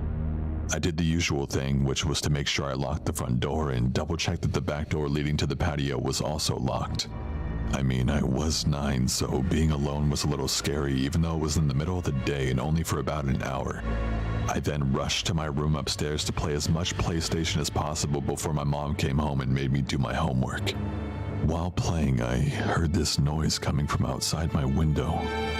My room was located 1 floor over the patio with a view to the road I told you about earlier. It was kind of like the sound of a cat, but my cat had been missing for over 3 months. Hope sparked my mind and I thought, oh my god, did he finally come back? I ran downstairs to check if it was my cat, but the sight that met me gives me goosebumps just writing this. There was a guy standing on my patio. A tall guy with black hair covering half of his eyes, making him look like a male version of the Ring Woman or something. I could hear him making high-pitched sounds, almost like a cat meowing. A brown liquid was running down from his mouth, and I could see him spitting out my dad's stomped cigarettes. He was actually eating from the ashtray. I was frozen observing this. Eventually, I snapped out of it and screamed so loud that the man must have heard it. He didn't react. He just kept on eating from the ashtray. I ran upstairs to my room, locked the door, and called my mom, who then called the cops. I've never been more terrified in my life, laying in bed under my sheets, shivering with fear as I hear those creepy, high-pitched noises from the guy eating cigarette stomps from the ashtray on my patio. I kinda blacked out for a moment because the next thing I remember is the police arriving on the road by my yard. I hear them talking to the guy, saying stuff like, "What are you doing? Get over here or we'll come arrest you," and so on. He didn't respond, but the high-pitched sounds were more frequent and louder. I decided to look through the window, feeling safe now that the cops were here. I could see 2 police officers standing by my fence, 1 man and 1 woman. I didn't see the creepy man, however, because he was standing directly 1 story under me in my field of view. The police jumped the fence, and I remember hearing the creepy guy screaming louder than anything I've ever heard before. He charged the female officer with full force, and he fucking knocked her out cold. The male officer then immediately tased the guy, leaving him shaking on the ground, screaming still. The policeman struggled to keep him on the ground while putting handcuffs on him, but eventually made it. After a while, he managed to wake up the female police officer, who seemed to be badly hurt. He called for backup in an ambulance, and then he sees me standing in the window above him. The expression on my face must have been something else, because he just looked at me and said, "I sure as hell hope you didn't see all of that." I started to cry. By this time, neighbors started to arrive, wondering what the hell was going on. One of my neighbors, an elderly woman, made me come down, and she took care of me until my mom came back home. The police took the creepy guy with them in the car and left. Before they left, they promised me to come back and talk to us about what had happened. This is where the story takes an unexpected turn. The male police officer came back later that night and sat down with me and my mom to talk. He explained that the guy on the patio was actually diagnosed with severe autism. He had escaped a facility where mentally challenged people lived, located around 5 kilometers from where I live. He explained that the guy had actually been living in my house 5 years ago, but he had been forced to move when his mom, his only caretaker, died. The poor guy probably thought he would find his mom in my house. He missed the routines, and he missed living there with his mom. The police had to move him from the house that time 5 years ago because he was extremely strong. From what I heard, he had extreme tensions in the body because of the autism, making his muscles grow stronger and stronger throughout the years. This was the reason he reacted the way he did when the police came that day. Still frightened, I told the police officer that he needed to make sure this would never happen again. He promised it wouldn't.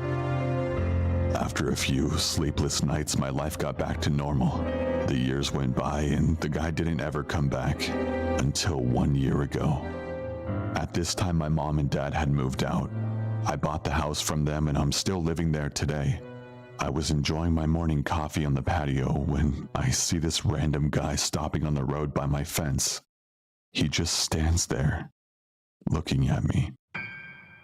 I look at him and give him a nod, and then I hear the high-pitched noises. Holy shit, it's him. His hair had turned gray, but the high-pitched sounds had made me recognize him. My heart started racing and I instantly remembered the reason why he was back. I realized that he must have managed to escape again. Because I kept my cool a bit longer than when I was 9, I started to realize how sorry I felt for the guy. 16 years later and he was back to look for his mom. I decided to carefully ask him if he wanted to come down to the patio. He instantly jumped the fence. I started to think that he would knock me out like he did to that police officer. But he didn't. He smiled. He looked at me and smiled. I offered him to sit down, but he didn't respond. I offered him to come inside, and he started laughing. We went inside, and his face lit up, pure joy. He was home. It reminded him of the life he had with his mom. It almost made me tear up. All of a sudden, he sat down on my couch, turned on my TV, and switched directly to the cartoons. I observed him for a while. He was just completely focused on the cartoons. I just wanted him to enjoy the moment, so I didn't say anything to him. I realized I had to call the facility to let them know. The caretakers arrived 10 minutes later. After a lot of convincing, he got back up crying and they went back to the facility. I called the facility 2 days later. We made a deal. His name is Tom, and I now consider Tom my friend. Every Sunday from the day he returned, Tom and his caretakers visit me to watch cartoons. They say it's the highlight of his week. It honestly makes my heart warm. Now, for several years, my thoughts were, let's not meet guy on my patio eating from the ashtray, but now my thoughts are, let's meet every Sunday to watch cartoons, my friend Tom.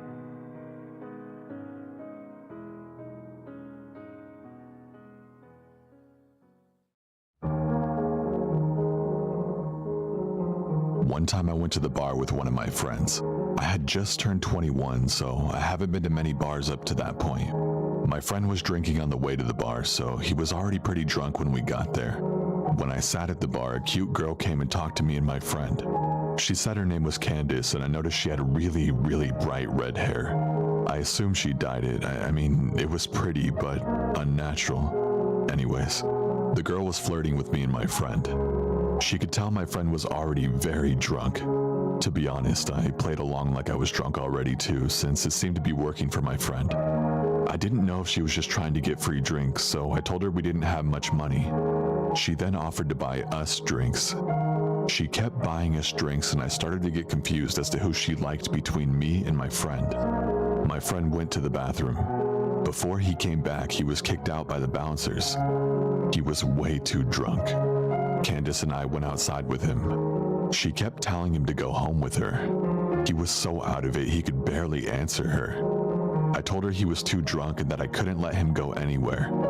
I didn't want him to wake up hungover in some random house with no car and no idea what happened.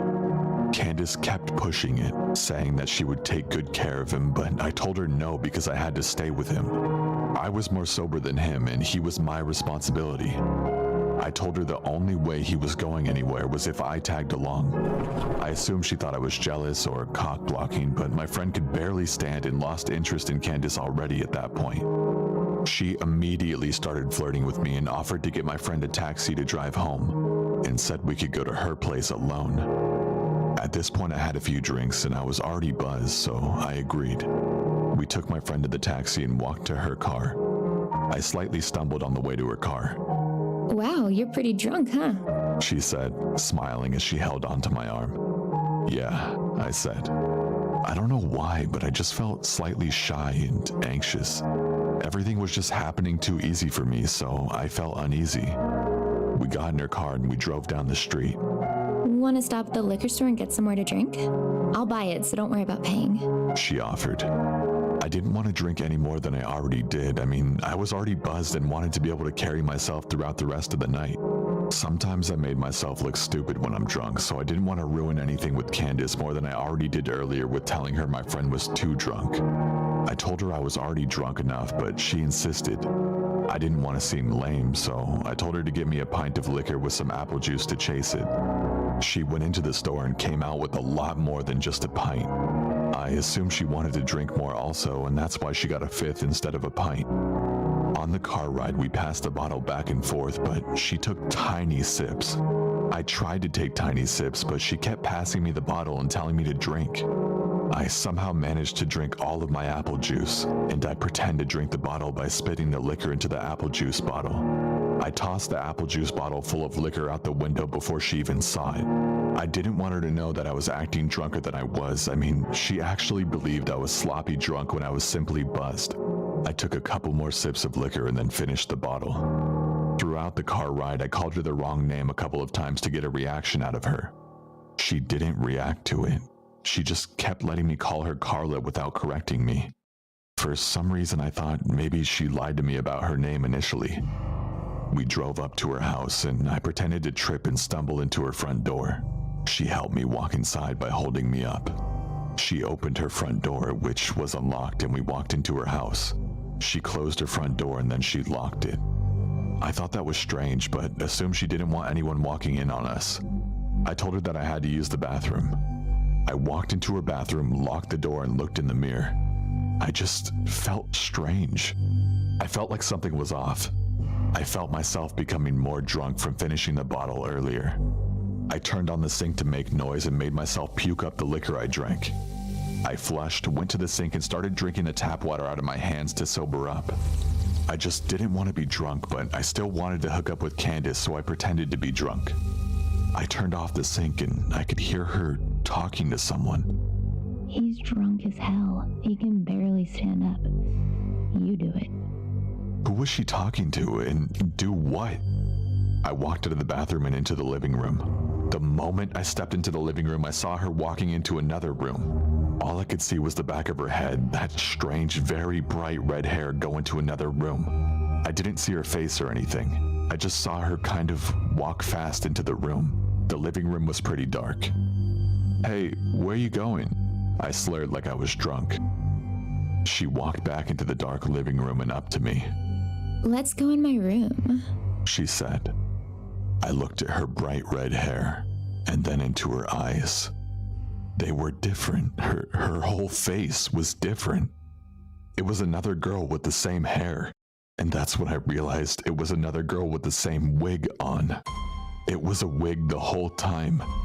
She changed it with the girl from earlier for whatever reason. My heart felt like it stopped, but I tried to look like I had no idea it was a different girl. I kind of smiled at her and told her I needed to use the bathroom one more time and told her sorry I was so drunk. She said, It's fine. Just hurry up in there. I went into the bathroom and locked the door. I heard her whisper something to someone again. This time, I think I heard a male voice whisper back. I honestly didn't concentrate on listening to exactly what she said, but something sketchy was going on, and I had to get out of that house.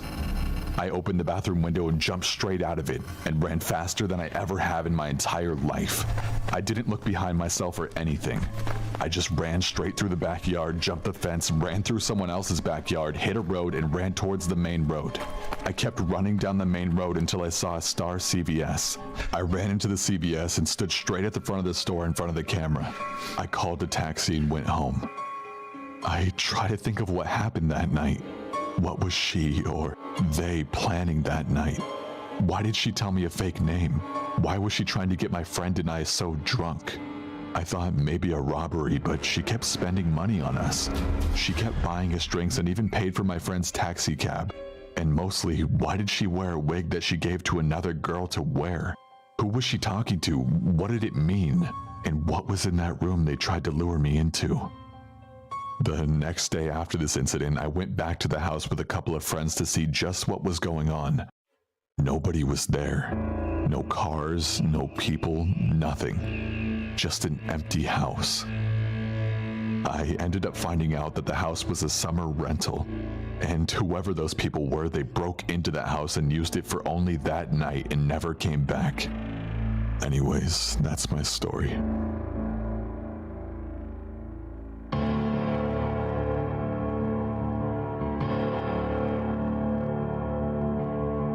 So last night I was at a classmate's house working on a group project we have due tomorrow. I live in an apartment in the town where our university is located, and my classmate lives at his parents' house, which is in the foothills just outside of town. In order to get to the house, you have to drive along a relatively secluded and narrow 2-lane road for about 5 to 6 miles. We started working on the project at about 6 p.m. and I ended up hanging around for a while after we had finished our work. So I left his house pretty late at about 11 and started down the road back towards town. I didn't realize how tough it would be to navigate the roads at night. There were no streetlights and the road was unkempt and riddled with potholes. And on top of this, I had no cell service, so I had to drive very slowly to make sure I didn't blow out one of my tires, since I had used my spare one a couple of weeks back. I figure I was about 3 miles from the house when I rounded a tight corner and saw a pickup truck with a camper shell parked diagonally across the road. The manner in which it was parked completely impeded my path, and I couldn't drive around it because there was a gully on both sides of the road. The only way for me to go at this point was backward, where there was a pull-off I could use to turn my car around. At first, I couldn't see inside the cab, but when I turned on my high beams, I saw that there was a man slouched over in the driver's seat, his head resting against the steering wheel as if he had been knocked out after a bad accident. I immediately sensed that something was wrong. The way his car had just coincidentally come to rest in a position that totally blocked the road was a big red flag for me.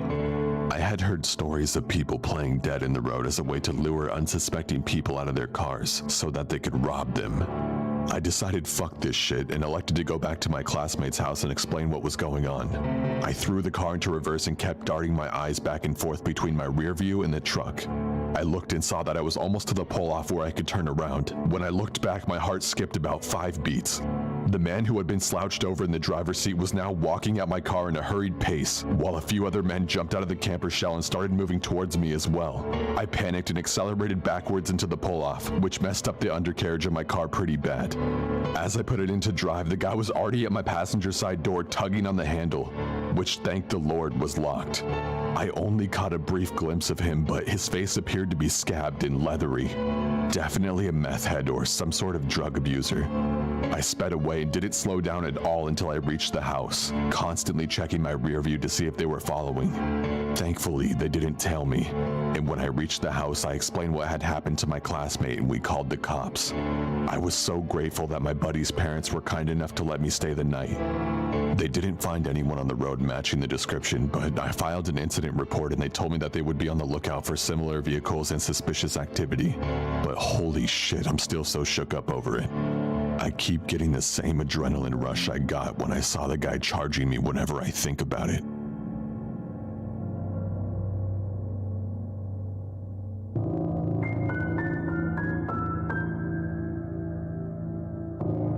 I was 21, recently became a police officer, and was also recently dumped, so my friend suggested Tinder. As a 21-year-old and new cop, I had the I'm invincible and I can take on anyone mentality. I matched with a very good-looking, out-of-my-league female. We chatted and eventually set up a date to meet. She said she had a great open field to look at stars and hang out, and that we could meet up at her house. So the night came. I was excited and she seemed to be excited when I picked her up. She guided me to the field and it looked nice. Open space, woods, deer, and other wildlife. In the field, I noticed really dim headlights in the distance. Then the van started driving towards us and pulled up right in front of us, almost close enough to block me from going forward. I told her to stay in the car and I'll go say hi. I grabbed my flashlight I had in the car and walked up. In the front driver's side of the van, there was a decently sized man. I asked him what was going on and if he could back up his car a little bit. He was very polite, said he was the owner of the property, and said he didn't mean to scare us. He told me he's been having trouble with poachers on his property and just wanted to make sure we weren't going to be shooting at anything. I assured him we only came out to look at some stars and wildlife. He was perfectly okay with that, told me to have a nice day, and drove away. After that, the girl was texting non-stop. Around an hour later, I saw headlights coming towards us again, this time at a really fast pace. We hopped in the car and I moved it to a more defensive position. The same man came close enough to almost hit my car. She hopped out of the car at that point and ran towards the guy. I immediately knew I was fucked. I got out and gave them commands to back up and get on the ground. Neither of them complied, obviously. He then proceeded to charge me and knock me on the ground. Luckily, I was able to get him on his back and get up. I saw my date grab a metal pipe from the van. She told me they had a gun and to give them my money and the truck and that I won't get hurt. Of course, with my I'm invincible mentality, I said no. She started to cry and was saying they didn't want to hurt me. He then started to go back towards the car. At that point, I told them I was a cop, drew my concealed firearm, and told them to lay on the ground. After a moment of shock from all of us, they complied. I was able to call 911, tell them my name and badge number, that I had two at gunpoint and needed backup immediately. I gave our dispatcher the best directions I could to this field. While I was on the phone, they both fled. Again, stupid new cop, young guy mentality. I chased them. I took off after the man who ran into the woods around the field. I chased him for maybe 30 seconds and I heard 3 loud pops and saw muzzle flash. My I'm invincible mentality went right out the window. I ran like hell back towards my car and peeled the hell out of there. I went back to the area I picked her up in, called dispatch again, and had officers come to that location. Of course, the first officers to pull up was my sergeant and my field training officer. Of course, they were both completely understanding and didn't give me any shit about it at all. The most used words were dumbass and stupid fucking rookie. I hopped in their car and went towards the field. Luckily, the van was still there. I was told to shut my mouth and only come out if they started getting shot at. They cleared the area and started looking in the van. They found meth right on the center console and searched the car. What scared me the most was when my field training officer and sergeant came back to the patrol car. They let me out and told me to come look in the back of the van. Both of them were pale, looked horrified. I went to the back of the van where there were several knives, duct tape, lighter fluid, a decent amount of rifle ammunition, handcuffs, and what looked to be dried blood. In the front passenger seat side, we found an AR-15 style rifle and 2 more handguns. We called for immediate backup and detectives. When they investigated the blood, it turned out it wasn't blood. The plates had been stolen and the van was a reported stolen. I still get shit about the whole encounter, but luckily no one got hurt. I will never use online dating again. Ever.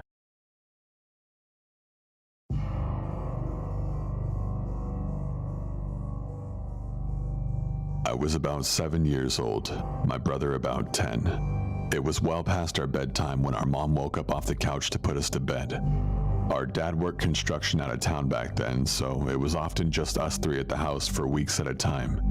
Up the stairs and to our immediate right was our parents' bedroom. Going left put you in the middle of a hallway, taking another left down that hallway led to my brother's room. The opposite end was my room, which was also across the hall from our upstairs bathroom. At either end of the hallway are windowed doors we always kept locked and rarely used. The door on my end led to a balcony overlooking our front yard, and the door to my brother's end opened to our back porch. The house kind of leans into a small hill. My brother and mom both had a bad habit of waking up in the middle of the night to use the bathroom. I only knew this because I was always a light sleeper and they just couldn't help flushing with the door wide open.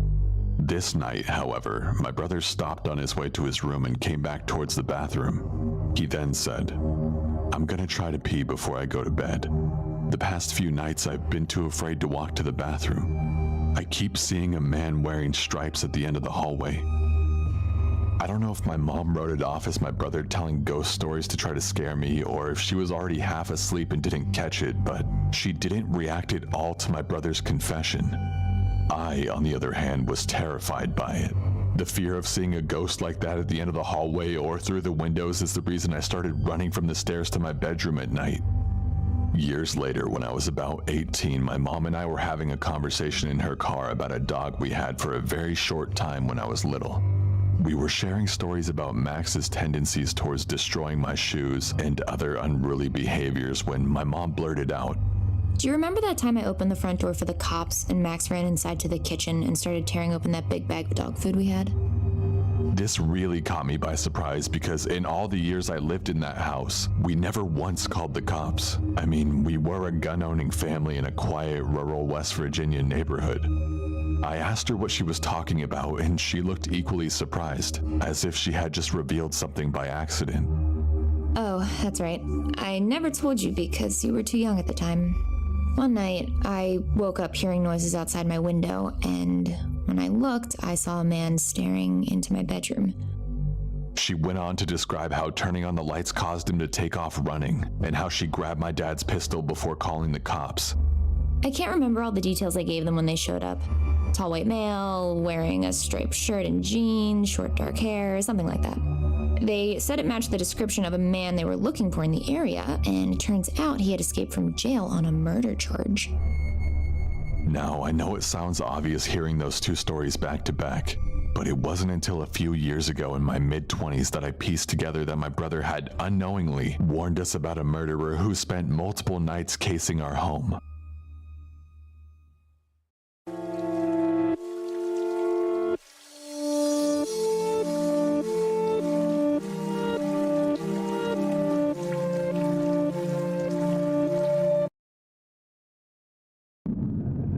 To preface this, I'm a girl and my mom was a horrible addict. She barely took care of me as a kid. At the time of this incident, I was around 6 or 7, so my awareness and understanding of things happening may not totally make much sense here. This happened in the 90s. One night, my mother and I were on a car ride. I wasn't sure why we were driving, but it was late at night. I'm not sure what time it was, but I assume it was really late because there weren't many cars on the street and I was sleeping in the back seat. I don't even remember getting in the car. My mom drove up to some sketchy house and left me in the car for what felt like forever. Suddenly, the car door swung open and someone violently grabbed me by my arm and yanked me out of the car. I started screaming and crying until the man that grabbed me looked in my eyes and said, "Be quiet and don't try to run or I'll kill you." He had a scruffy beard and looked like a madman. I was scared to death, so I listened. He held me tight by my arm, shut the car door, and walked with me down the street. I looked back at the house my mom was in, hoping that my mom would come out the last second and save me. I looked at the house as long as I could as the man dragged me further and further away. As we walked down the street, I wanted to cry, but I was in shock and in fear. I didn't know what to do. If I sniffled or cried, the man would tighten his grip and yell at me. I can't even explain how scared and confused I was. We walked for a little while and ended up in the projects. The projects were a bunch of buildings crammed together in a shitty neighborhood. We walked into one of the buildings and walked up a flight of stairs. My legs and feet hurt like hell, but I was too scared to stop moving or complain.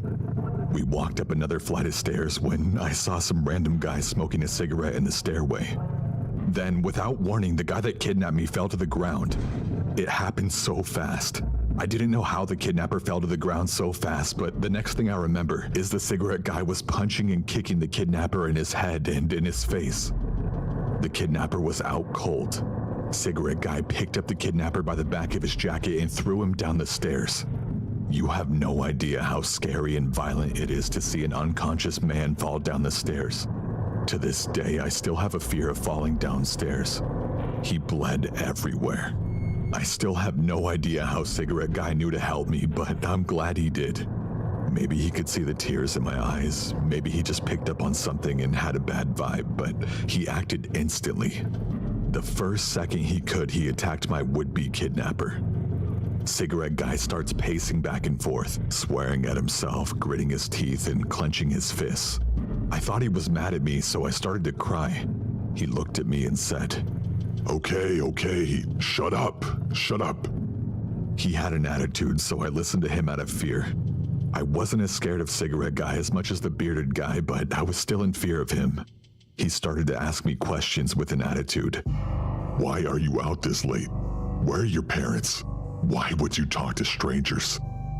I was in so much shock and confusion I couldn't answer the man's questions correctly. He asked if I knew my way home, and I told him I didn't. I told him a broken story about what happened, and somehow with the information I gave him, he knew where my mom's car was. The only thing I remember about the road is passing a house with Christmas lights on it despite Christmas already being over. I think he knew the area well enough and figured out where I needed to go based on that information, but I honestly don't even remember telling him about the Christmas lights. Anyways, he told me he would take me back if I promised over and over that I wouldn't tell the police that I saw him or anyone that looked like him, and made me promise that I wouldn't even tell the police anything. He had an attitude and I didn't care what he asked me. I just wanted to go back to my mom, so I agreed. I followed him down the stairs. The bearded guy was still laying on the ground bleeding at the bottom of the stairs that cigarette guy threw him down. He wasn't moving at all. I mean, for all I know, he was dead, and I hope now that he was. Cigarette guy stepped over the bearded guy and I followed. We walked outside and cigarette guy looked around panicky. I remember him telling me, "The police don't like me." We walked out of the projects and my feet still hurt. Cigarette guy was walking fast in a panic and I had to basically jog to keep up with him. I started crying and he asked me what was wrong. I told him my feet hurt, and I remember him sucking his teeth and picking me up with an attitude. He awkwardly cradled me in both arms. He walked down the road for a moment. Then I remember him swearing and running behind a house or building. A cop car was driving down the road. He put me down and told me to run to the police car. I tried to run, but my legs could barely move and I was scared. The cop car kept driving and rode away without seeing me before I could even get remotely close to it. He kept swearing to himself as he picked me up again and ran down the street. He took me behind a lot of houses and hid from every cop car that drove by. I assume now that the police were looking for me. He carried me in both arms, running fast down the road when I saw my mom at her car in the distance. She was surrounded by police. Cigarette guy put me down and told me to run to the police. I got so excited the pain in my legs disappeared. He put me down and ran away. I ran towards the police and my mom. My mom picked me up and hugged me tight. The police started to ask me and my mom questions. I don't remember too much about their questions, but I remember my mom telling the police some convoluted story that just didn't make any sense. She basically told me to not say anything, and I didn't say much but cried a whole bunch. We went home. Days later, my dad picked me up and knew something was wrong. I told him everything. I never lived with my mom again. When I grew up and had time to think about that day, I never forgave my mother. Not too long ago, I asked my dad what he remembers about the situation, and he told me what he thinks happened from what I explained to him from years ago. He said my mom was on a drug binge, I got kidnapped. Someone saved me, but the person that saved me had warrants and wasn't mad at me. He was just frustrated with the situation that he had to deal with. Imagine being a criminal on the run and now you have a kidnapped girl with you and you just beat a guy up half to death. If he would have gotten caught with me, he would be in jail for my kidnapping. With my mom lying and me being in shock and confused, I wouldn't be able to tell them that the man had helped me because while it was all happening, I didn't even notice he was helping me. To the man that saved me, thanks. To the man that tried to kidnap me, I hope I never see you again.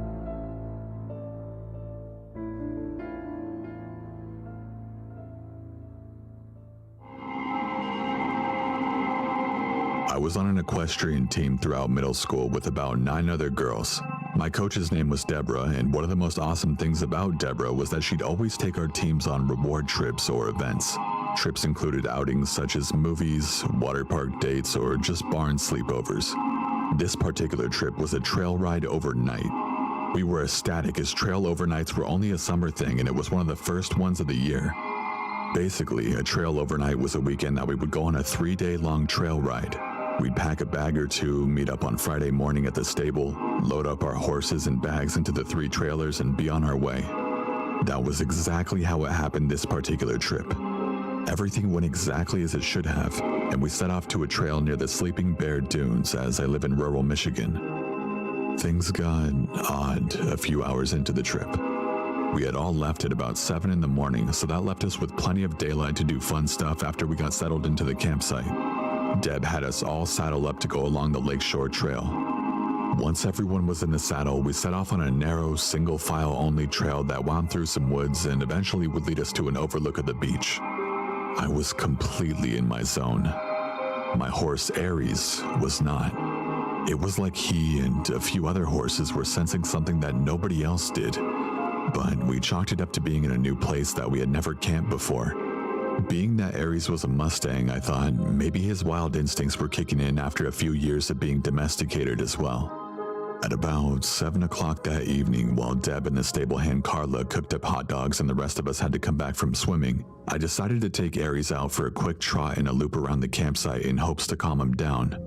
I grabbed my helmet and mounted up, not bothering to grab reins or saddle up, and just tied the lead rope to the other side of his halter. The ride went how I expected it to, with Aries acting up, although this time his behavior was different. He didn't just seem agitated, he seemed distressed, like something was really scaring him. I looked around and couldn't see a thing. No deer, no bears, no other horseback riders or mountain bikers or anything. I decided to go down a little trail that would wind back up at the campsite after about 5 minutes rather than just going in a loop. This is where it hit the fan. We had been going for about 2 minutes on this little trail when I started feeling funny, like we were being watched. I turned around and nobody was there. At one point of the trail, we came across a big boulder, and this was where Aries stopped completely. No amount of nudging or encouragement budged him. He absolutely refused to go any further. I slid off his back and tried pulling him to no avail. That's when I noticed where his eyes were focused. He wasn't looking at me, but over my shoulder. Ears perked forward, absolutely silent, like a dog pointing. Slowly, I turned around and saw a tall, dark figure about 50 yards away, maybe less, standing ahead of us on the trail, not moving, even though I'm sure he heard us. I didn't know what to do. Was he a hiker? It was obviously a man, but he had no pack, no bike, nothing. He was holding something in his hand, though. A walking stick, maybe. I didn't want to bother him or go near him as his presence had given me the creeps. I whispered to Aries that we were going back and slowly climbed on. As soon as I was situated and I looked back at the man, though, my heart dropped.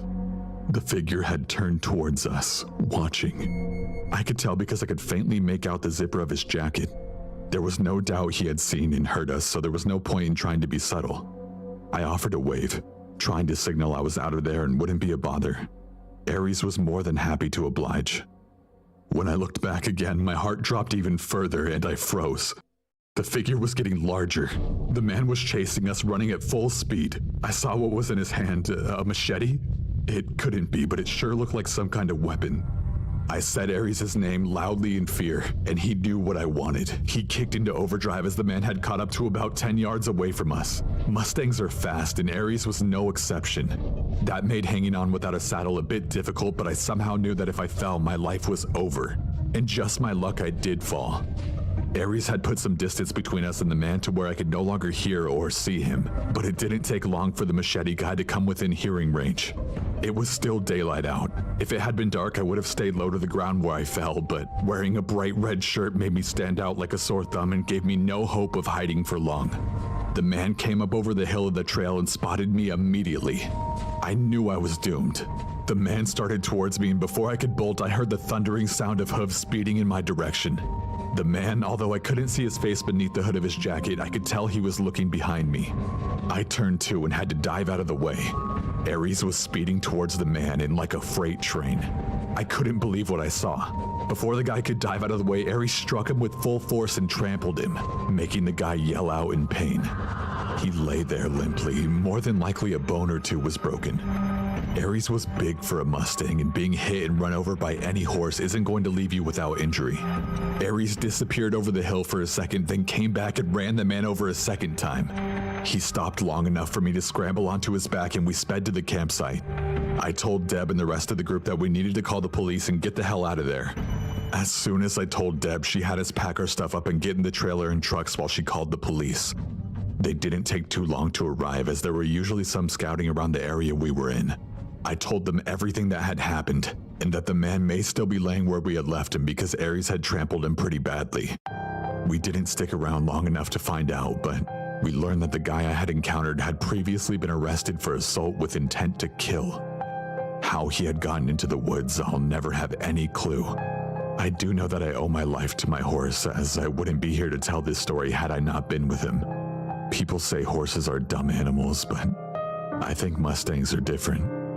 I think if Ares had not been wild before, he wouldn't have been able to recognize the threat. Anyway, that's my story. If there are any fellow riders out there, or even just hikers or mountain bikers, whatever you might do on the trail, I recommend you don't go do it alone.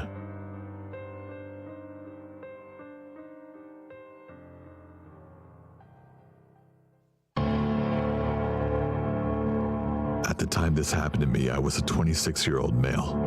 I'm telling my story in hopes that it may educate people and to demonstrate to those who have experienced what I have that they're not alone. The year was 2010, and I had just finished basic training in the military. I joined the Marines in hoping to improve myself and become part of something greater than myself. After completing basic training, I was stationed at a facility where I was to receive MOS training, which is basically training for the job I was to do in the Marines. I was married at the time, and things were not going well between my wife and I. After a stressful week, I decided to go with some of the guys in my unit to a local bar and blow off some steam. Before we were dismissed for the weekend, we were briefed by our command on basic safety tips such as travel in groups, don't wander off drunk alone, and watch your drinks. I blew most of what they said off because I never envisioned anything bad happening to me. After finally being released for the weekend, we hit the bar and it was packed. The music was loud, the drinks were flowing, and we were all having a great time. While my friends were dancing and socializing, I decided to head back to the bar for another drink. While waiting for the bartender, a gentleman I did not know approached me. He was slightly taller than me, slender, and rather non-threatening. He smiled and said, "Hey, Marine, you look stressed." Without thinking or even caring, I told him about my marital troubles. He offered me a drink, and as I had my attention turned to my phone, he handed me a drink. He smiled and said, "See you around." I drank what he gave me, and I went to go look for my friends. As I began to walk around, I started to feel sick. The room began to spin, and I was not feeling well. I felt that something was off, and when I couldn't locate my group, I left the bar to call a cab and head back to base. As I staggered outside, struggling to pull my phone out, the man who bought me the drink approached me. "Where's your friends?" he asked. "I don't know, but I'm going home," I replied.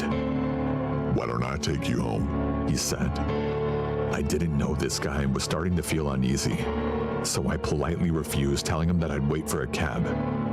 That was when the expression on his face changed to a menacing look. "Let's go, I'm taking you home," he stated with an angry tone as he grabbed my arm. I demanded he let me go and began to struggle when he slammed my head into the wall. Almost immediately after that, I began to lose consciousness. As he dragged me to his car, for what felt like an eternity, I went in and out of consciousness as I felt weight pressing down on me. I tried to struggle, but I passed out again. When I finally woke up, I was face down in an alleyway with my pants down covered in blood. I was bleeding from my face and from behind.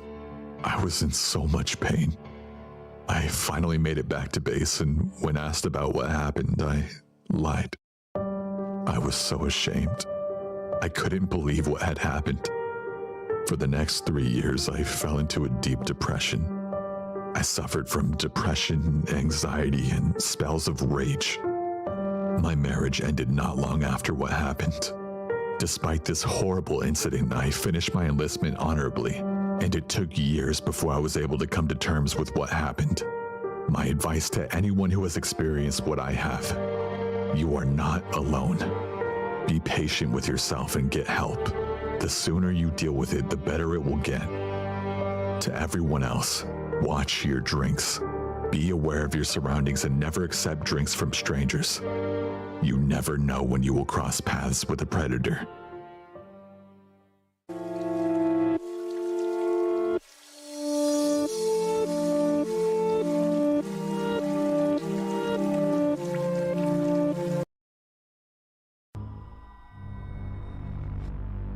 First, a little background information. I worked the night shift at a local gas station when I was 19.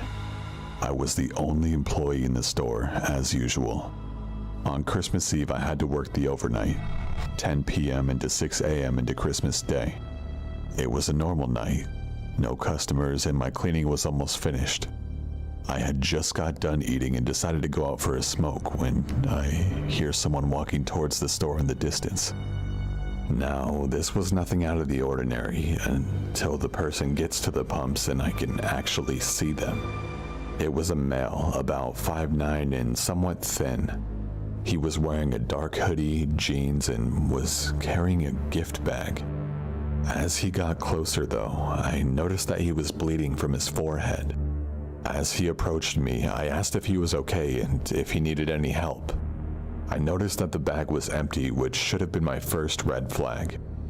The guy looked me in the eyes, looking dead inside, and said, "You want to help?" Hey everyone.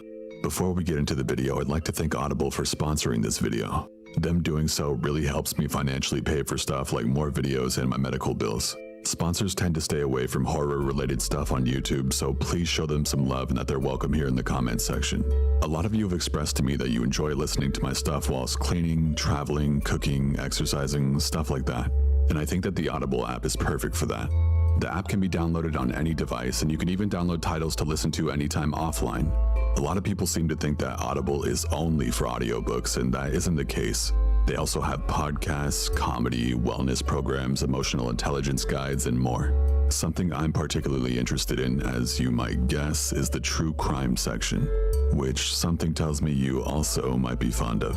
If you're looking for somewhere to start, I would suggest Whoever Fights Monsters: My 20 Years Tracking Serial Killers for the FBI. It's written by Robert Resler, the man who created the term serial killer, and he takes you on the hunt for America's most dangerous psychopaths. You can start listening today with a 30-day trial where you can listen to Whoever Fights Monsters or whatever other title you want, plus 2 Audible originals absolutely free. All you have to do is go to audible.com/corpsehusband or text corpsehusband to 500-500. Again, that's audible.com/corpsehusband. Big thank you to Audible, and let's get into the stories. To provide context, I'm a registered nurse in a small to mid-sized rural emergency department. I've been doing this job for about 4 years, and one of the biggest problems we've had in my time here has been the prevalence of drug abuse and mental illness. I don't live in a tiny rinky-dink town, nor do I live in a huge metropolitan area, but imagine more of a middle ground city and otherwise a highly rural area of farmlands and aforementioned rinky-dink towns. Given the size of my city, we deal with a lot of substance abuse and subsequent mental illness. The majority of cases we see are meth-induced.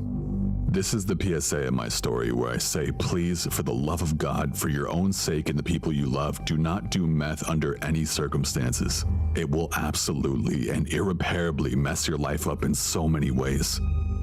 One thing that many people don't realize is that hard drug use can lead to mental illness. A lot of the times, however, it's a chicken and egg scenario regarding whether the person had mental illness prior to the drug use or whether it was the cause. On this night, one of our local EMS crews was called for a person having a drug-induced psychosis. He was brought into our psychiatric holding area, being escorted by both the EMS crew and our local police officers. One glance at this guy and I could tell he was legitimately having a psychosis. He was in his mid-40s to mid-50s, had unkempt gray hair, unshaven, tattered, and dirty clothes.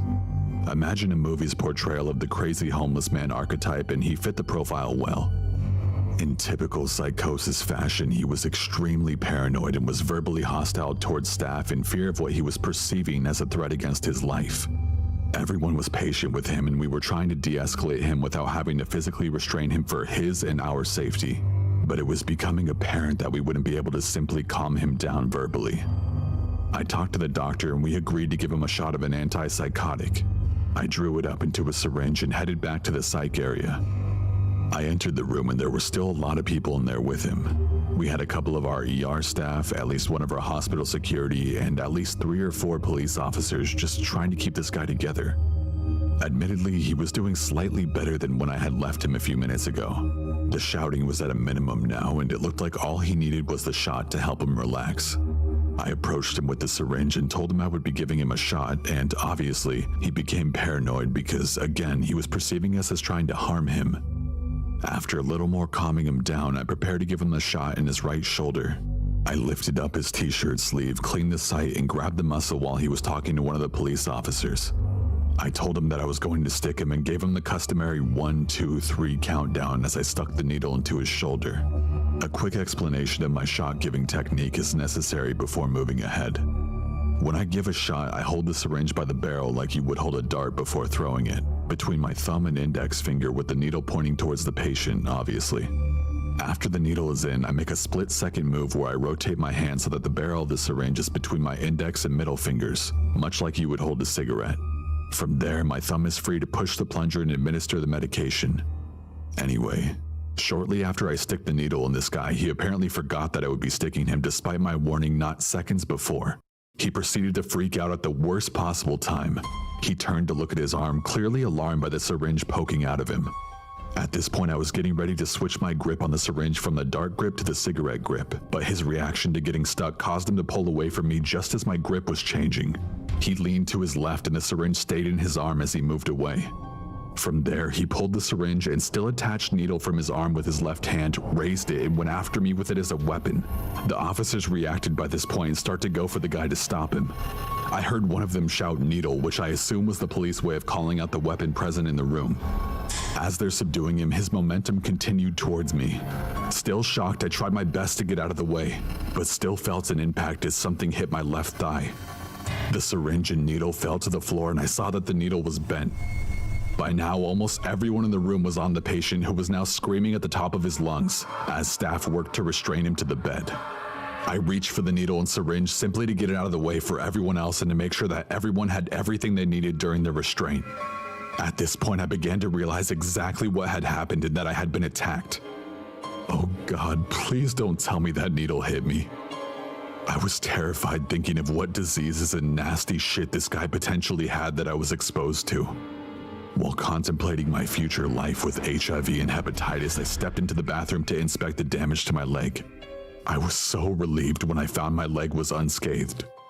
The only explanation I can think of is that somehow the needle hit the pack of gum that was in my left pocket at the time. Wrigley, if you ever need a spokesperson, please have your people get in contact with my people. After the situation had resolved, one of the police officers approached me and asked if I wanted to press charges against the guy. I initially said no because I felt sorry for the guy. He had psychiatric problems, he can't control what he's doing. As that shift progressed, however, my feelings began to change. Why should I protect this guy because he was methed out of his mind and attacked me? Why should I let this guy get away with giving me anxiety and making me feel uneasy for the rest of my career with psych patients? I later called the officer back and pressed charges against the patient. As of about 2 years ago, nothing has come of the charges because the patient wasn't in his right mind. Again, please, for everyone's sake, don't do meth.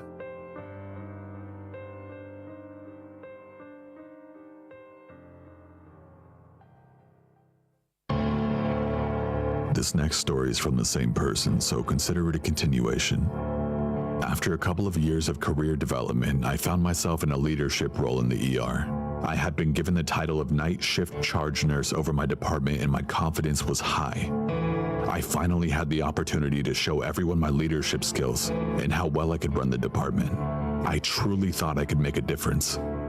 On this night, one of our ambulances got called for a car versus semi collision. The patient was the driver of the car and was in his 30s or 40s. The medics in the ambulance mentioned that the collision may have been intentional as a suicide attempt. There was no obvious injuries that I noted when he first arrived and he appeared to be calm. When I saw that the situation was under control, I stepped back and looked over the rest of the department. I didn't hear anything about him for the rest of the time that he was there. I don't remember why, but he was going to be admitted to the hospital. So the nurse called report to the floor and we arranged for transport to his room upstairs. Because he could have possibly attempted suicide, he was placed in a 1-to-1 watch while he was in the ER, so the tech that was doing the watch was going to take him upstairs. Additionally, because he was a 1-to-1 watch, they needed to be escorted by a security guard. According to the tech, he had been asleep for quite some time prior to his transport. The security guard arrived and the tech woke the patient up for the transport. Once he woke up, all hell broke loose. He immediately got up from the bed and began talking nonsense, eventually escalating to yelling nonsense. With my workstation being right outside the room, I got up and went straight into the room. When I entered through the curtain, I saw the tech and the security guard standing opposite of the guy trying to talk him down. At this point, the guy was standing in the middle of the room, bare-ass naked, and had ripped out his IB. His posturing was threatening and things looked like it would get violent unless the situation diffused. The security guard immediately called for backup and calmly tried to approach the patient. It was at this point that the guy attacked the guard by punching him in the face. The patient continued to go after the guard, but the guard managed to get him pinned against some cabinets in the room. I stepped up to try to hold the patient's arms back. I yelled for the secretary at the nurse's station to call the police. Not long afterward, the other security guard arrived and tried to help. To paint a better picture, the patient is standing with his back against a counter in some cabinets, still yelling nonsensically in his psychotic tangent. Security guard 1 is bear hugging him around his chest and abdomen, much like a football tackle.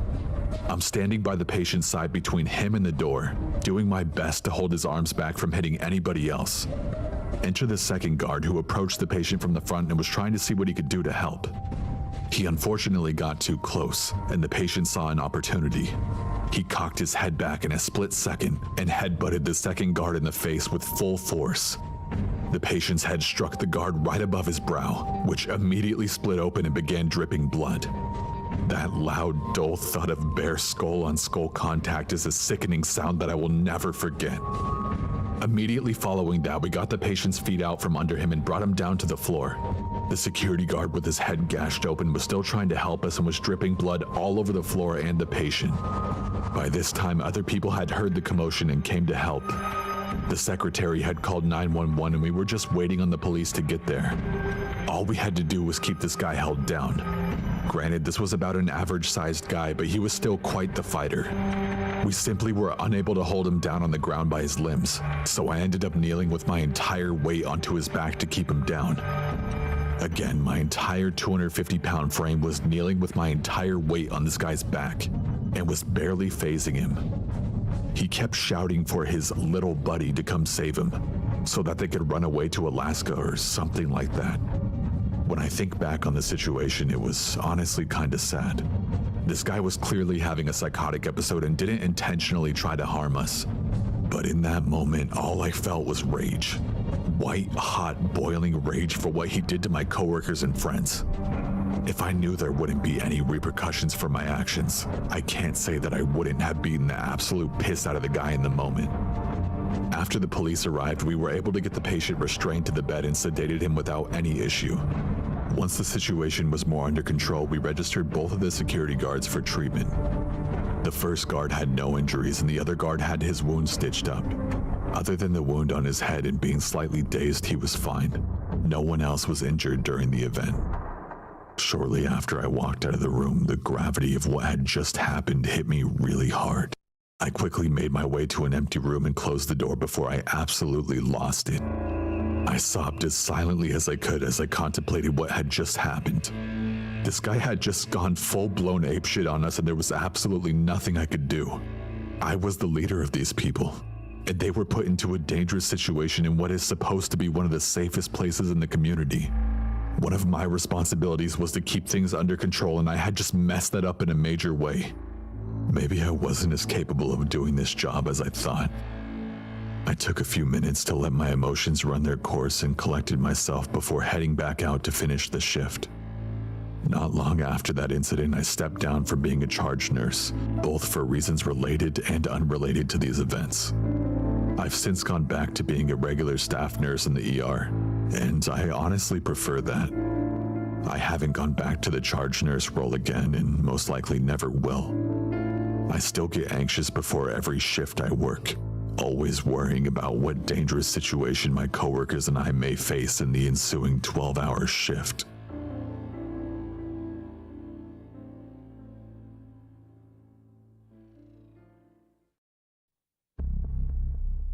I'm a night shift nurse who has been working at a veterans hospital for the past 3 years. My unit is located at the basement of the hospital. I chose to do 12-hour night shifts because it was quiet and relaxing for the most part before the rush begins in the morning after we leave.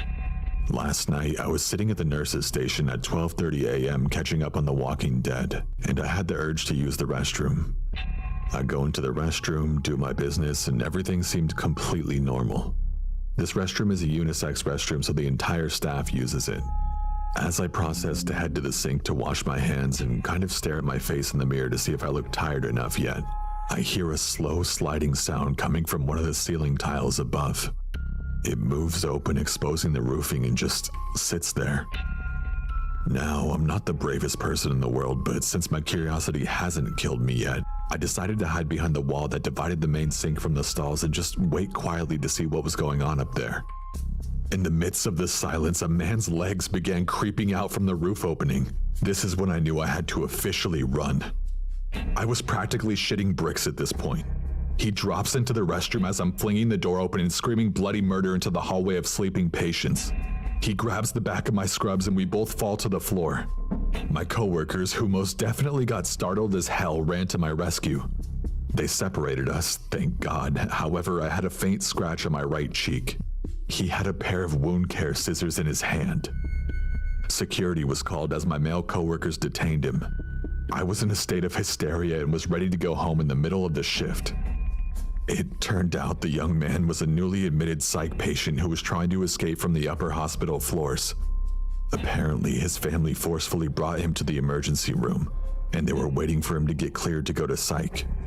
No one is completely sure how he could get away and end up in the restroom ceiling. The freaking restroom ceiling. Currently, my nursing supervisor and I have decided to switch me to work morning shifts now, but on a different unit. Unfortunately, after this event, now I really know what authentic fear feels like.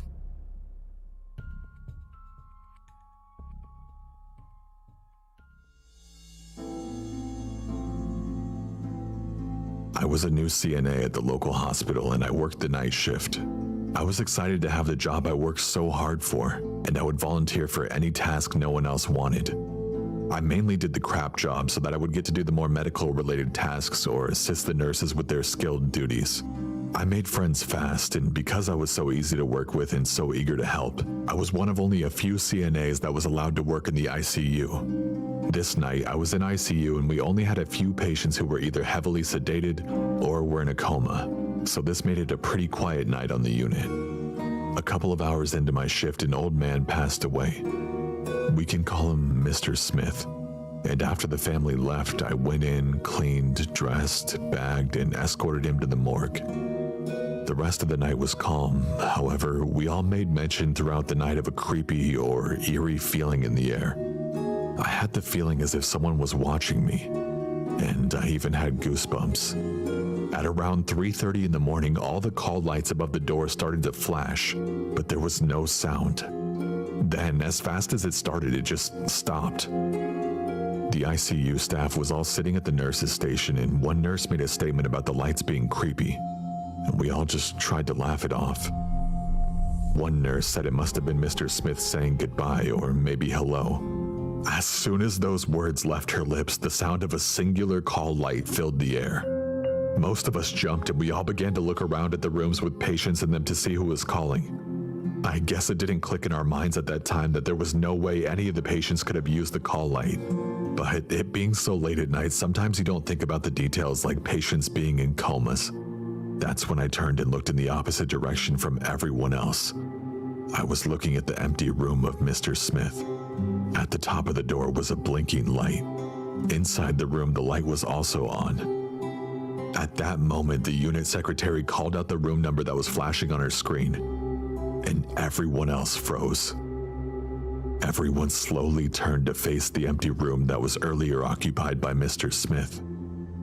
"No way," one nurse said. And at that moment, the call light stopped, and the light in the former patient's room went out. We all sat there for a few minutes, waiting for something more to happen. But thankfully it didn't. We worked quietly for the rest of the night, occasionally looking at the empty room, relieved to see nothing. We didn't really talk about what had happened, and we also never did anything alone that night. We went everywhere in pairs. That night was just the beginning of the scariest job I have ever had.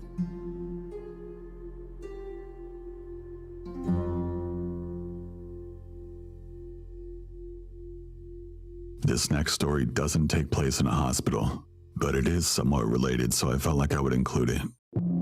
This story takes place while I was working on night shift in a mid-sized college town ambulance service. It was about 1 a.m. on a decently slow night when we get a call for an intoxicated person. This was no abnormality, as intoxication calls are decently common from the hours between midnight and about 3 a.m. The call was to a part of town that was common for intoxications, overdoses, and street violence, so the city police department also responded with us. We arrived and announced ourselves by shouting EMS, and the police officers announced themselves too as we approached the door. The house itself was decently large and 2 stories, probably like 2,500 square feet or so. The front door was open with just a screen door closed, presumably to keep bugs from filling the house. The police officers entered and then gave us a wave to go in. Upon entering the house, something just felt off. If you've been doing this job for any appreciable amount of time, you kind of get like almost a sixth sense for danger. But this didn't feel the same way. It was probably just because the tenants were new or something, but the house was incredibly barren. We had gone into the living room, and inside there was just a singular black, simple couch with a young woman sitting up saying that she had been asleep. That was it. There were no chairs, no tables, no signs of day-to-day living like books, a TV, rugs, dishes, or anything. Just that couch and the woman. From where we stood, I could see the dining room and part of the kitchen. The dining room was similar. It had a solitary dining table, no chairs, no plates, no decorations, anything. No, this wasn't a cause for concern, but it sure set a creepy mood to start out with. We assumed that the girl was the person we had been called for, but she was completely normal when we talked to her. Her brother came down the stairs when he heard the commotion and was also completely normal. While neither of them were intoxicated, we could tell that they weren't telling us the whole truth. Again, one of those sixth sense things you get after working on the job for a while. The police asked to take a look through the house, and the 2 residents give permission. We, as unarmed paramedics, have to wait until the police clear a room for us to follow them in. We had gotten through the dining room and the kitchen and were just getting ready to go upstairs when I hear a crash echo from the kitchen. I was the furthest one back in our group, and so I was closest to the kitchen. I shine my flashlight towards the sound, and I'm sure my face went white. I saw another young woman crouching down on the floor on her hands and feet. Her skin was sweaty and her eyes were wide open and looking around frantically. Her face bore an uncanny smile, and she honestly reminded me a lot of the creature Golem from Lord of the Rings. My light had illuminated the surrounding area, and I saw an open cabinet above the countertop, probably 5 or so feet off the ground, that was large enough for the small girl to have hidden in. We stared at each other for what felt like an hour, but was probably only a couple seconds before I realized she's holding what appears to be about a 5-inch steak knife. Thankfully, I was the most junior member of the crew, so I'd been carrying our on-scene bag with me. The bag contained about 40 pounds or so of medications and tools that I threw at full force towards the girl. The steak knife got caught in the thick fabric of the bag and knocked the girl over enough for me to run past her. I'm a guy who weighs about 250 pounds, but I swear I could have outsprinted a bear. I was so hyped up. I thought that the weirdness of that call was finished after the police managed to detain her and we were allowed to treat her. But after she had gotten calmed down, she alternated back and forth between a calm, apologetic woman who just seemed exhausted and what seemed to be another entity entirely. For bouts of a few minutes at a time, she would get this huge shit-eating grin and laugh and mock us at our attempts to help her and what she had planned to do to us. While we were riding to the hospital, I distinctly remember her saying, "I was gonna put it right there," as she pointed to the right side of my chest and cackled before falling back on the stretcher. I don't think I was ever so happy to turn over care to one of the nurses. I've seen a lot of people in very horrible situations, but it's these kind of calls that still give me nightmares years afterward.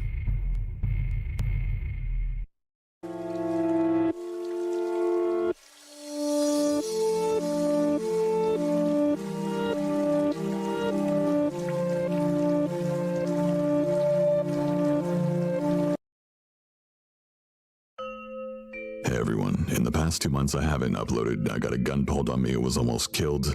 Did an interview on Anthony Padilla's channel, which you can find in the description. And also finally released some music, which some of you know I've been doing behind the scenes for years. And you guys have been supporting it so much. I can't say how much I appreciate it. Sorry, my voice is messed up. I'm off my meds. I feel like there's a clear disconnect between my supporters on YouTube and my supporters on Twitter and Instagram. It almost feels like I'm two different people again. The people on those platforms see so much more of me than people on YouTube, as well as some bonus content from other stuff I do. If you'd like to interact and get to know each other better, both Instagram and Twitter are at corpse_husband. If you send me a tweet right now that says hi, I'll like it, I promise. Anyways, if you're just here for the stories, ignore all of that and let's get into it. I'm a male and was about 21 at the time this happened. I was working at a restaurant as a manager. I had worked from 6 p.m. the previous night.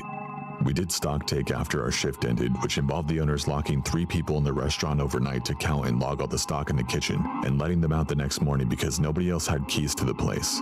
I was supposed to go home after the shift ended, and another manager would do the stock take, but she had an emergency, and seeing as the owners insisted a manager had to be present, I got stuck with working from 6 p.m. to about 8 a.m. the next morning when I was relieved by the next manager. I was pretty bummed, but the owners agreed to pay me overtime and give me an extra day off. They also left us steaks and fries to eat. I only left the restaurant at about 9 a.m. the next morning. The owners were there sooner, but I spent time talking shit and chatting with my friend who was the manager for that morning shift. I was walking to the bus stop as I didn't have a car yet and was saving up for one, and I was exhausted. I had gotten a bit of sleep in after the stock take while we waited for the owners, but it was on a bench at a booth and not very comfortable. I'm usually a very vigilant person, and the neighborhood I had to walk through was pretty sketchy, but usually only at night, and at this point I could barely keep my eyes open, and my biggest worry was falling asleep on the bus and missing my stop. I was about 4 blocks from the restaurant and the bus stop was in sight when I saw a man rapidly approaching me from across the street. He was wearing old washed out jeans, a shirt that I presume used to be white but was now a yellowish brown, and an old baseball cap with the logo torn off. I immediately thought he was either going to ask me for money to buy drugs or to offer to sell me drugs. That was just the type of area this was. Before I could open my mouth to tell him I wasn't interested, he went into this whole tirade about how he's a delivery truck driver and that he needed help offloading a large delivery because he was working alone that day and that he would pay me. I told him no thank you and that I'm not interested. I'm tired and that I want to go home. I started towards the bus stop again, but he kept pace with me, pleading the whole time. Please, man, I need your help. If I don't get this delivery done ASAP, my boss is gonna kill me. I kept telling him no, I wasn't interested. When I finally reached the bus stop, there was another man standing there, and the delivery guy seemed to lose interest in me mid-sentence and tried to sell his story to the other guy. The guy at the bus stop was a well-dressed black man, and I was waiting for him to tell the driver to get lost. So imagine my surprise when he seemed interested in the whole thing. He walked away with the driver and they were talking just out of earshot. Whatever, not my problem anymore. Then the well-dressed guy turned back and walked towards me. He said, "Hey, listen, man. This guy really needs help and he's willing to pay. He says the place is just around the corner, but this is a dodgy neighborhood, and I'm not sure I could trust him. Could you please come with me? He says we can get $100 each for less than an hour's work. If he's lying, he can't take both of us on. And if he's telling the truth, it's an easy $100. Now, when I heard $100 for less than an hour's work, I was interested. Don't judge me, I really needed the money because I was saving up for a car so I wouldn't have to take the bus every day or rely on friends for a ride. Also, this other guy was with me now, so I'll be okay if the driver tries anything funny, right? At least, that's what my tired brain said. How wrong I was. So we returned to the driver and told him we would do it. If the fact that there were 2 of us now put him off, he didn't show it, which did even more to put my mind at ease. As we started walking, I asked the guy, "So, 100 each, right? Why so much for so little work?" "Oh, yeah, we were supposed to have a team to help me, and my boss gave me the money to pay them after the job was done, but they bailed last minute. Now I really need to get this delivery done and my boss is on my case. So I decided, seeing as I have the cash, I'll get volunteers to help me and pay them instead." "But there's 2 of us. Why would you have money for a team if just 2 people can do it in under an hour?" The man kind of stuttered a bit before finally saying, "Oh, you know what these contractor companies are like." I didn't know, but decided to just keep my mouth shut and focus on getting myself physically ready for more work, even though I was exhausted. Like I said, I really needed the money for a car. The well-dressed man remained quiet the whole walk, and I assumed he was just suspicious and trying to stay alert. "We're here," the driver said. Here was an old car dealer that looked closed between two run-down empty buildings. "They look closed," I said stupidly. "The delivery area is open," the driver replied quickly. "Security here is very strict. You'll need to show me everything you have on you and give it to me so security can check it in." The driver laughed. The well-dressed man handed over his wallet and phone while I stared dumbstruck. The driver quickly disappeared in a small alley between the dealership and one of the buildings. It was cluttered with junk, so you couldn't see very far inside of it. He was to go round back to security. I was baffled. How can this man give his valuables to a complete stranger just like that? The same man who told me he didn't trust this situation and asked me to come along to make sure it's all okay. Not even a minute later, the driver came back and handed back the man's valuables. Then he looked at me. "Your turn," was all he said with a smile. "Look, I'm sorry, but no, I can't do that," I said, as both of them stared at me intently while my mind was still trying to process the situation. "Oh, you don't trust me? Is that it? Even after I brought back all of his stuff?" The driver chuckled while motioning to the other guy, who also chuckled. "What are we delivering here anyway?" I asked, desperately trying to buy time while my mind tried to figure out what exactly was happening here. The driver's smile disappeared as I could see the question caught him off guard. Fire extinguishers." Before I could reply, he changed the subject again. "If you don't trust me, that's fine. Come with me and show them to security yourself." His smile was back on his face, but his eyes were not smiling. I was already uncomfortable, but this was it. There was no way I was going to walk with this guy I didn't know down that dingy alley behind the building where nobody could see us. I looked at the well-dressed man and he just smiled and said, "Do it. It's okay." "No, I'm sorry, I'm out," I said, trying to walk away. The driver grabbed my arm firmly, his smile gone now. "Just come with me, it will just take a minute." He almost growled while the other guy stepped closer, but didn't move to help me. At this point, my tiredness was completely gone and my brain was in overdrive. Now I'm tall, I'm 6'4", but I'm slim. Fit, but very slim, and with my height, it gives me a very lanky appearance, not intimidating at all. Besides, I highly doubted I could take both of them at once, especially with them so close to me. I was in full fight or flight though, so I did what I usually do when I can't intimidate someone with my physical appearance. I intimidate them by making them think I'm batshit crazy and unstable. Nobody wants to fight a crazy person from my experience. I screamed, "Don't you touch me," at them, and in doing so, I basically screeched at them. This worked and completely caught them off guard, and I saw them hesitate.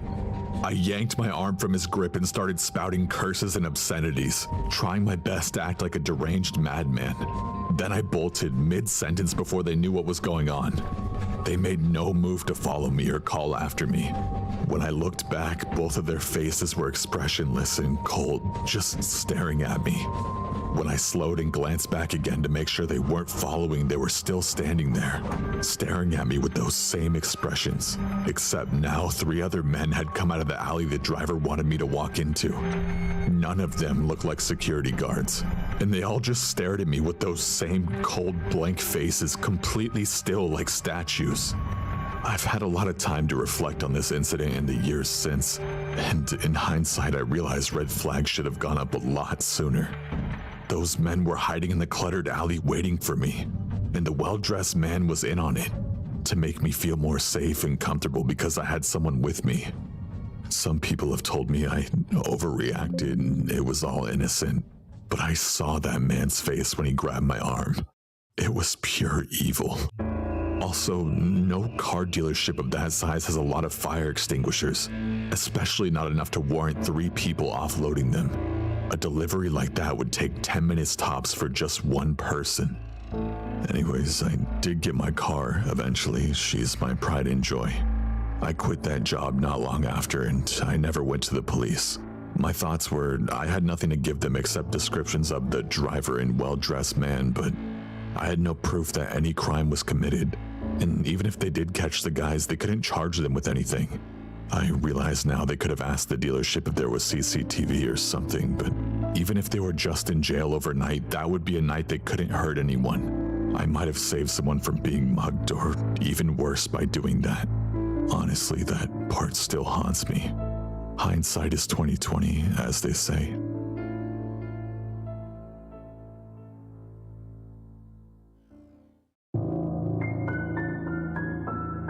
I'm a woman who currently lives in the downtown area of a generally very safe city.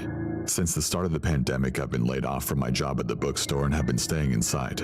However, my micro apartment is about the size of a prison cell. It's only large enough to fit a bed, toilet, sink, and a tiny shower, so I have to go outside to exercise for my mental health. The night before last, I'd taken my bike out at 2 a.m. to cruise around. Knowing what happens next, going out at that hour was a stupid choice, but my sleep schedule is non-existent and 1 to 4 a.m. are my most active hours. I assure you, though, that I'm not going to be going outside at those hours for a very long while. I'm new to biking, being that nobody taught me how to ride them as a kid, so the complete lack of cars or any human life at all is helpful in terms of practicing. Like if I swerve, there are no children to knock over. Anyways, I had been cycling about the city for about half an hour, not having any specific destination, just kind of winding around the street blocks. It's surreal and eerie to see a main street completely empty when, before the pandemic, it had been covered with noisy cars at all hours of the night. When I got to the outdoor mall and plaza area, I decided to rest on a bench and scroll on my phone for a bit. About 5 minutes into my break, I start to hear what sounds like distant humming. It was many blocks away, so at first I thought it was my noise-accustomed city brain compensating for the silence. But as the sound grew clearer, I became aware that it was undeniably real. I didn't really think anything about it, and I didn't even look up until the person who was humming was only a few buildings away from me. My eyes had to adjust off the brightness of my screen to see a shadowy figure walking on the other side of the street. It was only until he walked into the light of a closed shop that I could make out any details. It was a pale man wearing a very tight all-black outfit that looked like a morph suit but without the head. He was humming a tune that I wasn't familiar with. His face was strangely froggish. This is when I began to get a little nervous. I grew up in a city with a high homelessness rate, so I was used to seeing addicts act unusually because I knew that 99% of the time they're harmless. But this man didn't look homeless at all, and his eyes weren't leaving me. I politely divert my gaze, hoping he'll do the same, but when I look up a few seconds later, I see that he not only failed to break eye contact, but he was now crossing the street directly towards me. I pretended to be unbothered, scrolling on my phone, not letting onto the fact that I was tracking him in my peripheral vision. What the hell was he wearing a morph suit for? He stopped in front of the bench I was on and stopped humming. "It's late," he said. A slow fear began boiling in my stomach. He wasn't saying it in a way that a concerned parent would. He was smiling and his hands were clasped behind his back. Yup. I replied very uncomfortably, fretting about the fact that I hadn't got on my bike and taken off before he was able to even start talking to me. What happened to social distancing anyways? I pretended to check the time on my phone and said, "Oh, it is late. I should be going." He stood there motionlessly as I picked my bike up off the ground and tucked my phone away. I glanced up at him.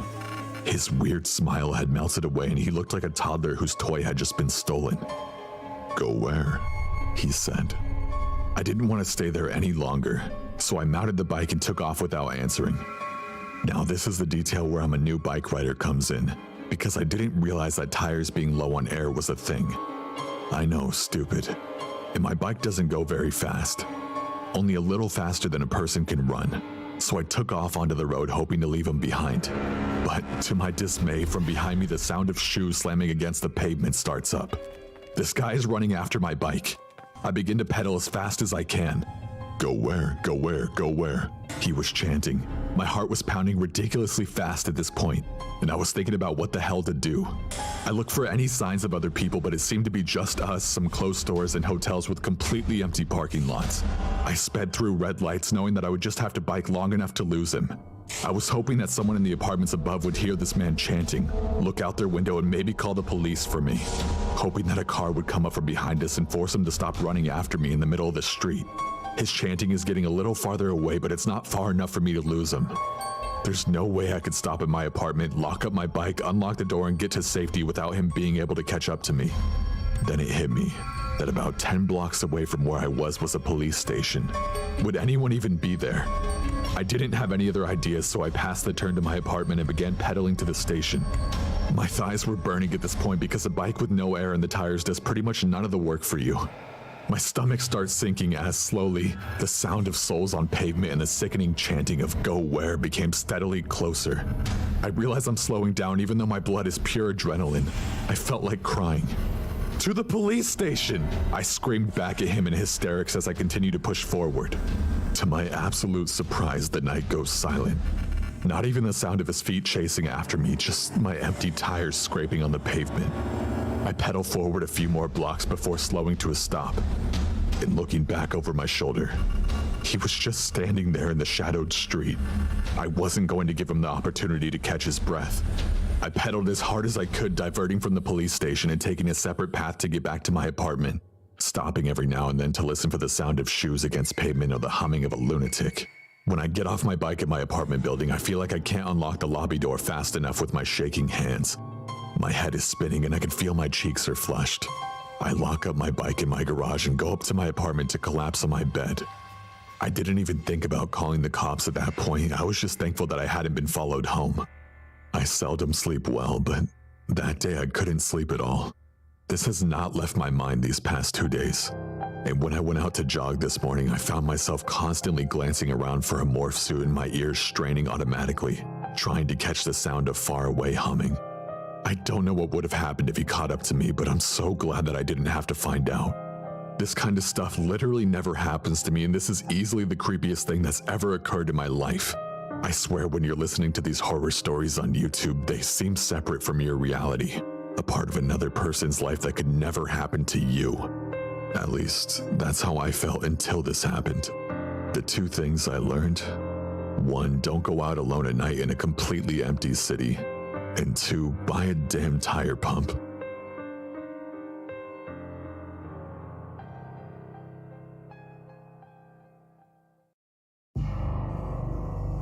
Okay, so backstory.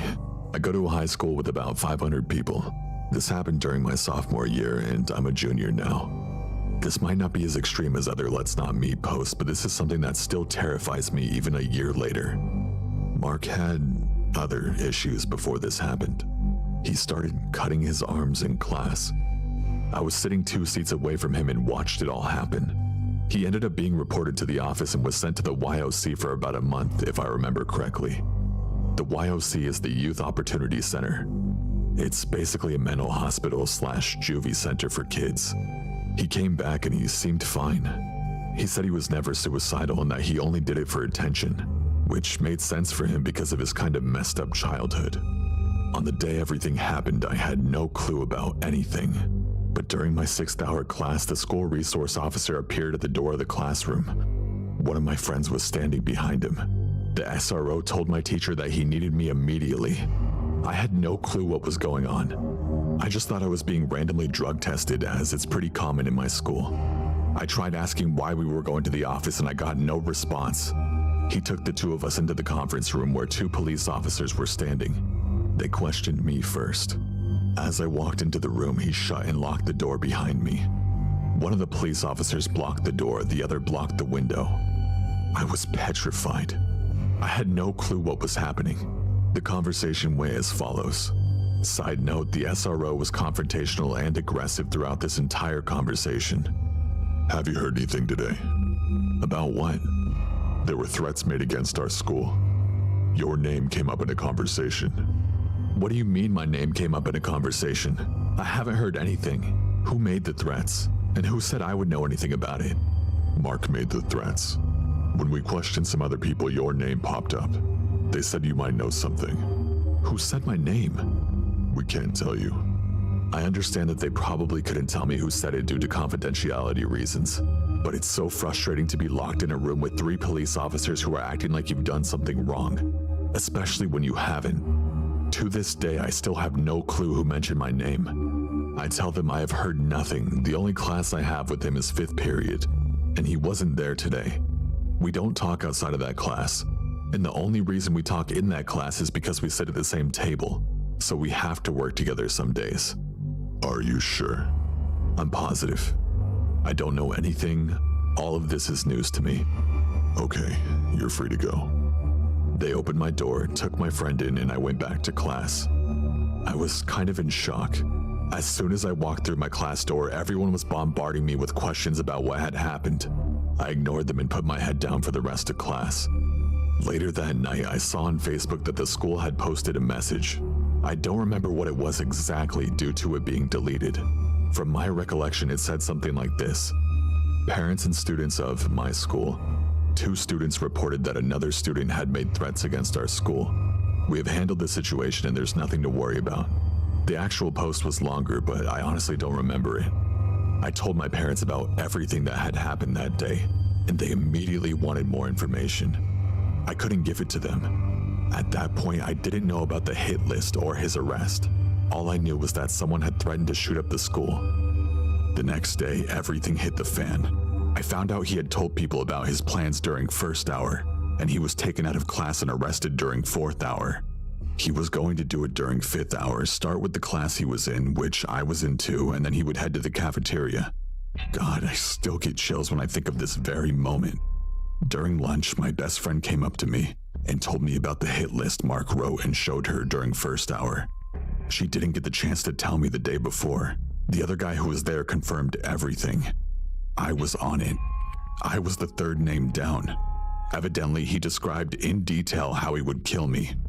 Luckily, someone stopped it from happening, or else I would be dead before I even got to graduate high school. To this day, I still don't know why he would have possibly wanted to kill me. I barely even spoke to the guy. I was polite in class if I had to work with him. We had no negative interactions, so I honestly have no clue what I did to make him so desperately want me dead. As I understand it, he did have a gun in his locker. It wasn't a joke like his friends thought. He intended to do it. I was relieved that I was alive and that nothing happened, but I was also out of mind with horror at the thought of someone plotting my death. About 2 weeks later, my dad and I go into the Dollar General in our town. Keep in mind, my dad has no clue what Mark looks like. We walk in to buy something for dinner, and I see Mark. He's staring at me so intensely that I wanted to run out of the store, but I stuck close to my dad and told him to hurry. He looked at me confused, and I told him I would explain it later. Mark was following us around the store. I couldn't breathe. I don't even have the words to describe how scared I was. My dad and I got what we needed, left the store, and got in the truck. As soon as I was in the truck and the doors were locked, my dad turned to me and asked, "Who was that?" I replied that it was Mark. At this point, we were thoroughly panicked, not only because he was roaming free, but because he knew where I lived. I mean, we had security cameras, but knowing that a person who has adamantly expressed his desire to kill you knows where you live is terrifying. The school has since acted like this never happened. In fact, one of the administrators told me and my family we were overreacting when we wanted to know if he'd be back at the school because, according to them, I was never in any real danger. Luckily, the kid is no longer at my school, and he's currently in some type of jail because he murdered his mother. He pushed her down some stairs and she was found dead in a body bag. Thankfully, he was caught, and I don't think he's going to be getting out anytime soon.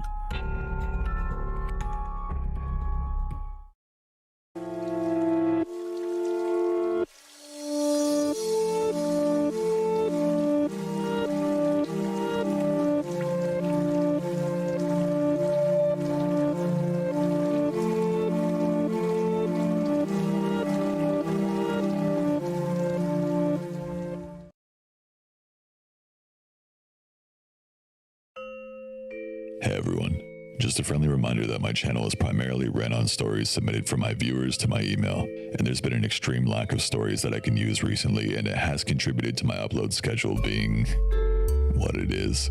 Whilst my health is a big problem and it does contribute to that, I can't upload without good stories. If you have a good story that you think could be usable on my channel, please email your story to corpsehstories@gmail.com, with the subject of the email being what kind of story it is, and also include somewhere in the email what alias you'd like to be credited under. I only want true stories and I do vet them, so please don't send anything otherwise. It really just wastes my time. Also, if you're new here from PewDiePie's video I was in recently, or any of the streams I've been in, welcome, and I'm really happy to have you here. That being said, here are 3 of the most upvoted Let's Not Meet stories from Reddit.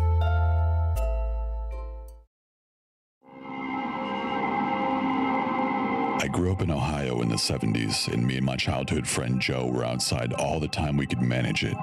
Joe lived on a farm that bordered a pretty big forest, and my parents would drop me off in the morning and we'd stay in the woods all weekend. We'd basically only come out for school. We loved pretending we were frontiersmen. We'd build shelters, traps, practice making fire with sticks, the whole 9 yards. When we got to be in high school, we got this notion to pull a Stand By Me. This was based on the movie of the same name that had just come out. The idea was that we'd walk the railroad tracks out in the country, but instead of looking for a dead body, we'd find cool bridges to fish from and camp a little ways off the tracks. Of course we knew this was dangerous and we'd likely be trespassing, but we were kids. We had a lot of fun. We did find beautiful rivers, we discovered bridges no one went to, we fished, we hid from trains. At night we camped in woods just near the tracks and made small hidden fires. Nothing bad ever happened. It was idyllic. In fact, it was so fun we did it multiple times, never had a problem. After high school, me and Joe went our own ways. We both left home, but always stayed in touch and always tried to coordinate visits so we'd see each other occasionally. Well, one summer in the mid-90s, it worked out that we were both in town for about a week. We'd do stuff with family in the day, and at night we'd either catch drinks at the bar or sit outside Joe's house around a fire and talk about the good old days. One night, me and Joe got to talking about our Stand By Me trips.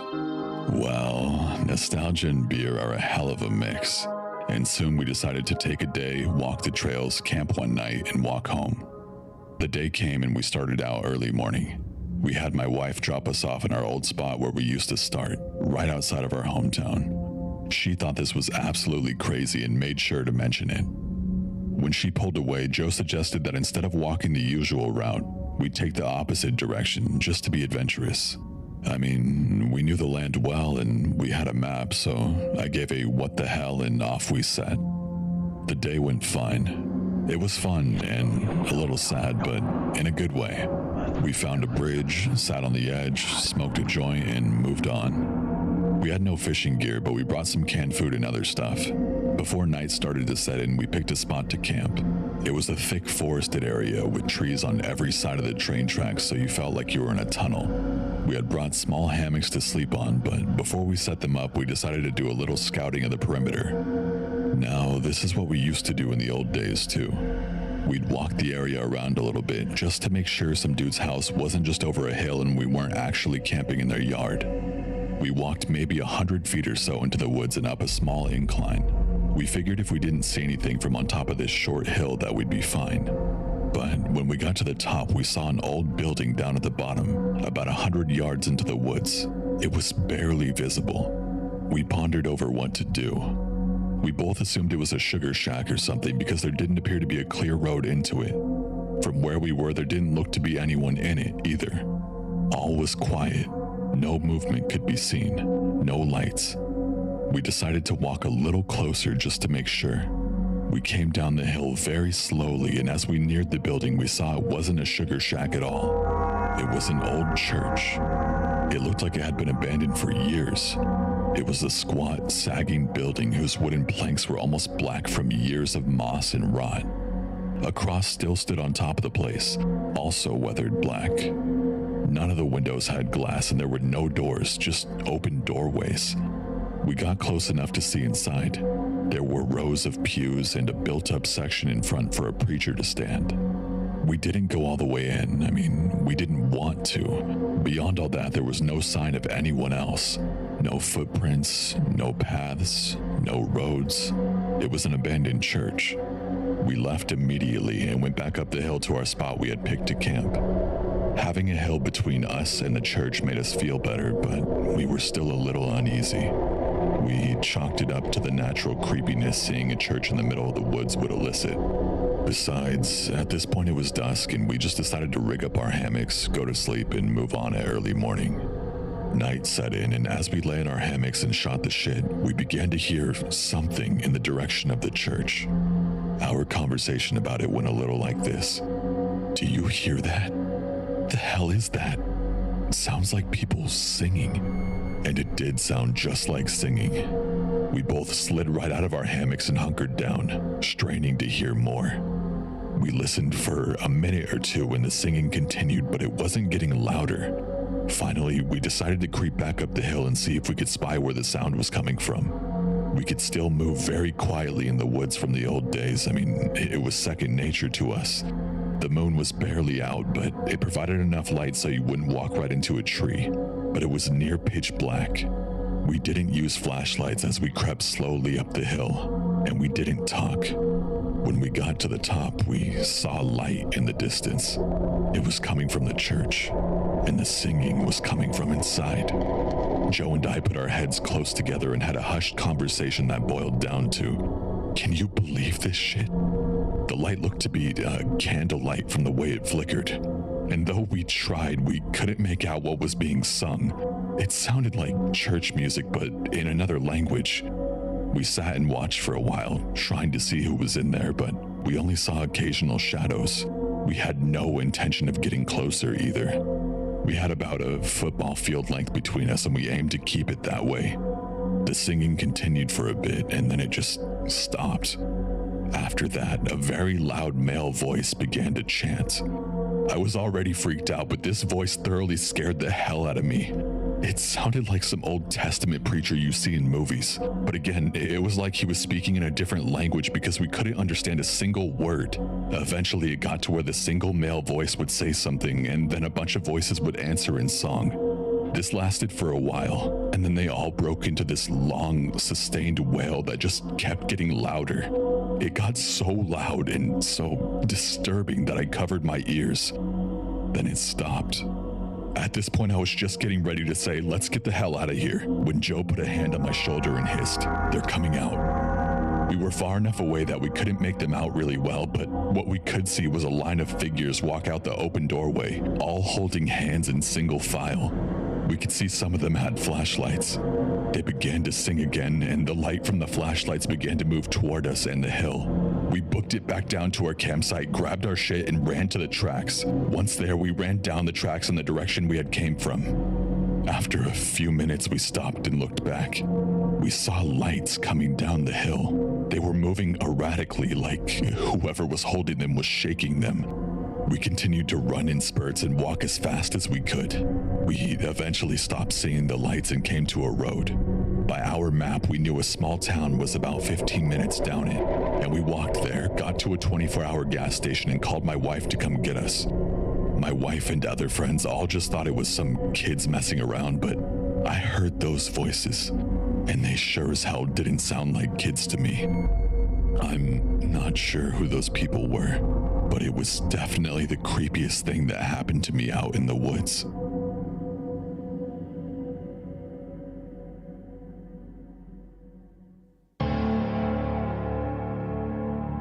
I'll start by saying I have a terrible biological father. He's been a shady person all my life and constantly caused me a lot of grief. This is just one of those examples. When I was 4, my parents split up. My mother and I moved states, and they agreed I would visit my dad every school holiday for a week. This one particular time, I had been with him for a few days when I was playing with my cousin at a nearby park. A car pulled up, and I recognized the man as one of my dad's friends. He called me over, and without thinking, I ran over to him and left my cousin at the park. He asked me if I could show him where my dad lived, and I agreed and got in his car. I gave directions and didn't notice at all that they weren't following them correctly. Looking back, I didn't completely really know the way anyhow. After way too long, I did realize that we were getting closer to the city, which is far from my dad's house. We pulled up at a house I didn't recognize, and the man told me to wait in the car. So I did. At this point, I didn't feel scared at all for some reason. He eventually took me inside, and I definitely started to feel unsafe then. I mainly remember two girls passed out with their tops off, and a much older man was feeling them up everywhere. I made eye contact with this man and he made me sick to my stomach. I had definitely figured out that this was a bad situation by this point. A lady took me into a bedroom and brought me a sandwich. The bread was stale and I wasn't hungry, but I ate it all because I felt bad for her, which doesn't make a lot of sense, but that's what I was thinking about. The lady told me a lot of things I didn't understand, but when she left, I remember thinking my dad was coming to pick me up soon, and I fell asleep, waiting for him. I wet the bed that night, and no one came to see me the next day until I cried very loudly and banged on the door. The lady came back and yelled at me for stinking up her bedroom, and I asked about my dad. She said he was coming tonight after he finished work. She didn't offer me a shower or a bath, so I sat in my soiled pants all day. After that, everything turned into a blur, really. My dad didn't come that night, and I was so terrified. In my head, I felt like I was there for months. I thought I was missing school and everyone had forgotten about me. In reality, I was there for 5 days. They let me take one shower. I don't remember eating much except for boring sandwiches, and I had chips and gravy maybe once. Finally, my mom drove across the country to come and get me. After not being able to get a hold of me or my dad for so long, and then me missing my pre-booked flight home, she panicked and came looking for me. Thank God she did. She found my dad at his girlfriend's house, methed out, completely hiding out. Turns out he owed a lot of drug money to the people who had taken me. They had told him that they had me, but he couldn't afford it or didn't want me back, whatever it was. He didn't bother to try to get me back. My amazing mom paid his debt for him after borrowing from a lot of people, and she came to get me back. I remember when someone came into that room and told me my mom was there, and I walked out and I could smell her. It was the best feeling to feel safe again. She took me home, and I didn't see my dad again for a long time. She never called the police. My parents' relationship was very complicated then, and I fully understand the choices she made. Anyways, I'm definitely okay now. I've spoken about this in therapy, and I've come to terms with most of the things that I went through as a child. But still, a very messed up situation for a 4-year-old girl to have to be in. So to my dad's friend, the sandwich lady, and even to my dad himself, I hope I never meet you again.